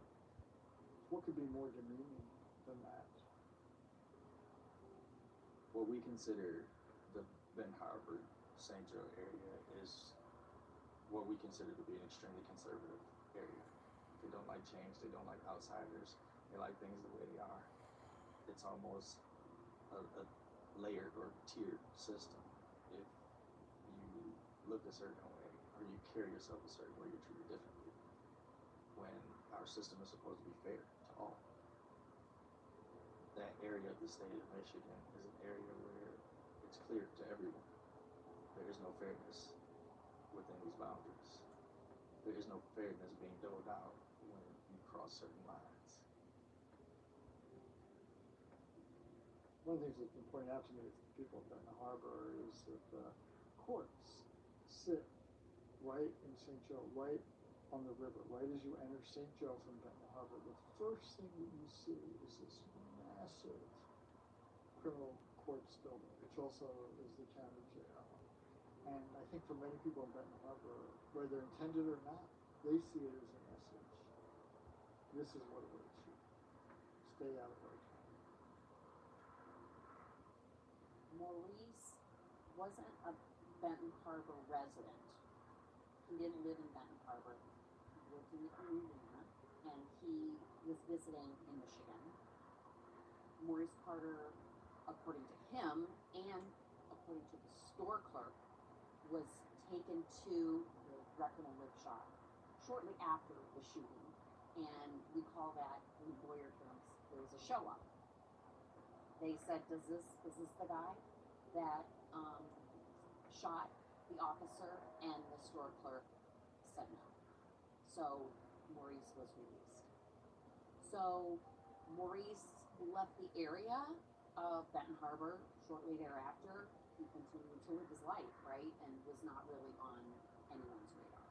And approximately a year and a half to 2 years later, another individual who Maurice Carter knew was arrested on drug charges. And they were serious charges. And he was facing life in prison. And this gentleman implicated Maurice Carter. He was brought back to Michigan, and this is when a series of very unfortunate events really start to unfold. So the first unfortunate event was the incentivized witness implicating Maurice. Maurice told his mother, don't worry, this is a mix-up. I'll be home the next day. He never got home again. But they brought him to Benton Harbor and put his picture on the front page of the paper. You shouldn't be doing that with a suspect. You gotta wait. Because nobody knew. I mean, innocent until proven guilty. But it was interesting. After his picture appeared on the front of the paper, everybody could then identify him. Oh yeah, that's the guy. Well, including that police officer and his wife. And one odd thing about that is that besides the show up, Maurice's photo was in other photo lineups shortly after the shooting, but no one definitively could tell. Eyewitness testimony has always been a very unique space. Unfortunately, humans like to believe that we're correct and we remember things accurately, but the reality is science has proven it wrong over and over again. Also, unfortunately, our system relies heavily on eyewitness identification, and in my personal opinion, it should. Eyewitness misidentification has been a large contributing factor to wrongful convictions. Our system is designed in a way that all it takes is someone to say something, and you can be arrested for it, with no other proof than someone saying that they saw you do something. And that's very troubling when you consider that a good majority of innocent people that are sent to prison are sent based off of either a lie or someone believing that they saw something that wasn't actually true. One of the things that was so upsetting to people about that case is three potential black jurors were all excluded from the jury. It was an all-white jury that convicted Maurice. The prosecutor claimed at the time that they all couldn't take off time for work, but one of the jurors later said that wasn't the case, and she in fact had gotten permission from her employer to serve on the jury. He had no money, of course, he was indigent, and so he got a court-appointed attorney. In those days, court-appointed attorneys had a contract with the county. The guy who was the lowest bidder got the contract. So you can imagine what kind of an attorney you got for the lowest bidder. And that's exactly what he had. The attorney never even met with him until the day of the trial.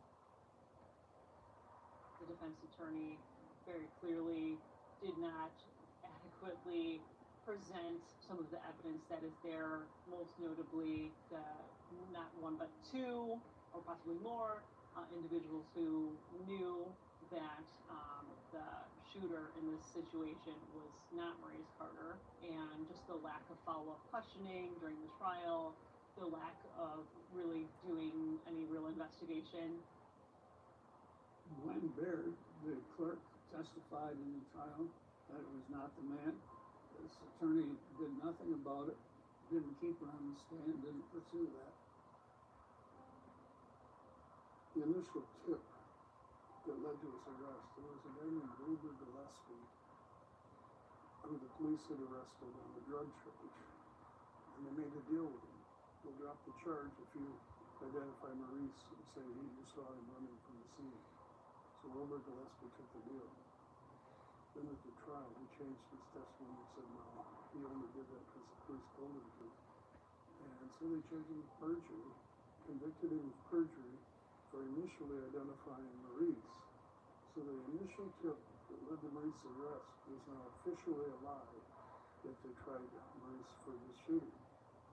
I've been a lawyer for 30 plus years. I've never heard of an incentivized witness recanting during his testimony at the trial. So he got on the witness stand and said, yes, I implicated Maurice Carter, but I should not have.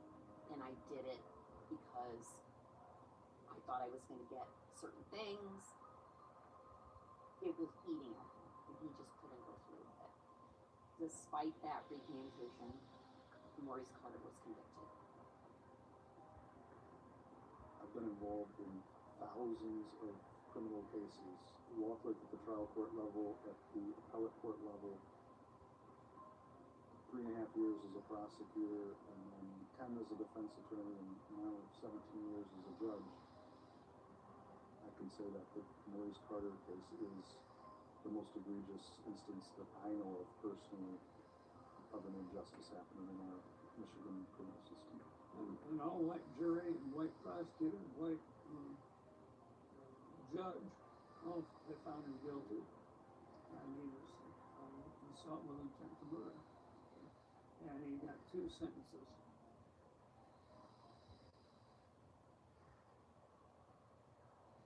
Personally, I was wrongfully convicted myself of 2 counts of felony murder, 4 counts of attempted murder, and 1 count of arson. was sentenced to 2 natural life sentences plus 40 to 60 years. After being exonerated after 16 years, it became a passion of mine for all the obvious reasons. And I wanted to ensure that nobody else had to go through what I experienced in my life. So I immediately became an advocate for justice reform.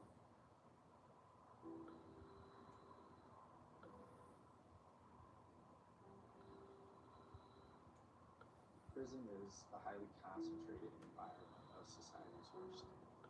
And to be innocent and be thrust into that environment, you learn to survive. You learn to navigate in a way that keeps you safe. It creates a level of paranoia in people that is unexplainable. I spent 11 years and 10 months in prison for something that I didn't do. When you're just an inmate sitting in prison saying I'm innocent, nobody's listening to you. I wrote so many letters that I still got blisters on my hand. And I wrote politicians, national, local, from the mayor of the city of Detroit to the president of the United States. I wrote somebody everywhere. Nobody listened. Nobody paid attention. The effects of it, I still don't understand. I don't understand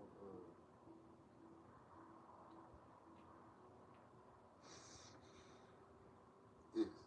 I don't understand this.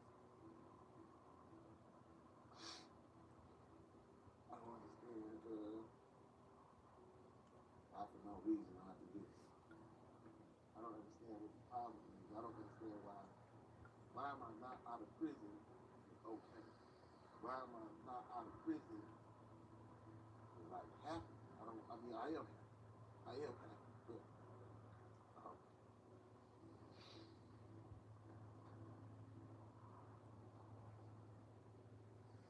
so it's just the effects now, whatever this is bad. It's extremely hard, mentally, physically, emotionally. It's taxing on not only you, it's taxing on your relationships with friends, family, loved ones, kids.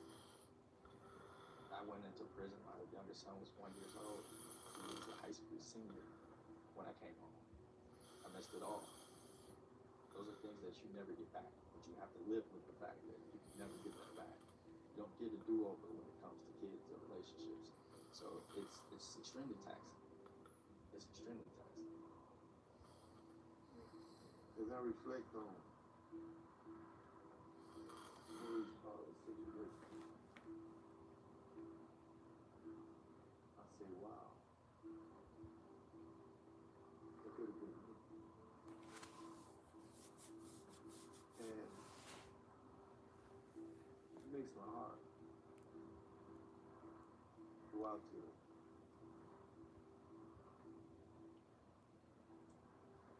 prisoners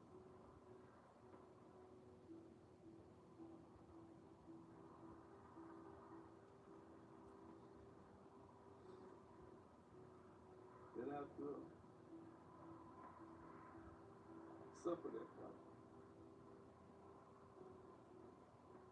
without the necessary support. It becomes a hard battle for justice. What people do is, they give up. Maurice kind of been a point of direction in respects to, never giving up that fight.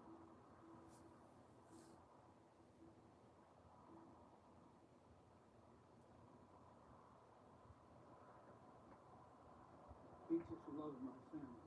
And it started out very slowly. First we were just bantering back and forth. But pretty soon he was calling me every day. And collect calls from the prison every day of the week. And he'd call him and he'd say, hey bro, before we start, I need a list. All my kids' names and grandkids' names. We want to know how each one was and what was happening in their life. When we got through that list, then we could talk about his legal issues. So he really got to be family. And I say that in a number of ways. I became a part of his family.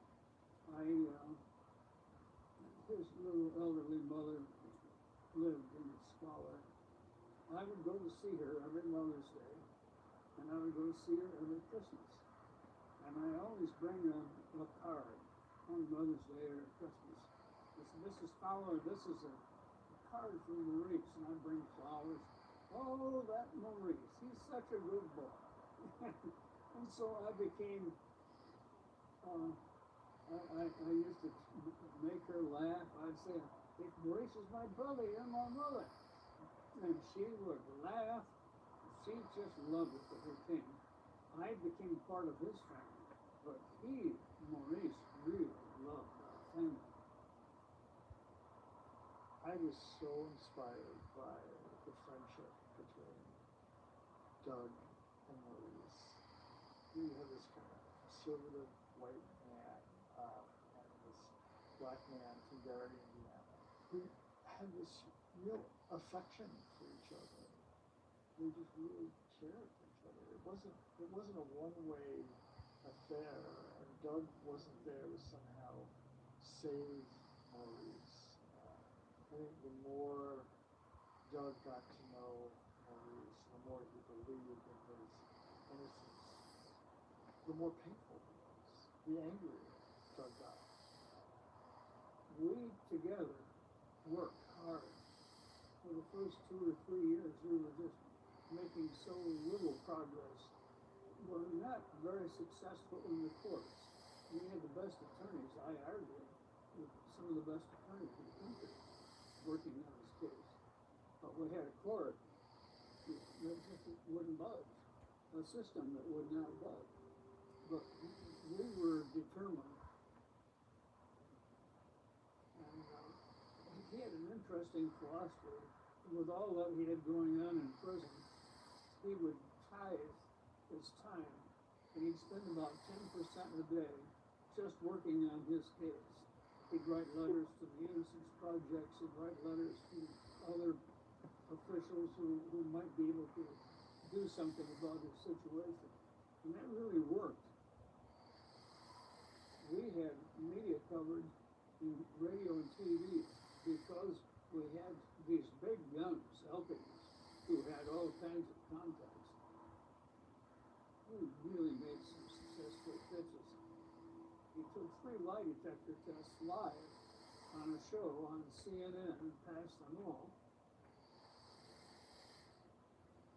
The head officer from state police there, who was in charge of lie detectors, said on TV, in my opinion, this man is innocent.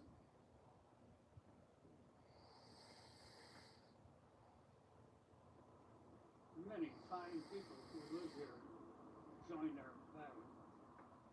This young man named Bear saw our signs on Free Maurice Pub.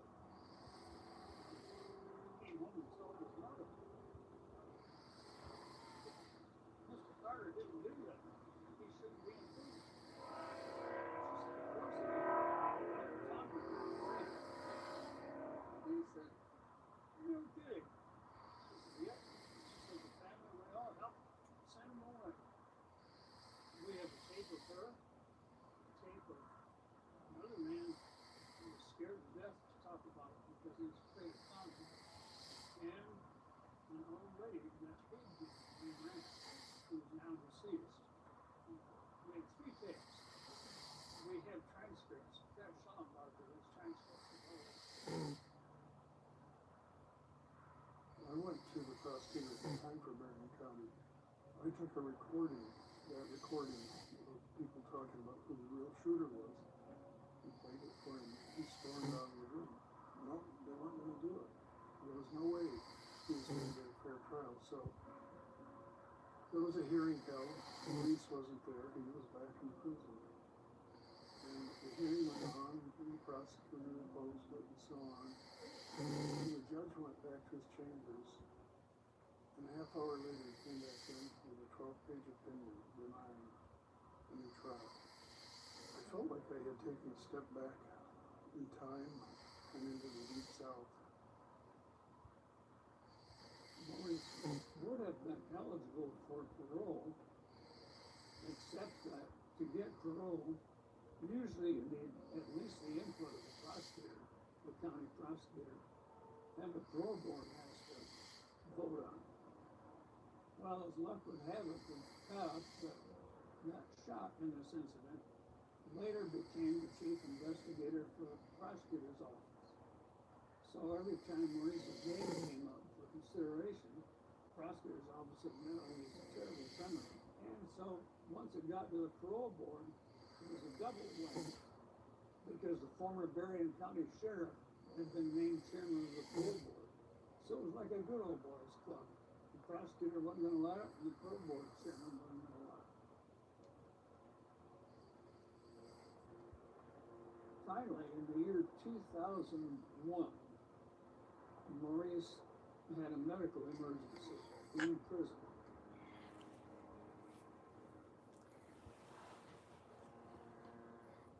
He was taken to a hospital in Lapeer, which is the city where his son was, and it was determined that he had hepatitis C.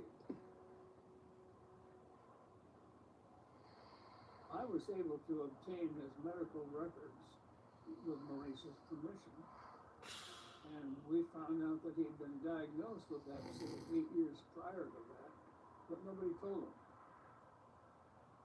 My guess is that he didn't tell him because then they probably had to treat him, and they did not treat him. He got no treatment at all until he found out he had it and was in that hospital in Lapeer, and by then it was hepatitis C/end stage. He needed a new liver in order to live. And prisoners can't have transplants. So the entire legal team changed its focus. We weren't getting anywhere anyway. But we had to get him out. If he was going to survive, he had to get a new liver. And so we changed our focus and petitioned the governor for a commutation of the sentence for health reasons. I thought we had a very good package put together, and that we handled it in the right way. We had a hearing in front of the parole board, and eventually, after sitting at the governor's office for a period of time, she made the decision to grant the medical commutation to release Maurice Carter, and that occurred in the summer of 2004.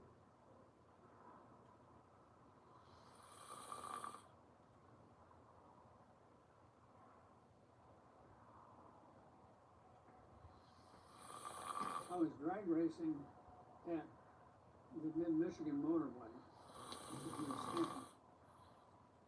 and I got a call on my cell phone. Maurice had been, his sentence had been commuted. And TV people came out there, came up to the racetrack while I was still racing to get a picture of my speedboat going down the strip and to talk to me about the day when he was going to go out.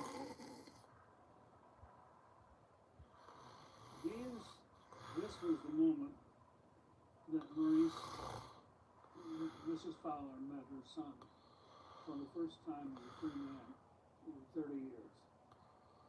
Kissing Maurice, hugging him, chatting with him. It was such a neat experience. And I have other photographs from that day. Maurice and Reuben Hurricane Carter. Same last name, but not related. There again, he is with Reuben. This is Maurice with the store clerk, who insisted that Maurice was not the man who was the shooter. That is Gwen Berry. She's not with us anymore. She was a school teacher, and she was I love that lady. She came here on a special event. They People brought balloons. It was a real celebration. The minute he got out, we were tripping over ourselves trying to get him delivered. He was getting sicker and sicker by the day, and we had Alice Weber rushing into an ER. Get too strong, too much for him. And his mind would start drifting. Even though he had 3 months out, it wasn't necessarily 3 months of beautiful enjoyment where he was out riding the boat every day or anything like that. He was seriously ill. And finally, at the end, he was in Barnwell Hospital in Grand Rapids. I went to see him, and he was not conscious anymore. But I sat on his bed, and he could just whisper then. But I told him when I left, I loved him. And his last words on the surfboard, I love you. Those were his words to me. And he died 24 hours later.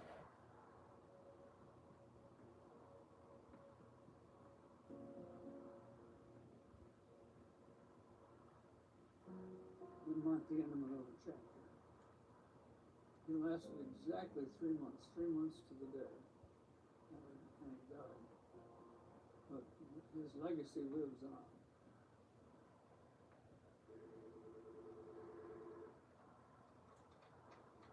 Good morning, Human Prisoners. This is Mark.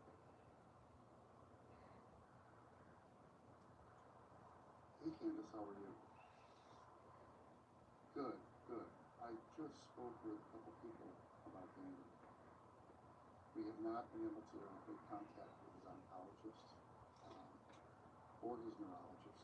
We, like yourself, we're very concerned about his cancer diagnosis. And you're welcome.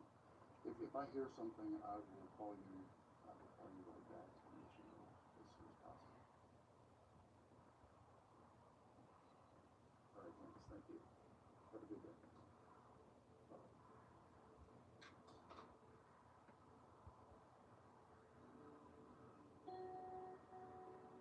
Well, Maurice's legacy continues because Maurice was really the inspiration for Humanity for Prisoners, even becoming established as a nonprofit organization that assists incarcerated men and women.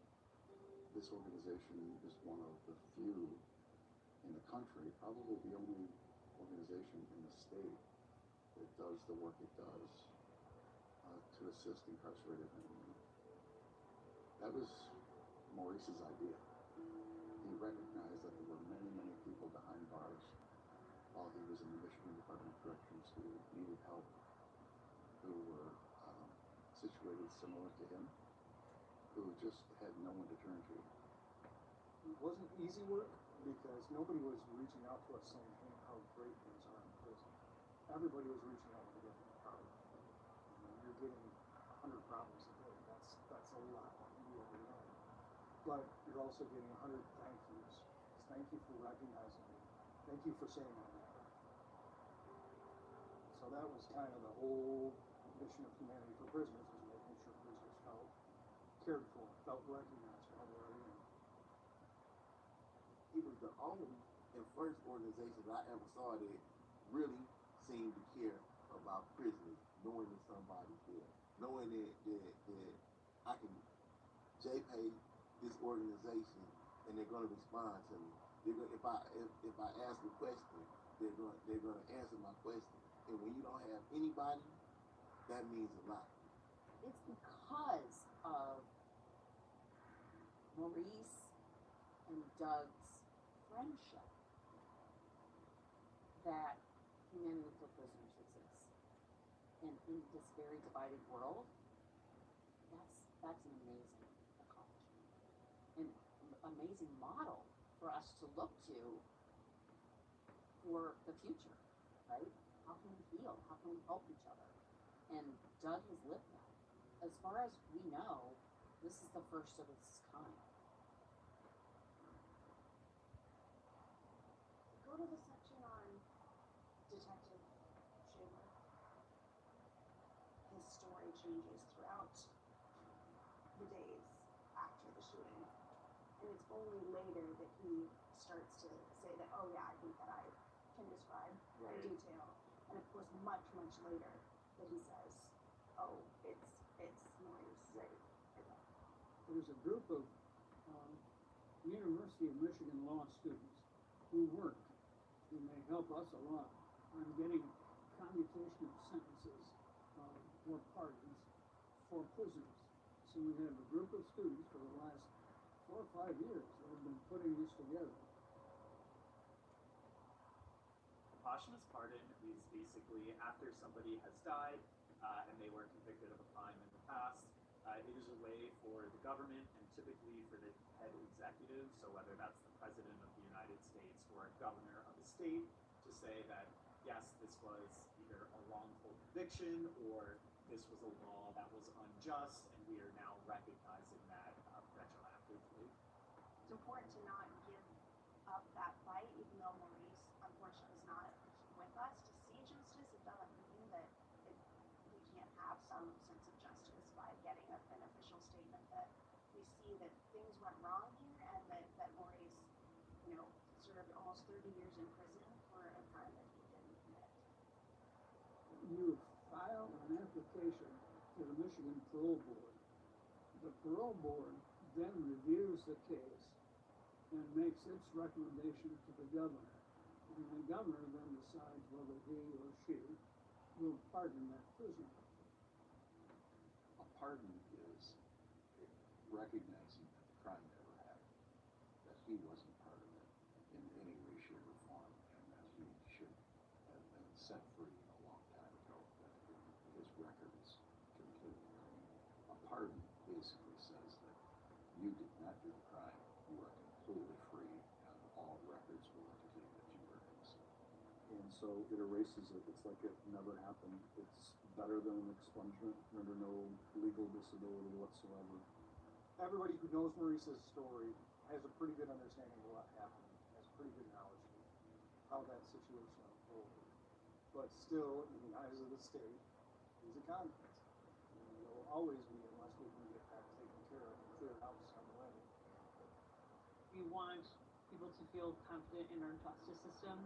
Actually clearing someone's name could have a huge impact in terms of being able to help, build a little bit more stronger trust between the community and the justice system overall, which I think is a goal that is really worth pursuing, something that I think could make a big difference.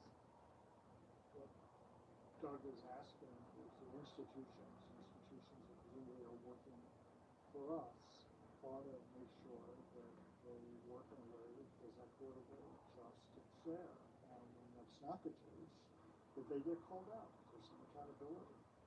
I think it takes courage, and I think it takes some humility on behalf of our government officials to say that we're not perfect. And I think the most important part of it is that even though he's been gone for 20 years, we need to acknowledge that his life mattered. Who's going to benefit from this? I think is the big elephant in the room. I think we would all benefit from it. Sadly, Maurice Carter's case is a microcosm of what we still sometimes see today. And the benefit is to say that Michigan cares about this. I think it would be a positive thing for the community. The importance of it would be that you would be showing other wrongfully convicted people that you're trying to do the right thing. It's a huge significance. It's a huge significance for people that have been wrongfully convicted and free. And it's still a huge, huge accomplishment for those that haven't been free.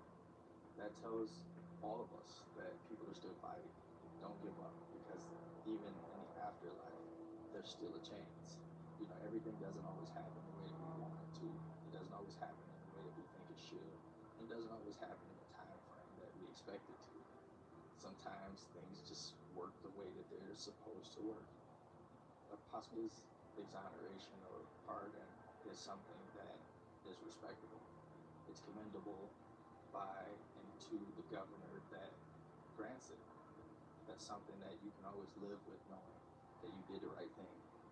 Whether it was on your watch or someone else's, you had the opportunity to correct a wrong that touched countless lives.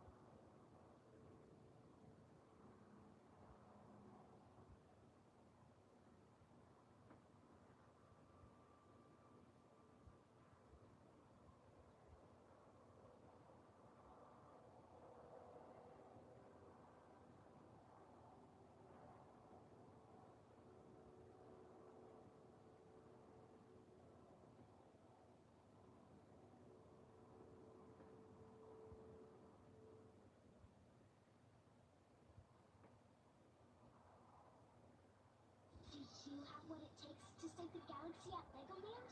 Can you handle the G-forces? Or build a new kind of spaceship?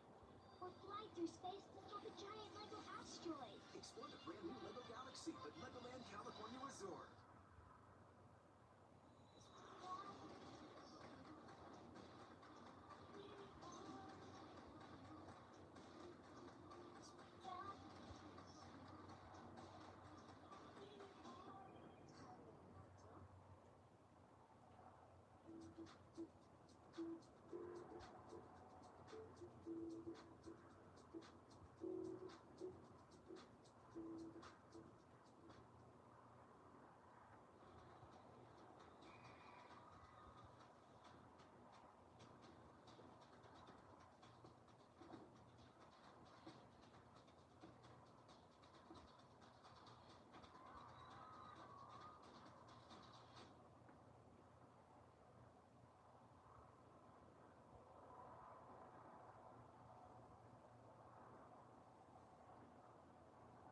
Years, where you been? Fighting crime. Try not to get offended. Broke the $200 an hour barrier. That's why I'm not so. That's a reason. Not the reason.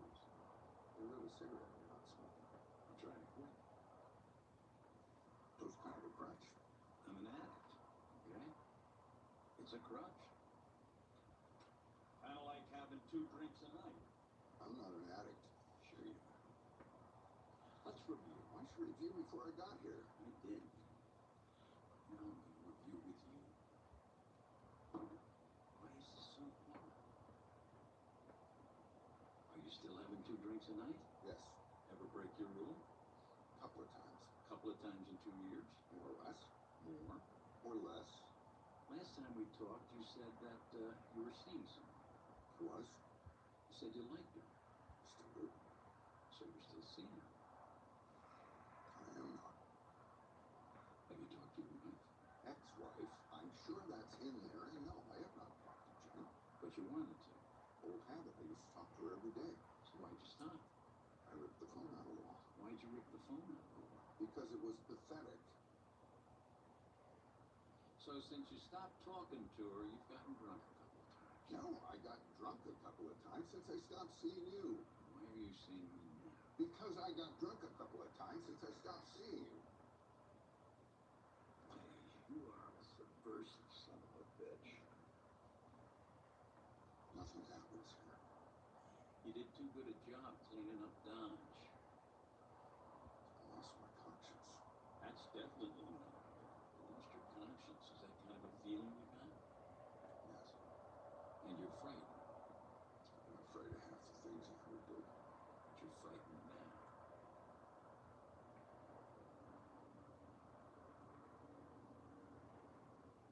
Yes.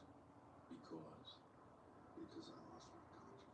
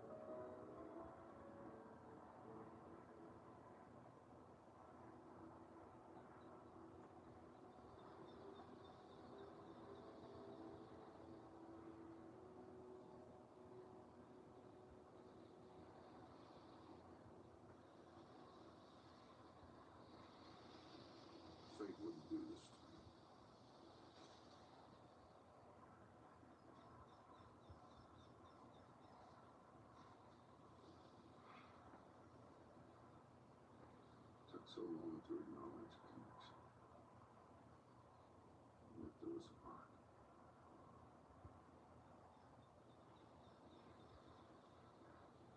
Life plays tricks on you.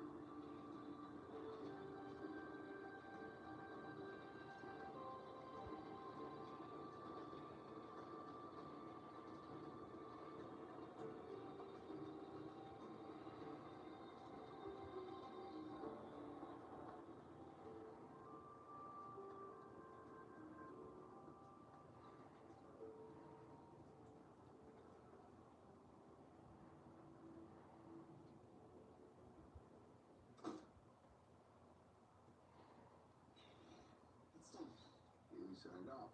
You did. I don't know why you need paper. I only work from paper. How's the weather in Florida? He described it as predictable. Did he seem upset that I interrupted his vacation? I interrupted his vacation, and he seemed grateful. Must be sitting with his in-laws. Last time got complicated, Healy's words. Lieutenant Greenstreet, under these rather unique circumstances, how do I address you? As Sydney. As Sydney, Jesse. Jesse. This isn't complicated. My words. I'm undermanned. That's sad. Anyway, Grace was right. I'm having to work for expenses, Jesse. I still get my pension from LA House. I don't need the money. I need to work. This is a small sampling of open cases. Some cold, some recent but cold. Take your pick. Thank you. Raise your right hand. You're kidding. The last time you ran away with the consultant thing. Let's make it official.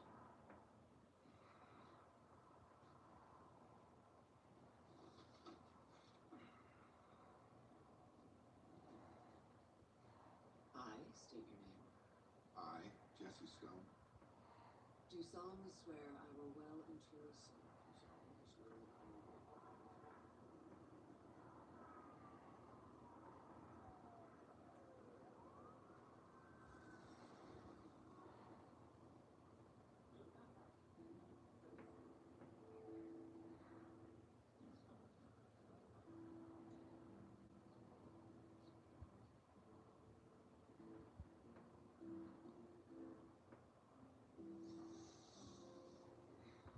Scotch Nate.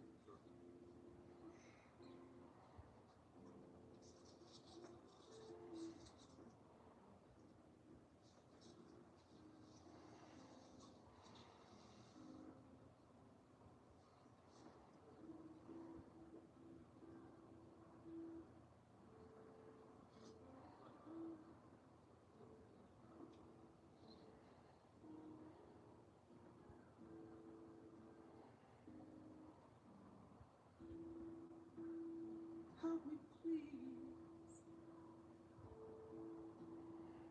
Have mercy on a fool like me. So I was, still I plead. Say you love me.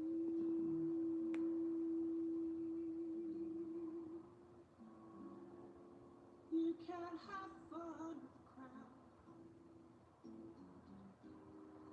Crying aloud. Darling, please say.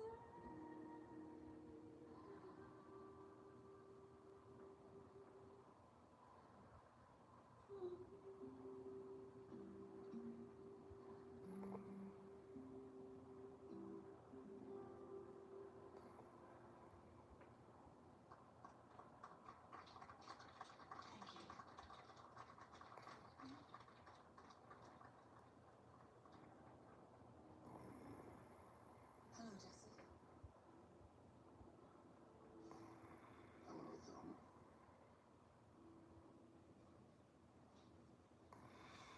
Excellent. I think I owe you an explanation. You don't owe me anything. How'd you know where to find me, Jesse?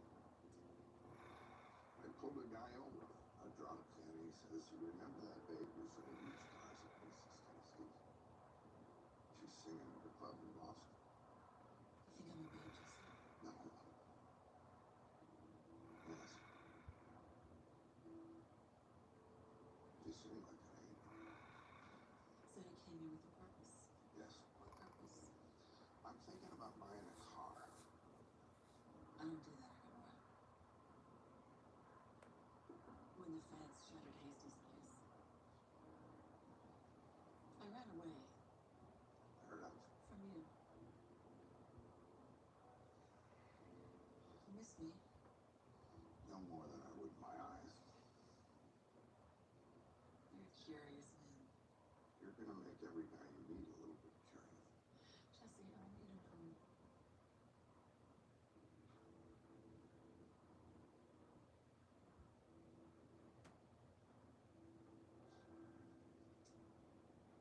I'm seeing someone, Jesse. Okay. My ex. Okay. I understand. Good.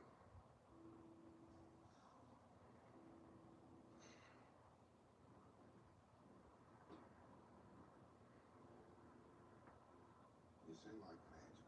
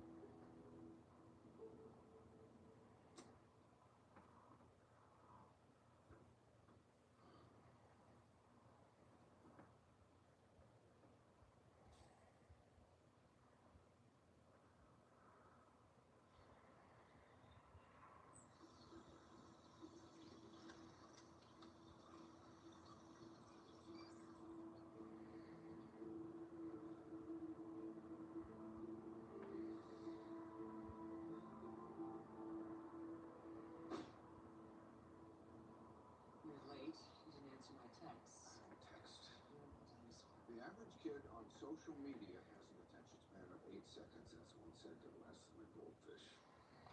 If you say so. I miss my train. Why'd you miss your train? I had my dinner in butterscotch.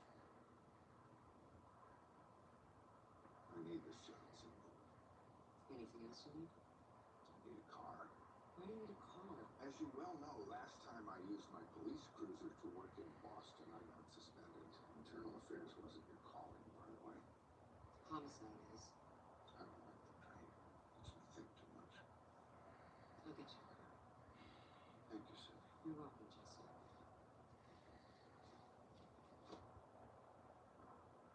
I don't know why I put that one in there. You want certainty? Well, I think we have the guy. You think? Yes. Think you were to a guess or a hunch, that's not certainty. An assumption isn't proof, that's why you put it in there. Well, why'd you pick it? The Boston Ripper case made a lot of headlines. What happened to the dog? What dog? This dog. Sitting next to his owner's body.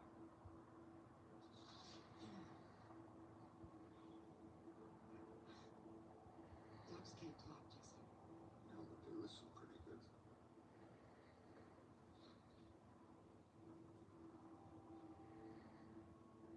We need to get something straight. Okay. I'm not healing. I know that. I never slept with you. You're a bad boy. I am.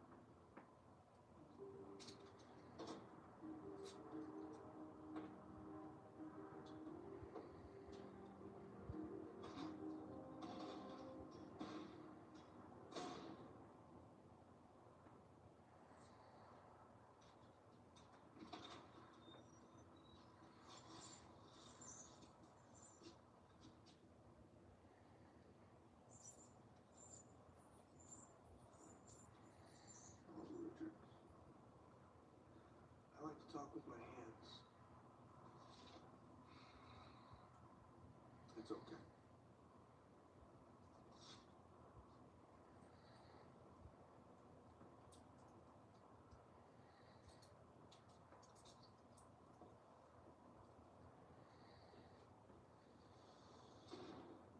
You're a tough guy. I'm tough enough. The hat. What's with the hat? You got juice. I do. Sit down.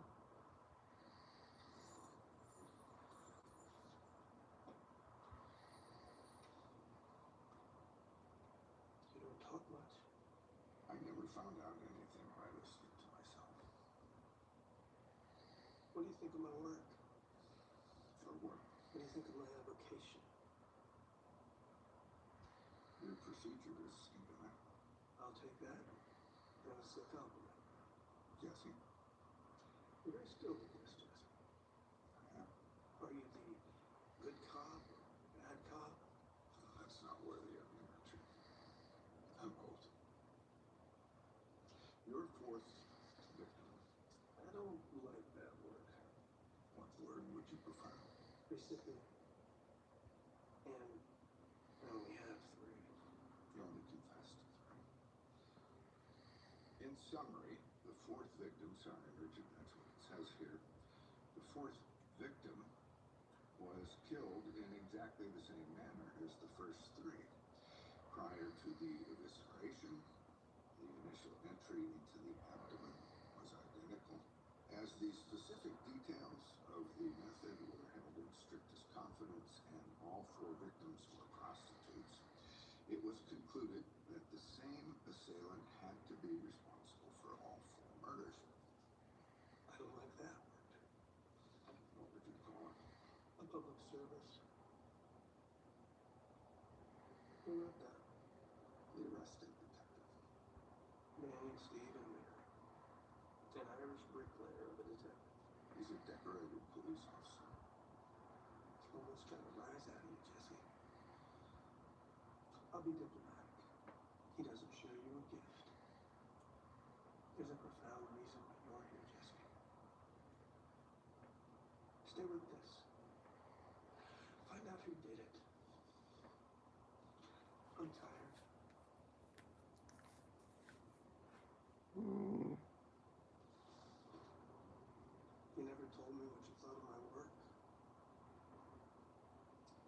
you're a sick son of a bitch and you should already be dead.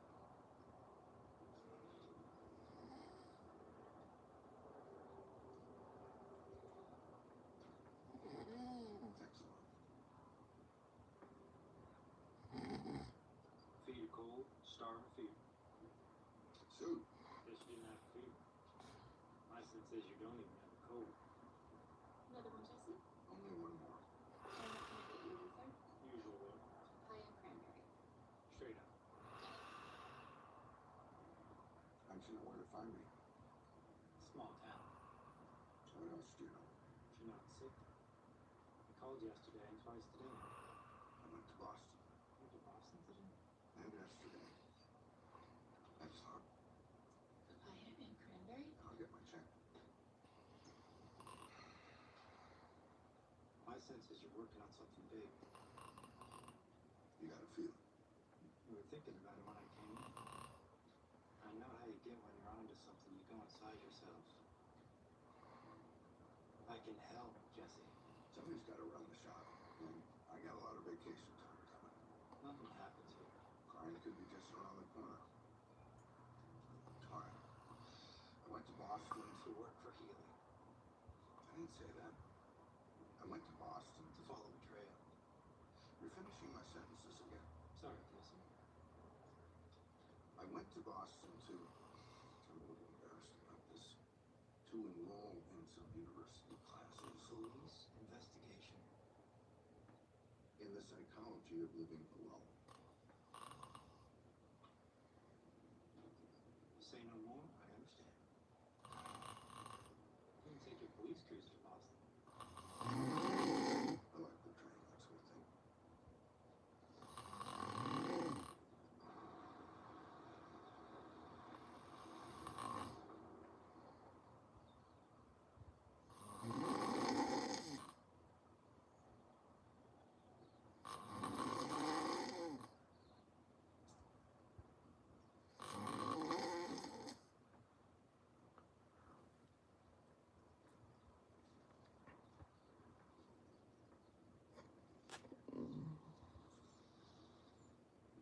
What do you think you'd be doing in 10 years? Who cares? I don't know. You didn't answer my question. I did. I said I don't care.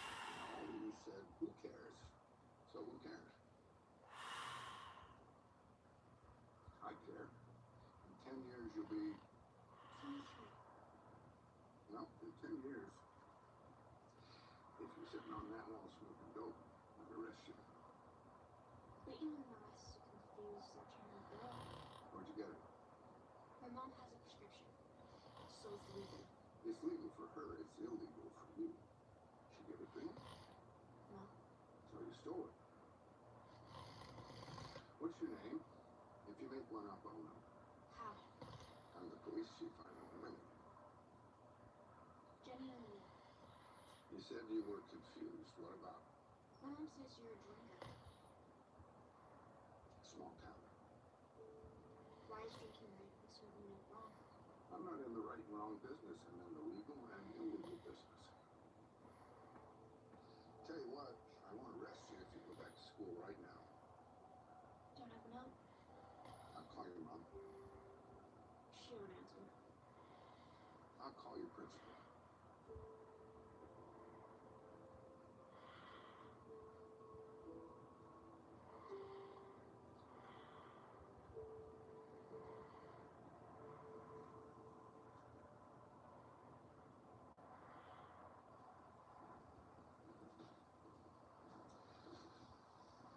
I appreciate you seeing me, Mr. Davis.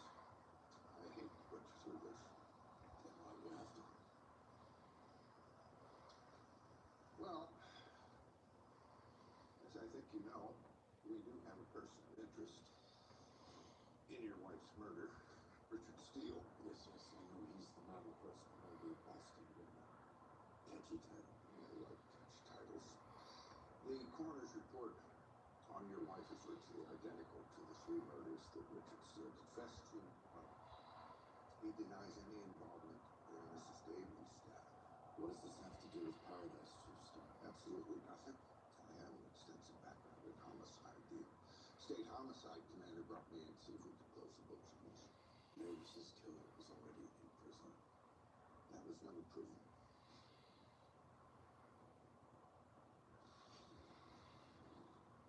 I don't think there is one person in Boston who doesn't know the ugly details of this mess. The details employed by the killer were never made public. I'm talking about Mavis's sideline. I found out my wife was a prostitute in the papers.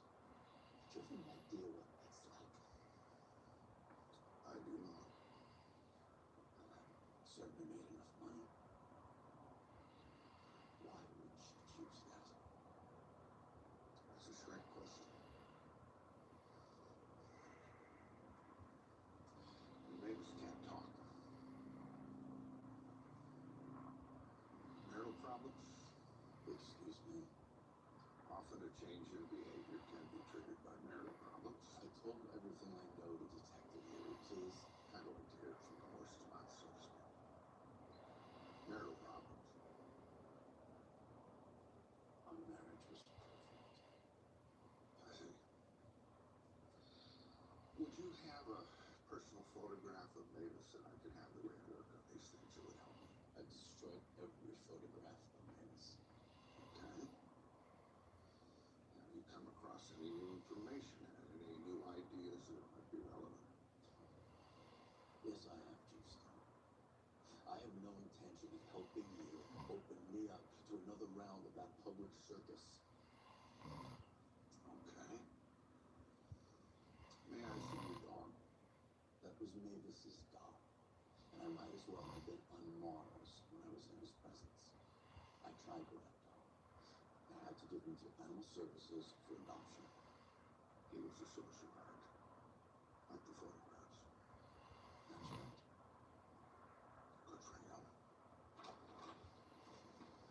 Sorry. Chief Stone, this is Detective Dan Harry. Hi. I'm not stepping on any toes here. You're not. It's officially an open case. Mavis Davies deserves justice, just like the other three victims. You know that Richard Steele will say or do anything to keep his name in the paper. That's my take. Every day goes by and I ask myself why I couldn't give her justice. Don't beat yourself up. 5. Excuse me? It's the number of open cases I had in LA that I still carry around.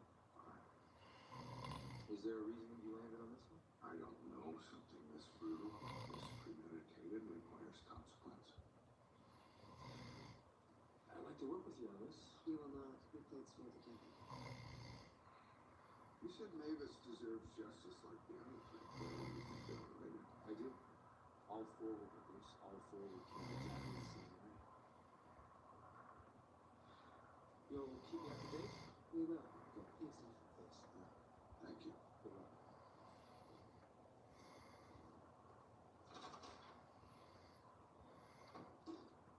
You better stop, Jesse. So you think Mavis belongs to Richard Steele? What was the motive, Sidney? You're not gonna know that for any of them. You don't know. Husband could have had one if he knew she was a hooker before she was murdered. You talked to him? I did. What do you think? He's hurt enough. He's angry enough. I want detailed daily reports of this investigation, Chief Stone. Jesse? You have a short leash on this, Jesse.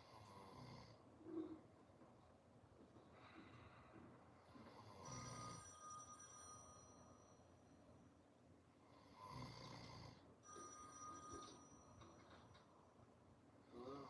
I think you're just around the corner. I didn't wait to get on. I know you're a night owl, so I can pick you up. Exactly.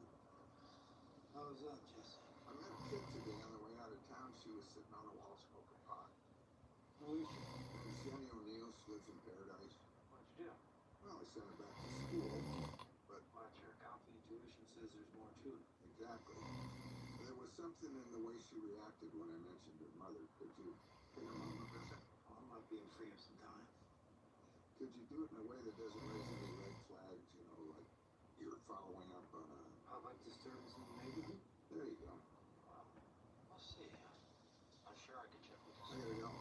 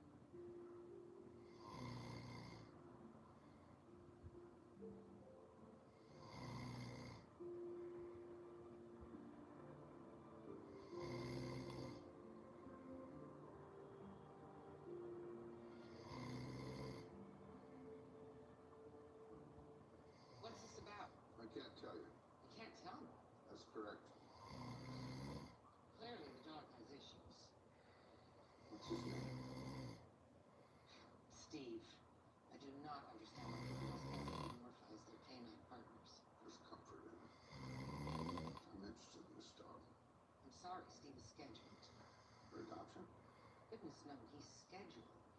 As I said, the dog has issues. He stopped eating and was unresponsive. You're putting him down. We prefer to think of it as the canine is moving on to a better place. What place is that? May I see your badge? It's in the drawer. Isn't a card? Sydney, this is highly unusual. Actually, it's not my card. It's the state homicide commander card. She will explain her credentials. Never mind.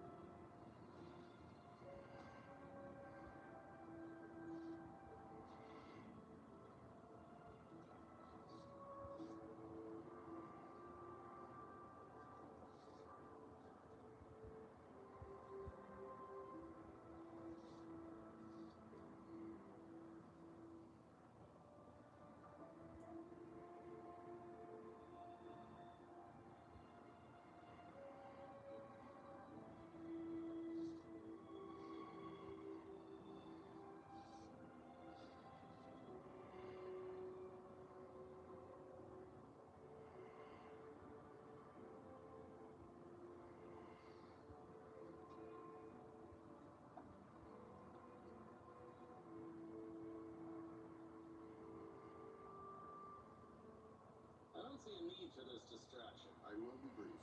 Just so you know, consider my work a calling, a vital if unappreciated calling. Good for you. So, Lieutenant Greenstreet has some doubt about Richard Steele being involved with the 4th Boston Ripper case. I didn't say that. Your presence implies it. It does not. And I do not speak for Lieutenant Greenstreet. Richard Steele was not charged with the murder of Mavis Davies. He only confessed to the first 3, so her murder is unresolved, as I'm sure you know. As I'm sure you know, Houston. The specific details of the killer's method were not released to the public. No one else could have reproduced them. The same man committed all 4 of those murders, having staked my reputation on it. You already have. Look, the method of restraint, the depth and angle of the wound, length and strength of the upward stroke, and the murders have stopped. Everybody says that. And you don't seem to draw a conclusion from that fact in your report. That is not my job. No, it's mine. There was no toxicology report on Mavis Davies in the file. Oh, damn it! He won't mind. I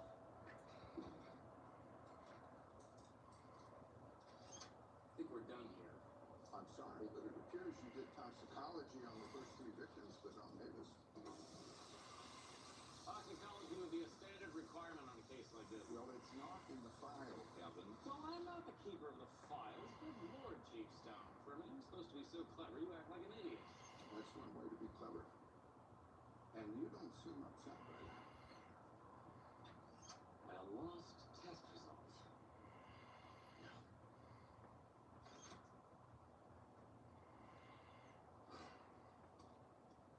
Because the murders have stopped.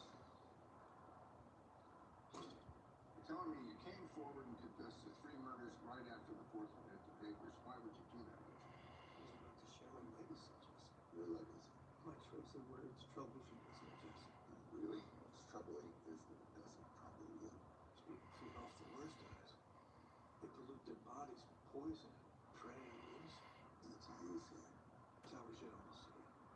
before I turned on myself and was worth the sacrifice. And that sacrifice would be? My work wasn't finished.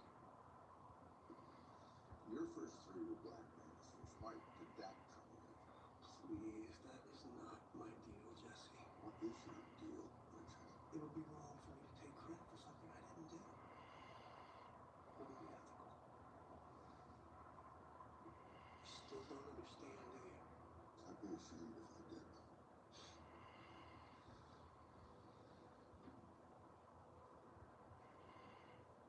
Good luck with your problem, Jesse. I don't have a plan. Sure you do.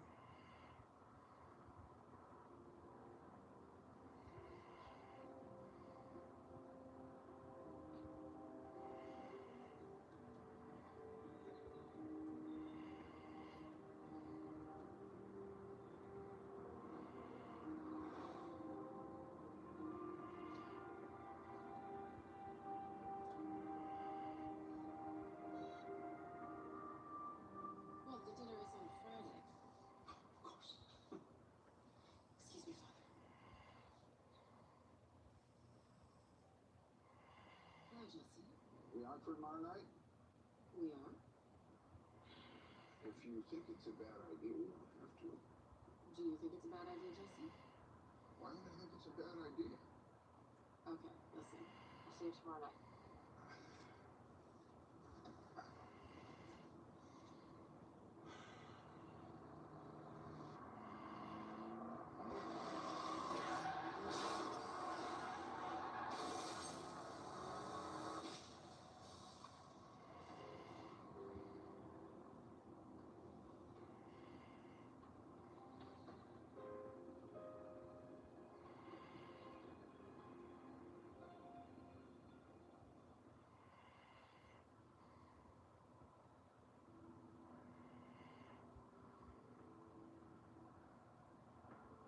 Where are you, Jesse? Nowhere. Sorry. Understood. Didn't eat your steak.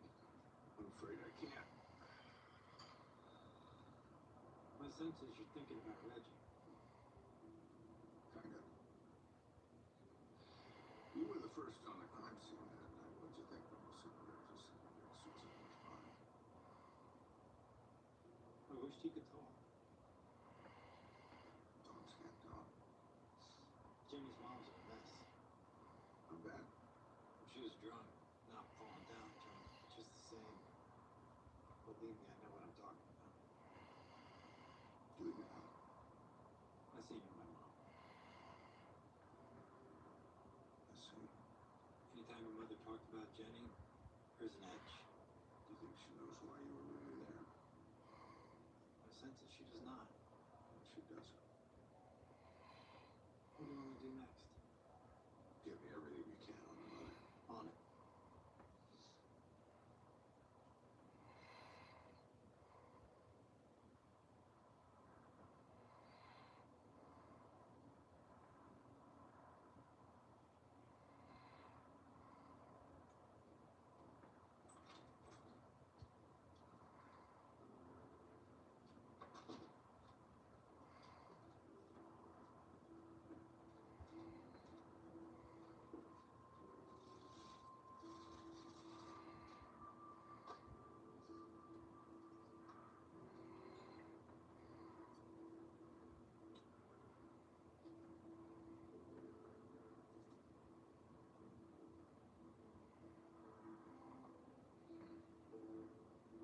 Steak.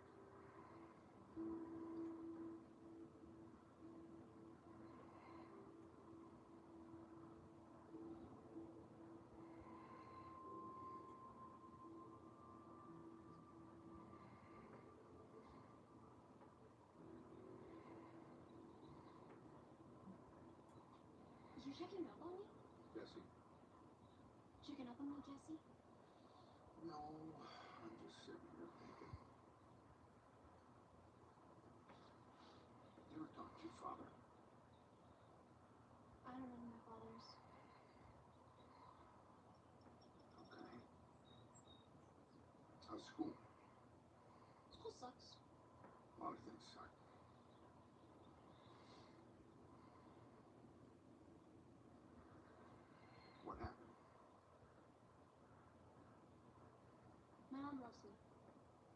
Say it like you mean it.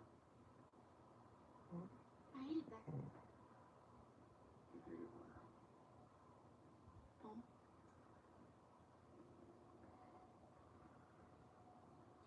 I wouldn't want to make you late for school.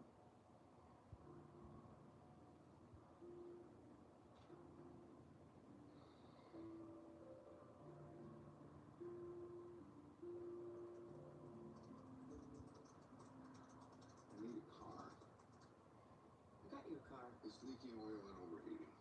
Not my job. Might have something to do with being pushed off the road back to Paradise. You had an accident? I'm not sure. Tell me something, Jesse. You don't look as though it did, Sydney.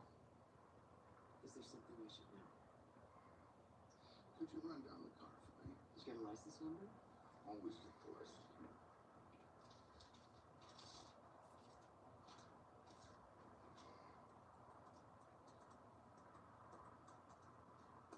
The car was stolen yesterday morning. Like I said, explains the hit and run. And you have reason to believe it was an accident. I didn't say that. Could you call Mavis Davies? There was no toxicology report in her physical file. How do you like it? You mean implied equivalent? Implied. That's what you said, so he is steeped in bureaucratic belligerence.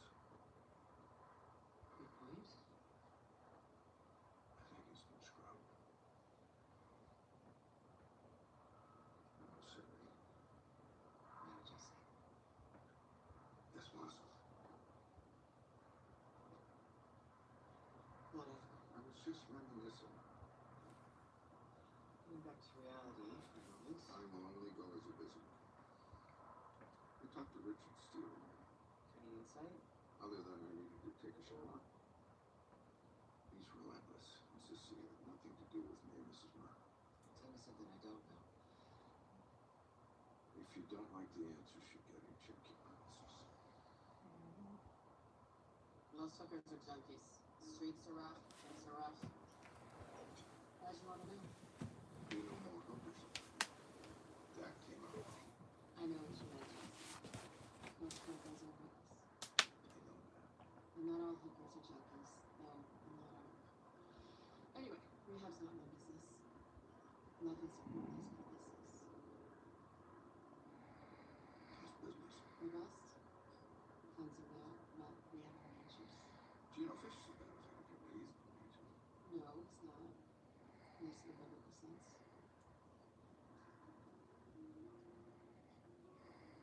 It's good to see you, Jesse. It's been a while. It has. How you doing with the nun thing? Doing good. Good.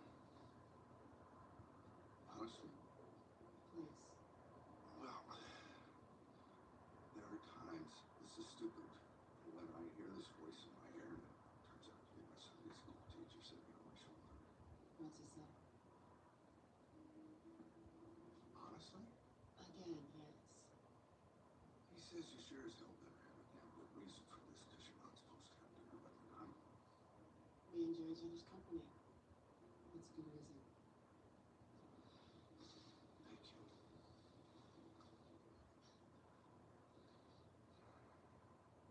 You never finished that. It was delicious, but no.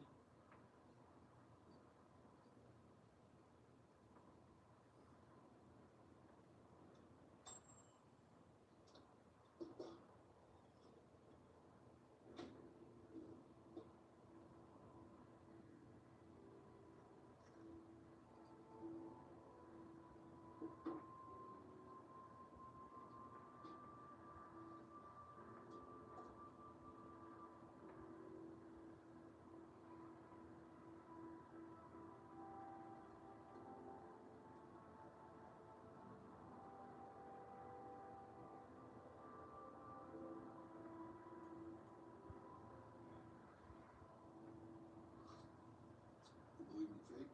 No? I think I do. You think? No, but can't prove. The dog speaks to me. Dogs don't talk. No, but he's speaking to me.